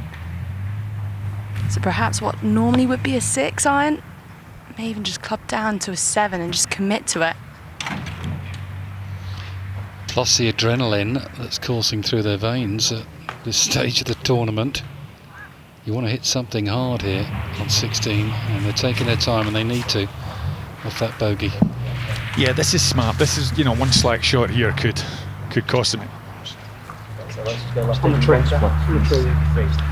Bit of graphic on the right hand side. 28 feet and 3 inches has been the average proximity of the field, so they have been able to get at this flag.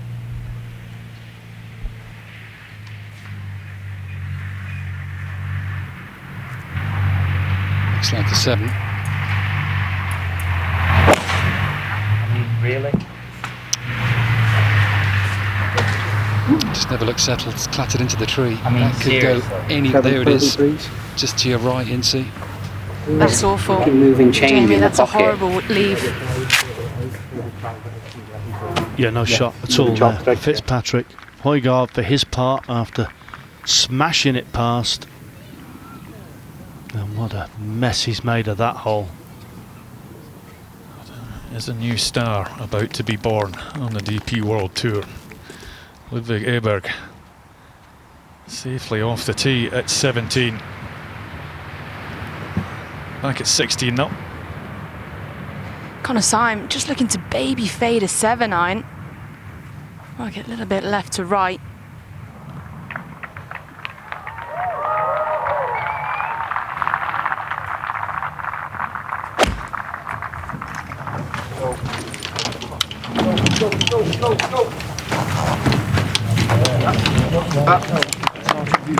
It's a decent shot. Didn't quite get the fade that Incy was talking about, but for this man here, he has got no shot at all from over there on the right side. I think he's going to have to run it through the bunker. I don't know what happened. It looked like he was put off with something. Second shot for Bjork at 17. It's been a steady day for this man, as most days are for him. He doesn't make many mistakes, and that's a good shot. Really good shot, getting better and better and better. Yeah, you see the difference there with the control of that wedge shot that Højgaard didn't have, pulling it. And here he is, the man of the moment, from the perfect spot and the perfect shot, even better. Goodness me, he's just made Luke Donald's job an awful lot easier. Every shot is absolutely flushed, exactly where he's aiming. The hype is real. We'd heard about him, and now we're seeing it for sure. Look at this, and the spin down to the hole side.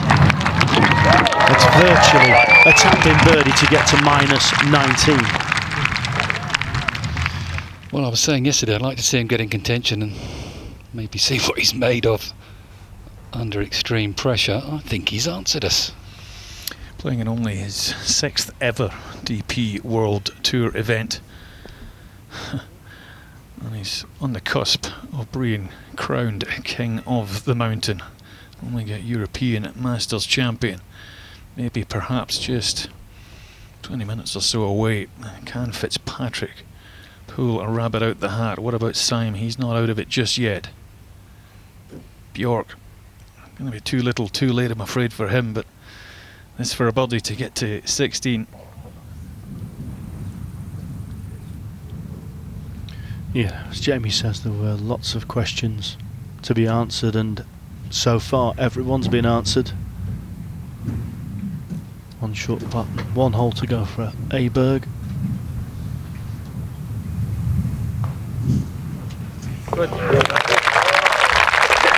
Lovely birdie from Bjork.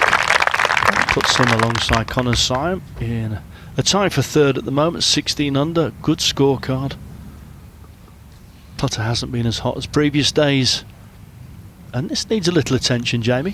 Yeah, it does. He's just got to keep it inside the hole. He doesn't know that Fitzpatrick's in trouble, so he could have a 2-shot lead here. Yeah, he takes the lead anyway. Goes to the 72nd tee. Ludvig Åberg 19 under par, 4 birdies in a row. At the moment, one clear. Fitzpatrick in trouble at 16. You have to say he's answered the questions. He opened up with a bogey at the first. Goodness me, 7 birdies so far. Incy over there, surely he can't go an aerial route, can he? No, absolutely not. I just stood behind this ball and had a look if there's any sort of option, but really there's just no shot. You've got to keep it below the pine trees, but then you've got a bunker as well, and the flag's just over it.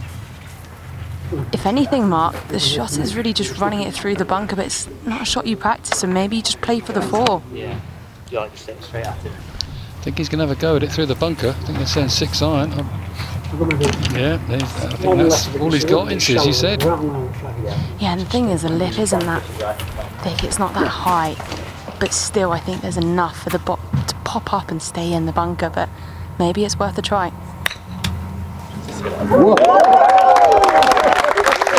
Well, he was in the lap of the gods there a little bit.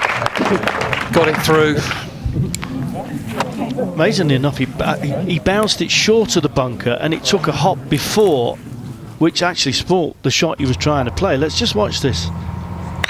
There you go. He needed actually to hit that into the sand, into the face, to get it to stop. That's not one you practice on the range, though, is it? No, it would be a sort of a 1 in 30 maybe, where you would hit it into the face and it would pop out nicely for you. On this occasion, it didn't happen. But as we say, very strange tee shot. Plenty can happen still. Fitzpatrick well capable of birding the last 2 holes, and that last hole's no pushover for Åberg. So, still lots to play for, but Åberg in prime spot. Who'd have thought Fitzpatrick? Bogey's 15 from nowhere.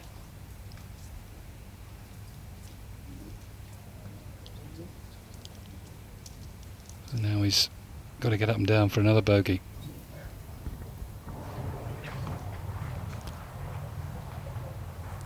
It'll be very easy for this ball to just pop up through that first cut of rough, through the fringe.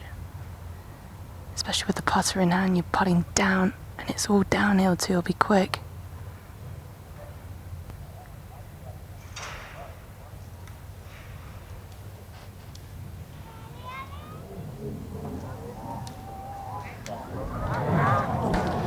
Well, it's a good putt, but it's not quite good enough at this stage for the 2-time champion up the mountain, and he knows it.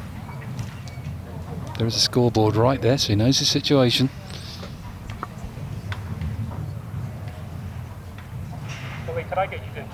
Did not see that coming. It stems from the hurried chip, the speedy chip from the right-hand side at 15. Nervous moments, even for him, but you can't tell just by looking at him, but his heart will be bursting out of his chest.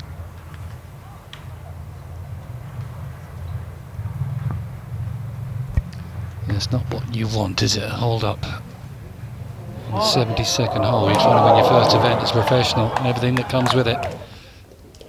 Back to 16, Syme for the 2.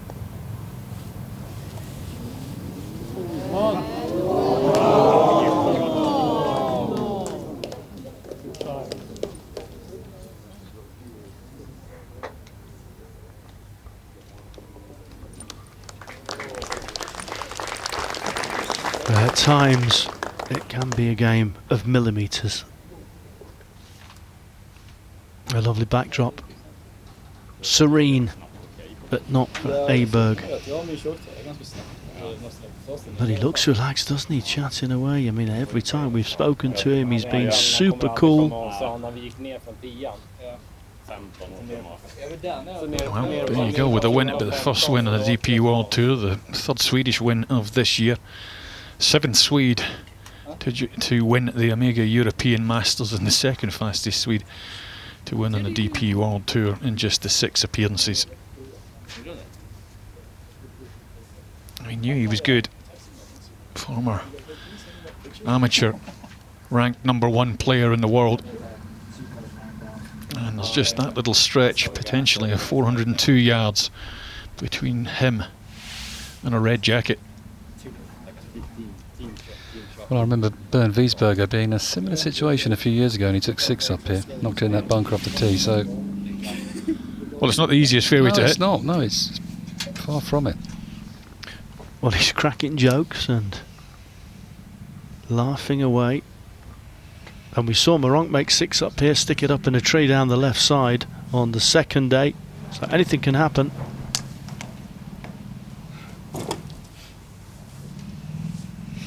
That's the line off the tee, the Trivelstock shark-finned mountain. In the distance with a little draw, back at 17-0. Yeah. And it's a short par 4, dog leg right to left. You've got 3 fairway bunkers as well, so Connor Syme opting for the long iron. Ideally looking to favour the right half, gives you a good look for the next.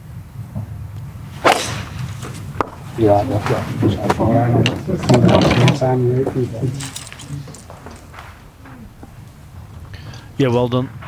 That's in good shape. You think about making 3 from there. Phones on silent, please. definitely test his nerves. That was a frustrating couple of holes, unexpected as well for Matt Fitzpatrick. Also opting for the long iron.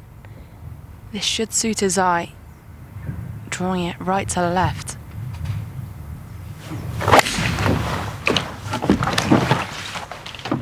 Yep.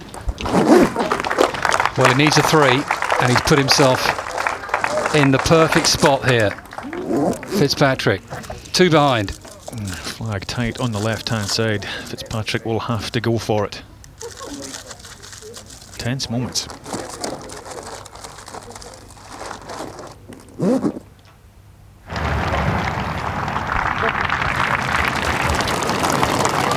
Play guard safely into the centre of the green.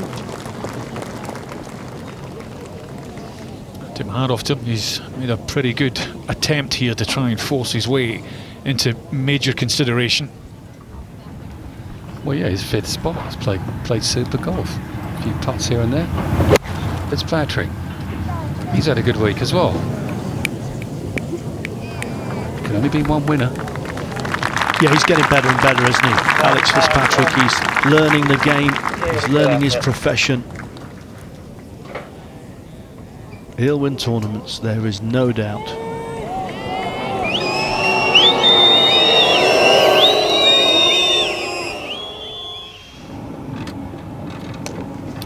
Nice shot, straight over the flagstick for Alex Fitzpatrick. Yes, it's been an impressive performance. The 2 brothers, of course, he's the one that's going to have gone bogey-free in this final round. Well, nervous times. Don't like the spitting so much, but there you go. Yeah, get used to it a little bit. Sometimes they get the chewing tobacco and things like that in there, and just a bit old-fashioned, Andy. Sorry. Oh no, yeah, absolutely. It's not a nice sight, and a bit explorating out there in the golf course. Are you going to let us know when we can hit up? It's just a little Are you going to let us know when we can go? Well, whenever. Moment where they've been held up here in the 18th tee. Is it now? Yeah. Feel free to. Same staircase. Exactly, mate. Yeah, just that staircase on the left. There's always a lot to think about in a moment like this, and hopefully he's managed to clear his head and focus on the target. Well, dare I say it, he's been brilliant with this long iron. He has not mishit one.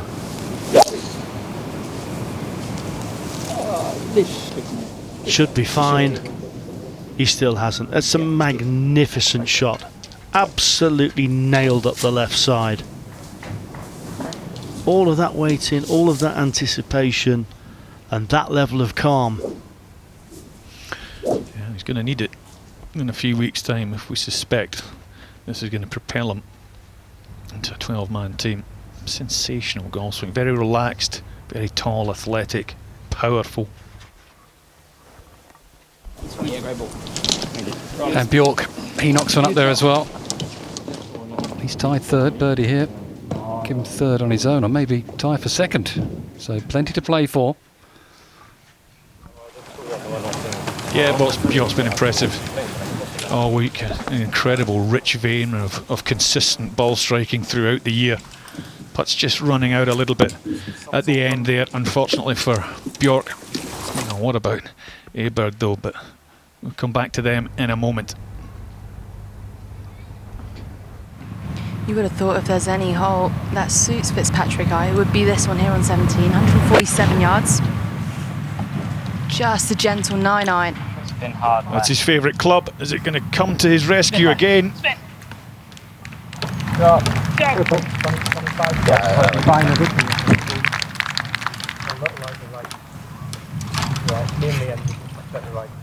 Okay.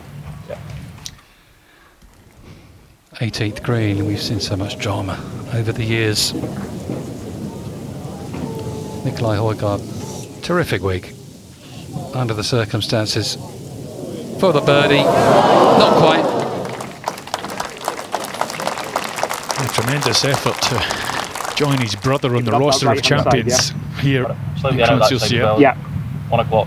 Yes.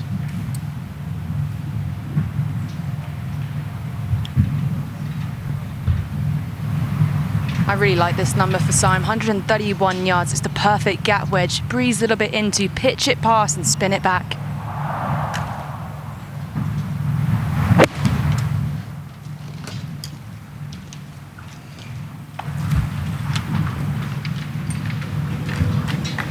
Okay, mate. Okay, it's a decent shot. He would have liked to have got it more towards Fitzpatrick's ball and let it spin down. Alex Fitzpatrick, could he have a grandstand finish here for the 3? Go on. Oh, everything but from the young man. Oh, what a super week for him. That would be a 67.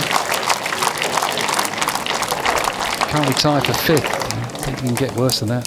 So really good week up the mountains. Yeah, top 15 last week. A good performance. He was 17th in his debut at the Open at Hoyley. A wonderful career about to blossom in front of him. Terrific performance. 15 under, tie for 5th. Alongside this man, Nikolai Højgaard. He pushed hard, but just didn't get the birdies early on, out in 34, back in 33 to 67. Nervous wait.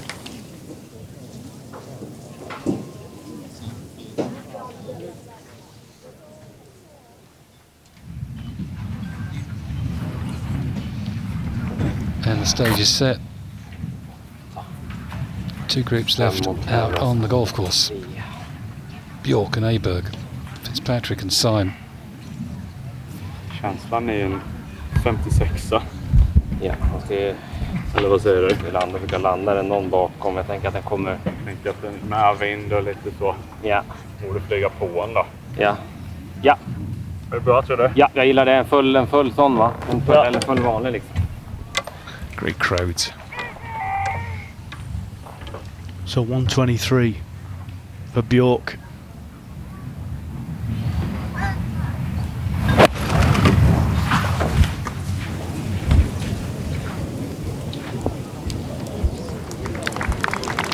It's a scary flag on the right side there because you can spin it easily into the water if you go straight at it. So I'd say a little safe for Bjork. Very good. What a tee shot. Look what he's got left. 97 yards.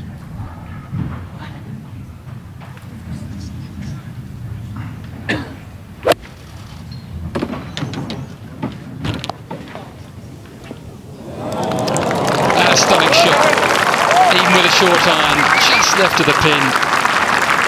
What a performance this man's put on today. Åberg's day of destiny seems to have arrived. What a way to do it as well. 4 birdies in his last 5 holes as he can finish in style and make it 5 in a row. What a statement. What a statement he's made to Luke Donald. If anybody's proved they want to go out there and get into that team, you have to say that's a finish of somebody that's achieved that. Yeah, I mean, even from 97 yards, you would have forgiven him for playing 25 feet, 30 feet left, but he didn't. He's dragged it back down to the hole side, and that's a very makeable putt from there. He may well finish with those 5 birdies.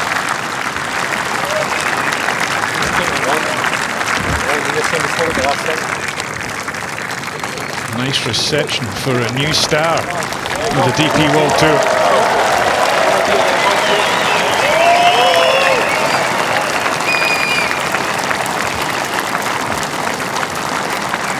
Maybe from one Trans-sur-Sierre favourite, we will step aside and let another crowd favourite fill his place. Fitzpatrick to get to -18.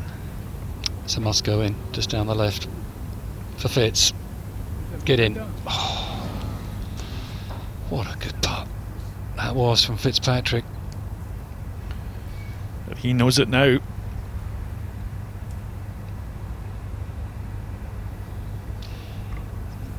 Yeah, about an hour ago he had it in the palm of his hand, and we made that 2 on 13. You just thought, that's it, it's going to be Fitzpatrick's tournament, and he birdied the next hole as well with those 2 bogeys, coupled with Åberg's brilliance. Yeah, he just didn't see the 6 at 15. Off of a decent tee shot, struck his second shot lovely, just left it out to the right hand side, and yeah, catalogue of errors from there uncharacteristically for Fitzpatrick. Yeah, at this stage of the tournament, it's fine lines, isn't it? Makes 4 there, Fitzpatrick. We've got a tied tournament. Okay, Bjork. It's quick down here. He should get it there easily. Come on. He's hold almost nothing all day. Bjork finishes in style. Makes 3 birdies in the last 5. It's a 66. He's 17 under. 2 out of the lead. Yeah, lovely moment, wasn't it, for Bjork? Just hard to believe he hasn't somehow found a win this season. The way he's played, the way he's putted, the consistency of his game. It's almost an argument for a case for him. Anyway, there it is. Is he that far? Trophy almost in reach. Pretty much 2 hands on it. Should this go in, it would all but seal it. To get to 20 under.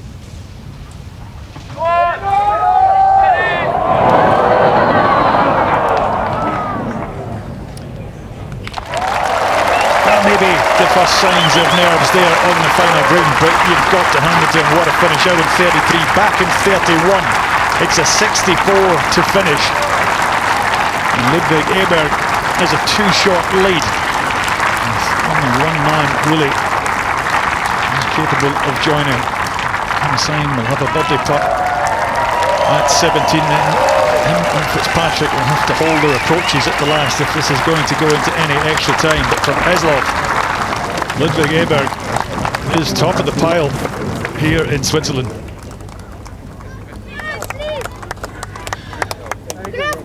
Impressed? Very impressed. I wanted to see him in the heat of it. 2 4th place finishes, and talking about him getting the Ryder Cup team, that he was going to be a pick. I wasn't convinced. I am now.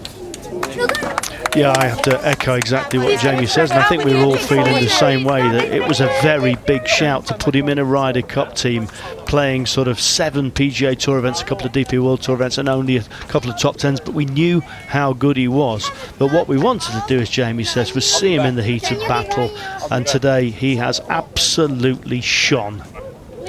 He certainly has. You better believe the hype. 14 first-time winners on tour already this year. Åberg on the precipice of becoming the 15th, just 23 years old.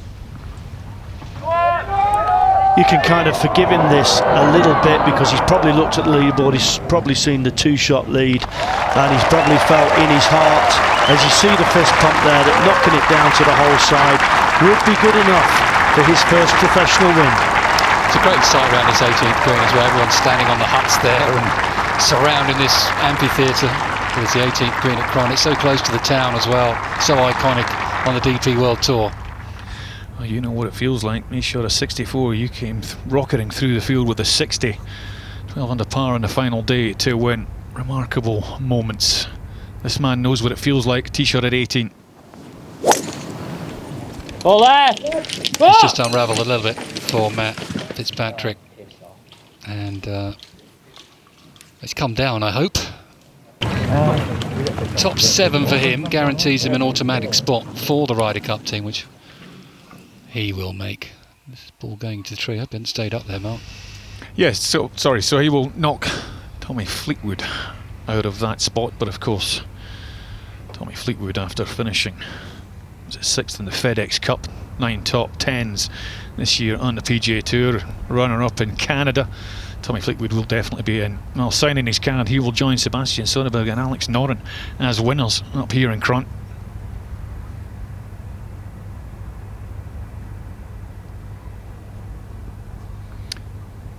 Always sign your card, Mark. Thank you, Jamie. Ouch. That's a sore one. That's a reference to Mark, unfortunately, an Open Championship, failing to sign his card when he was handily placed. I don't want to go over it anymore, Mark. Let's talk about Åberg today. Birdie putt on 14. That's all history, as is the performance right now of Åberg. That was for birdie at the 14, second at 15 up the hill. I mean, the iron play is to marvel at, really. It certainly is. He hits it so high, he's got so much control.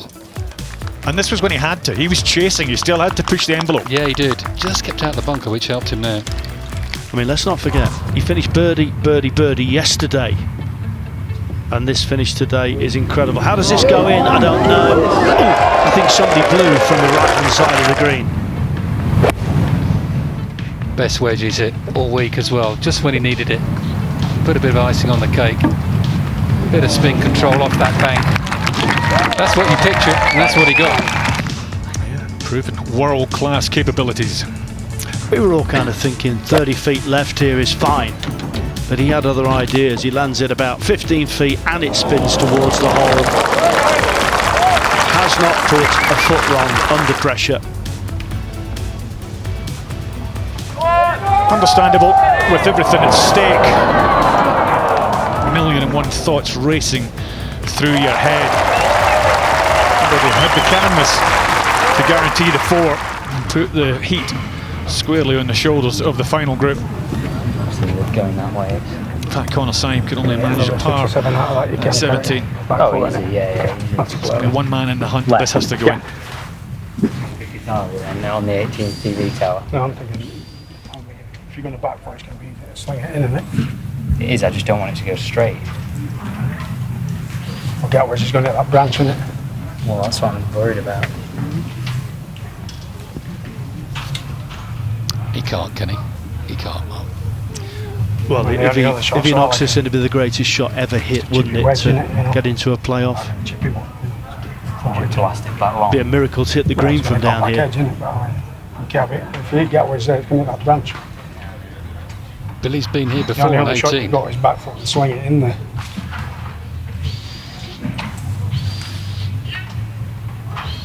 Okay. My backswing. This is virtually impossible. 155 yards, 143 to carry the front, but you've got overhanging trees.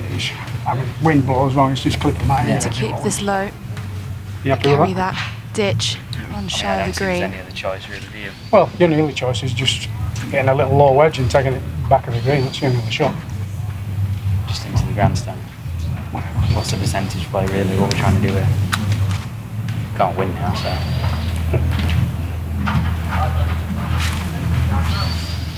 Interesting what goes through a golfer's mind, isn't it? He knows the chance is gone. Accepted he can't win. Just trying to limit the damage. You got to hook that 10 yards and the hook is in the piss. Mark, I think the player's just laying up, to be honest. I mean, we heard it there. It's just no Well, shot. your wedge is You going can't win. 142, you've got 142. So, yeah, it's not even. Yeah, I'm not sure laying up's in his DNA right now. Oh, he's going to try and hold this. Surely just a Hail Mary and hope that it goes in. This can only go long. Yeah, I think that's what he said. That was a smart play. He's got to get up and down from there to stay in second spot, but we know who the winner is now. So Ludvig Åberg is going to be your champion up the mountain. The Omega European Masters winner. He joins legends like Ballesteros, Els, Garcia, Montgomery, Faldo, Woosnam, Price, Spence, and of course Luke Donald. He'll join, you would suspect, Luke Donald on the plane to Rome. And Marco Simone, a Ryder Cup berth awaits the 23-year-old from Oslo, Sweden. Whatever you guys want me to. He's looking as calm now as he was when he started, when he was interviewed earlier, and as he was on 18. He's an amazing talent. Connor Syme looking for a final birdie, try and get a tie for second. Spin hard, spin! It's a good shot. And there is no guarantee of a Fitzpatrick up and down from where he is. He has just gone right against the thickest part of the collar, chipping down the hill towards the water. And I think he'll be a little bit stunned by this, Fitzpatrick. When he sits back and reflects tonight, he'll probably not believe how he's let this one get away.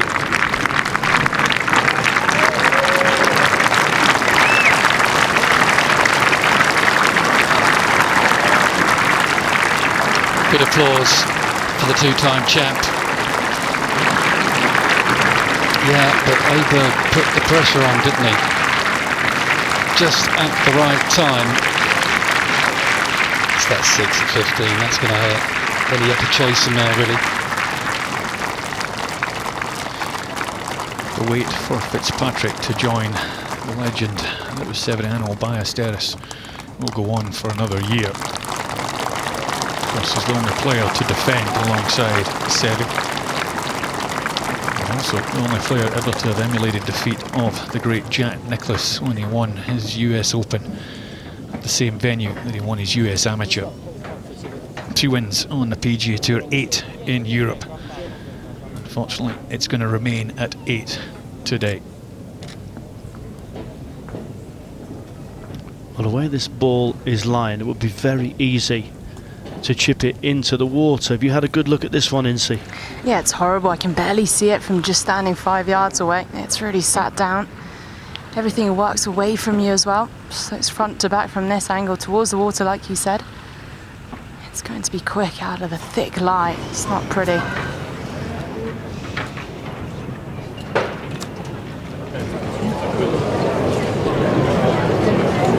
that just never came out. He just couldn't attack that, really. Must be quite deflated now, Fitzpatrick. He's going to help out Alexander Bjork in terms of race to Dubai points and money. The same for Connor Syme.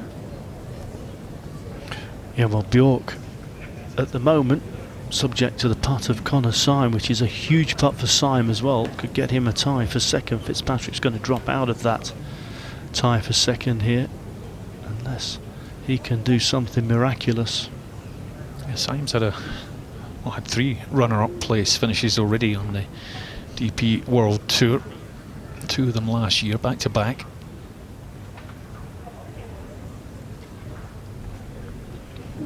I like the fact that they let the spectators really encircle the green here. 17,000 spectators in here yesterday, and I'm sure more today. Awesome atmosphere. And there's the champion.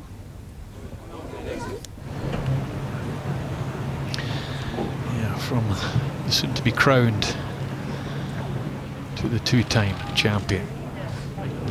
Fitzpatrick final throws. Slightly disappointing, but once the concentration has been switched off, it's very difficult to command the body with the authority so commonly uses. But he will now be an automatic selection for the Ryder Cup. We know he was going to get picked anyway, but that'll give him some solace. And he's got, his own agenda when it comes to Ryder Cup. He'll be a valuable member to that team. Put him with anybody. Foursomes player, what a foursomes partner Matt Fitzpatrick would be. Yeah, he's a world-class performer, isn't he? As this man is going to be in the future. There is no doubt about that. He's on cloud 9. Syme, huge putt. Is to get to 17 alongside Bjork. Oh, what a sterling effort. And a little feather in the cap of Scotland's Connor Syme.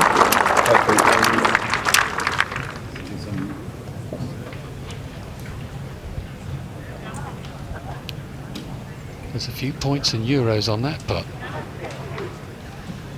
yeah, he's doing the right thing, isn't he? He's just going to have a little wander around and breathe is the important thing under pressure. I've enjoyed watching Connor Syme. Shame about the poor tee shot at the par 5, 15th into the penalty area, but apart from that, he's played some great golf. And let's hope this is the final putt of the week for him. Yeah, it's never easy going out there in the final group. Out there with one of the legends on the European Tour. He's handled himself remarkably well.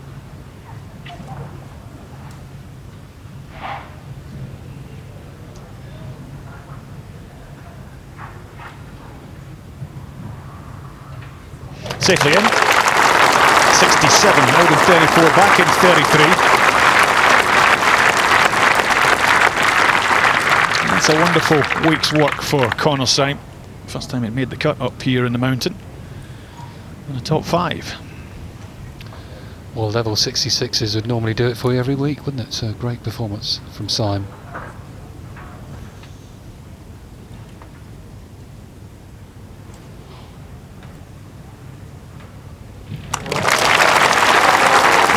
See that finish from Fitzpatrick. Disappointing. 6-4, 4-5 out of 33.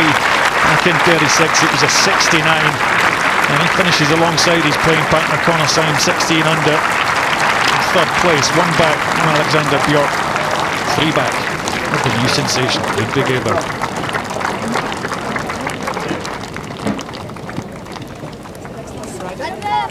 It's been an incredible afternoon, chaps. That was a very interesting back night. And I have to say, I think probably like yourself and like Jamie, when he birded the par 3 13th and birded the 14th as well, I could not see him being beaten, but the chip shot at 15 I was not expecting, and I think that really stunned him a little bit into the loose shot at 16, and as you say, it was an unravel that we just couldn't have expected. Yeah, I didn't expect that. I think something put him off on 16. We might never know. He just seemed to take so much time over that shot on 16. Just tells me he's in between clubs, never really got settled on that tee shot there on the par 3. Yeah, very unexpected from Matt Fitzpatrick, but he won't be the last person to do that. Yves Mittez, local tournament director there, giving Matt a hug. He'll head off, sign his card. Åberg probably move up more than 100 spots on the world rankings. He's coming in at 200. I think we can tell he's an awful lot better than that. Won't be long before he's inside the top 10. Great scenes. They all stay here and wait for the presentation, and we have a new winner, a new king of the mountains. Ludvig Åberg is the Omega European Masters champion. 19 under, a 64, 2 clear of Bjork, Fitzpatrick and Syme, a further shot further back. Let's hear from him now. He's with Josh. Seriously. Well done, you burglar. Thank you. Very nice from Billy. Ludvig Åberg, you're king of the mountain. Tell us how you're feeling right now.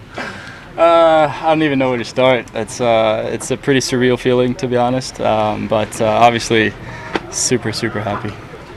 I've worked out, I think you've been 75 days as a professional golfer. Did you think your first professional win would come this quickly? If you ask me, probably not. But if you ask me if I could, probably, yeah. So I've always kind of had that, that I've been able to do it, but it's obviously to do it as well it's pretty cool. It's pretty cool.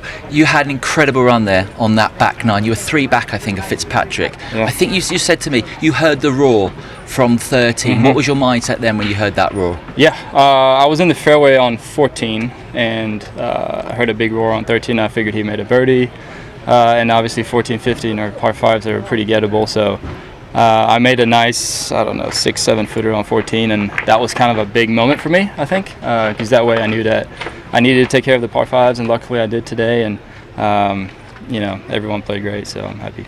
What about that second at 15? Speaking of par 5s, I know you were really happy with that second shot. Yeah, that was probably my favorite shot. Apart from the one on 17, that's probably my favorite. I just hit up, 5 iron as hard as I could, and came out right on line and trickled a little bit to the back, and I actually didn't hit my first putt very well, but I wanted to make it so much that I charged it a couple of feet past, but yeah, it was good. There has been so much Ryder Cup talk at the start of the week involving you. Realistically, at the start of the week, what did you think you had to do to possibly make the team for Rome? I figured a win would put me in a good position, but honestly, I've been doing a pretty good job of not thinking about it too much. I feel like, I get reminded a lot, but I try to, once I get on the golf course, it's just me and golf, and I've been doing a good job of that, and luckily, I was able to finish well today and win the tournament. It's very much now a possibility that you might make the trip to Rome. What would it mean to you to be part of Team Europe at the Marco Simone Golf Club? It would mean the world, obviously. I think for anyone, as a young golfer growing up both in Sweden and Europe, those are the tournaments and the events you want to be a part of. And if I ever get the chance to be a part of that, obviously I'm going to be over the moon, and it'd be really cool. Ludvig, many congratulations today. Brilliant win. Thank you. Thanks. It certainly was. Great reaction. Sometimes it's very difficult to gather your thoughts. This was the moment. As we got to take two. Speaks well, doesn't he, for a man of his age? Well, to be have that much clarity of thought in a situation like that as well, when you've just been confirmed as a DP World Tour winner, it's actually difficult to speak. Doesn't look phased. Looks comfortable in the situation under pressure. That's what you want. Some are just born that way, Andrew. Yes, he's a former #1 amateur. Looks like he's got the ability to maybe even further in the professional game and get to the very top of the rankings there. Congratulations from his fellow Swede. Ludvig Åberg is the champion here in Krank. Just a little thought about who will be picked also to go along on that flight to Rome. Well, I think he made a very honest answer, as we just see a repeat here of Fitz's shot that went through the back at 18 into an awkward spot. I love the honesty. They said a win. I think for me, in my mind, he had to come here and win, or at least contend all the way to the end and maybe just miss out to prove to me he was ready. There's no doubt from that performance he's ready, so he is a definite pick for me. And I also think Moronk is a definite pick for me. And then you're looking at the world-class players of Straka, Rose, Lowry and Fleetwood, and I think for me, those are your 6 picks. Højgaard maybe just not quite doing enough to make it through. Probably. I feel desperate for him, but it looks that way. Okay, we'll head down to the 18th green for the presentation to the new champion. Congratulations. The first one. Congratulations. Thank you. Congratulations. This is. Thanks so much. Thank you. Terrific moment. What a trophy. One of the most beautiful and spectacular trophies on the DP World Tour. Some of the best names ever to have played professional golf in Europe have their names etched in that trophy. What a wonderful smile as well. Okay, there's the projected standings at the rankings. No changes in the top 2 spots. Moronk jumps ahead of Victor Perez, who missed the cut here. Alexander Bjork moves up. Minwoo Lee, Robert McIntyre, Viktor Hovland moved down. Loughton inside the top 10. Jon Olesen makes up the top 10.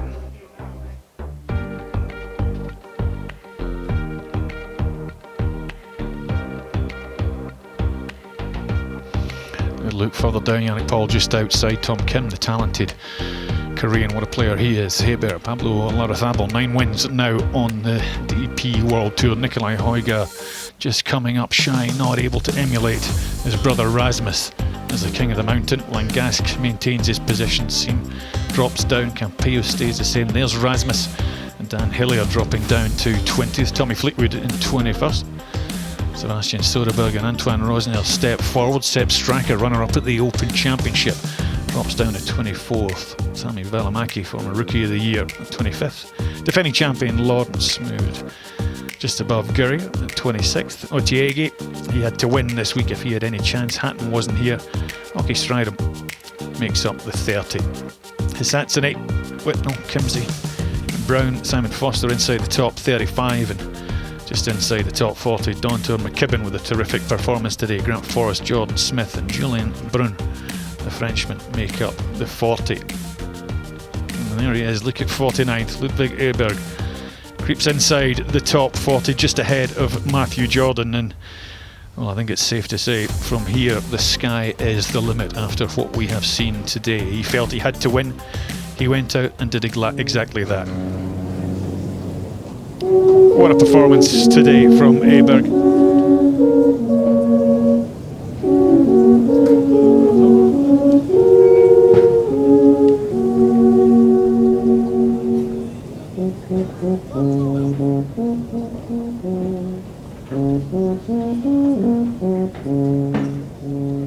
I guess this is a version of Swiss baton twirling. Well, we've seen the Weisshorn, the Matterhorn, and those are the big horns.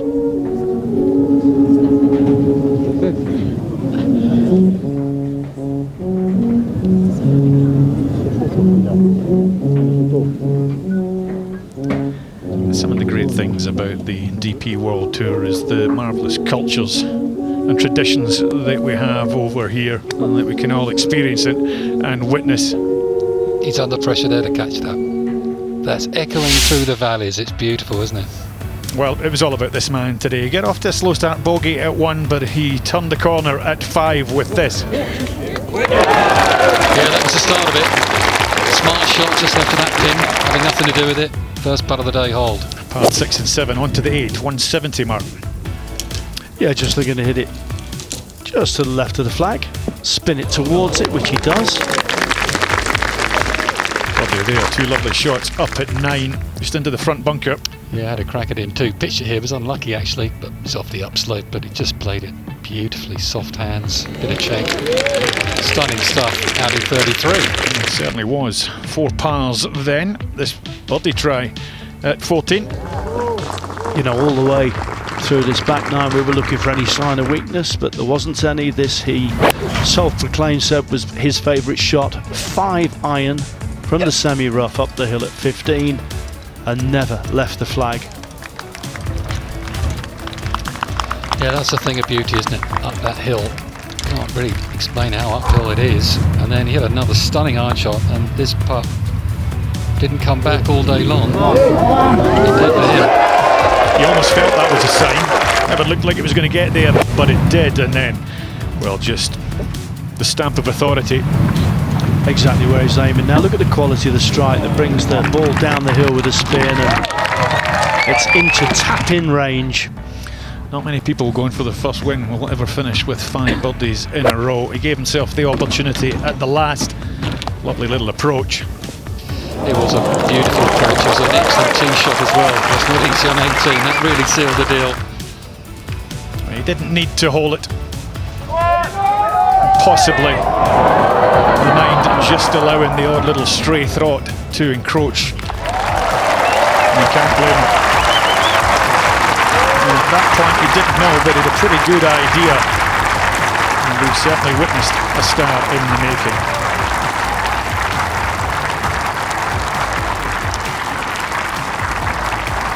What a performance. Just 23 years old and only his 6th DP World Tour event. He had a couple of top 5s before. Now he's a winner. Fitzpatrick, he had to go for it.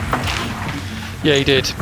But it was a 1,000,000 to 1 shot from there. And that sealed the deal for this man. What a buzz. Get that name on the trophy along with some of the best there's ever been. Special moments. And the first of many. I think that's safe to say.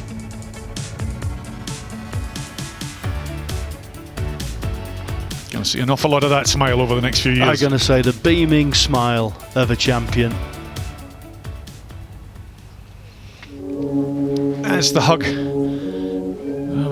Matt Fitzpatrick's mum, his partner and his father there, the confirmed Ryder Cup teams so far. McIlroy, Ram, McIntyre, Hovland, Hatton, and confirmation there that Fitzpatrick jumps ahead of Tommy Fleetwood. Well, we saw that hug at Brookline, didn't we, when he won his US Open, and he's on the other side of it today, but there'll be plenty more wins for Matt Fitzpatrick. Oh yeah, and what about his brother? Terrific performance from Alex. Well, he's on the up, isn't he? His brother must be very proud of his brother. Was Matt? Two of them are very close. Can I have the cap? Can I have the cap? The value of those caps have just gone up exponentially once that signature is on them. Yeah, I mean, I think it's safe to say, from what we've seen today, that could be the signature of a future major champion as well. I think he is that good. Congratulations also to Robert McIntyre, of course, who confirms his place as the final man in from the European points list. Goodness me, he had to endure a tremendous amount of pressure over he the went last through few the weeks. mill, didn't he? Bob McIntyre this week. He's in the team. Good on him. Never made the cut here, coming here. Just clambers through on Friday afternoon. That was incredible viewing. Proud Scot, Andy. Oh, very much so. absolutely great to see another Scot make a Ryder Cup side. Would be excellent in the 4 balls. McIntyre, the birdies he makes, eagles. An exciting player. Yeah, the job of the captain and vice captains now is to marry up the pairings, try and figure out how they're going to perform together. Got to pick the team first. Of course it is, yes, but he'll have a good idea now. They'll all have been watching the outcome of this tournament this afternoon. And I think another great thing about this young man, because we are now thinking he's almost certain to be heading to Rome, is that he has such an affable personality. He is so calm, his demeanour is so amazing on the golf course. I think you put him with anybody, everybody would like to play with him. I think he's still that fresh. He's going to have to introduce himself to one or two of his teammates. You need a bit of youth, a bit of experience, and it looks like the European team are going to get that. Well, one of the interesting thing is that rookies used to get a hard time. They say it was tough for a Ryder Cup. Not so much nowadays. They're fearless. I never thought that. I always look back at Phil Walton when he held that winning putt at Oak Hill, and there's many other examples. David Guilford back in the day as well, and plenty of others of rookies who've come along and done the business, and you'd happen to think this man will play a big part. Third Swedish winner on the 2023 race to Dubai after Vincent Norman at the Barbasol, Simon Forsström at the Sudal.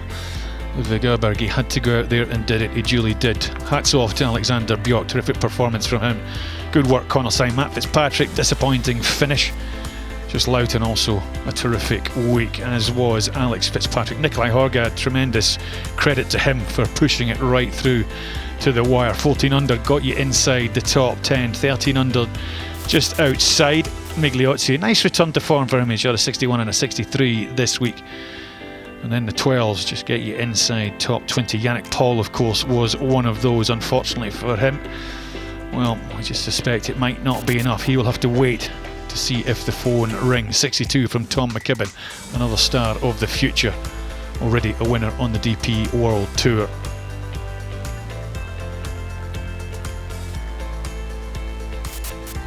And there's the defending champion Tristan Lawrence. Didn't have the best of weeks, just inside the top 50. For him, Marcel Schneider, disappointing 73. First time he's ever shot over par up here at the mountain.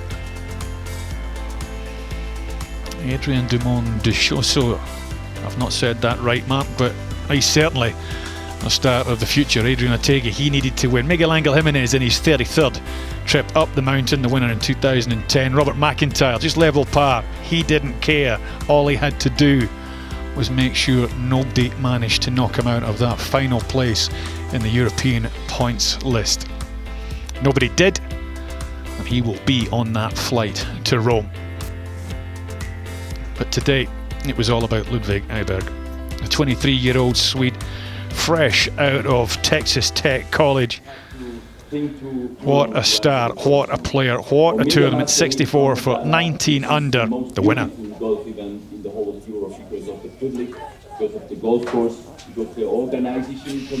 Just in the background there, Guido Migliozzi. I'm sure he'll be in Rome. What was a very interested spectator.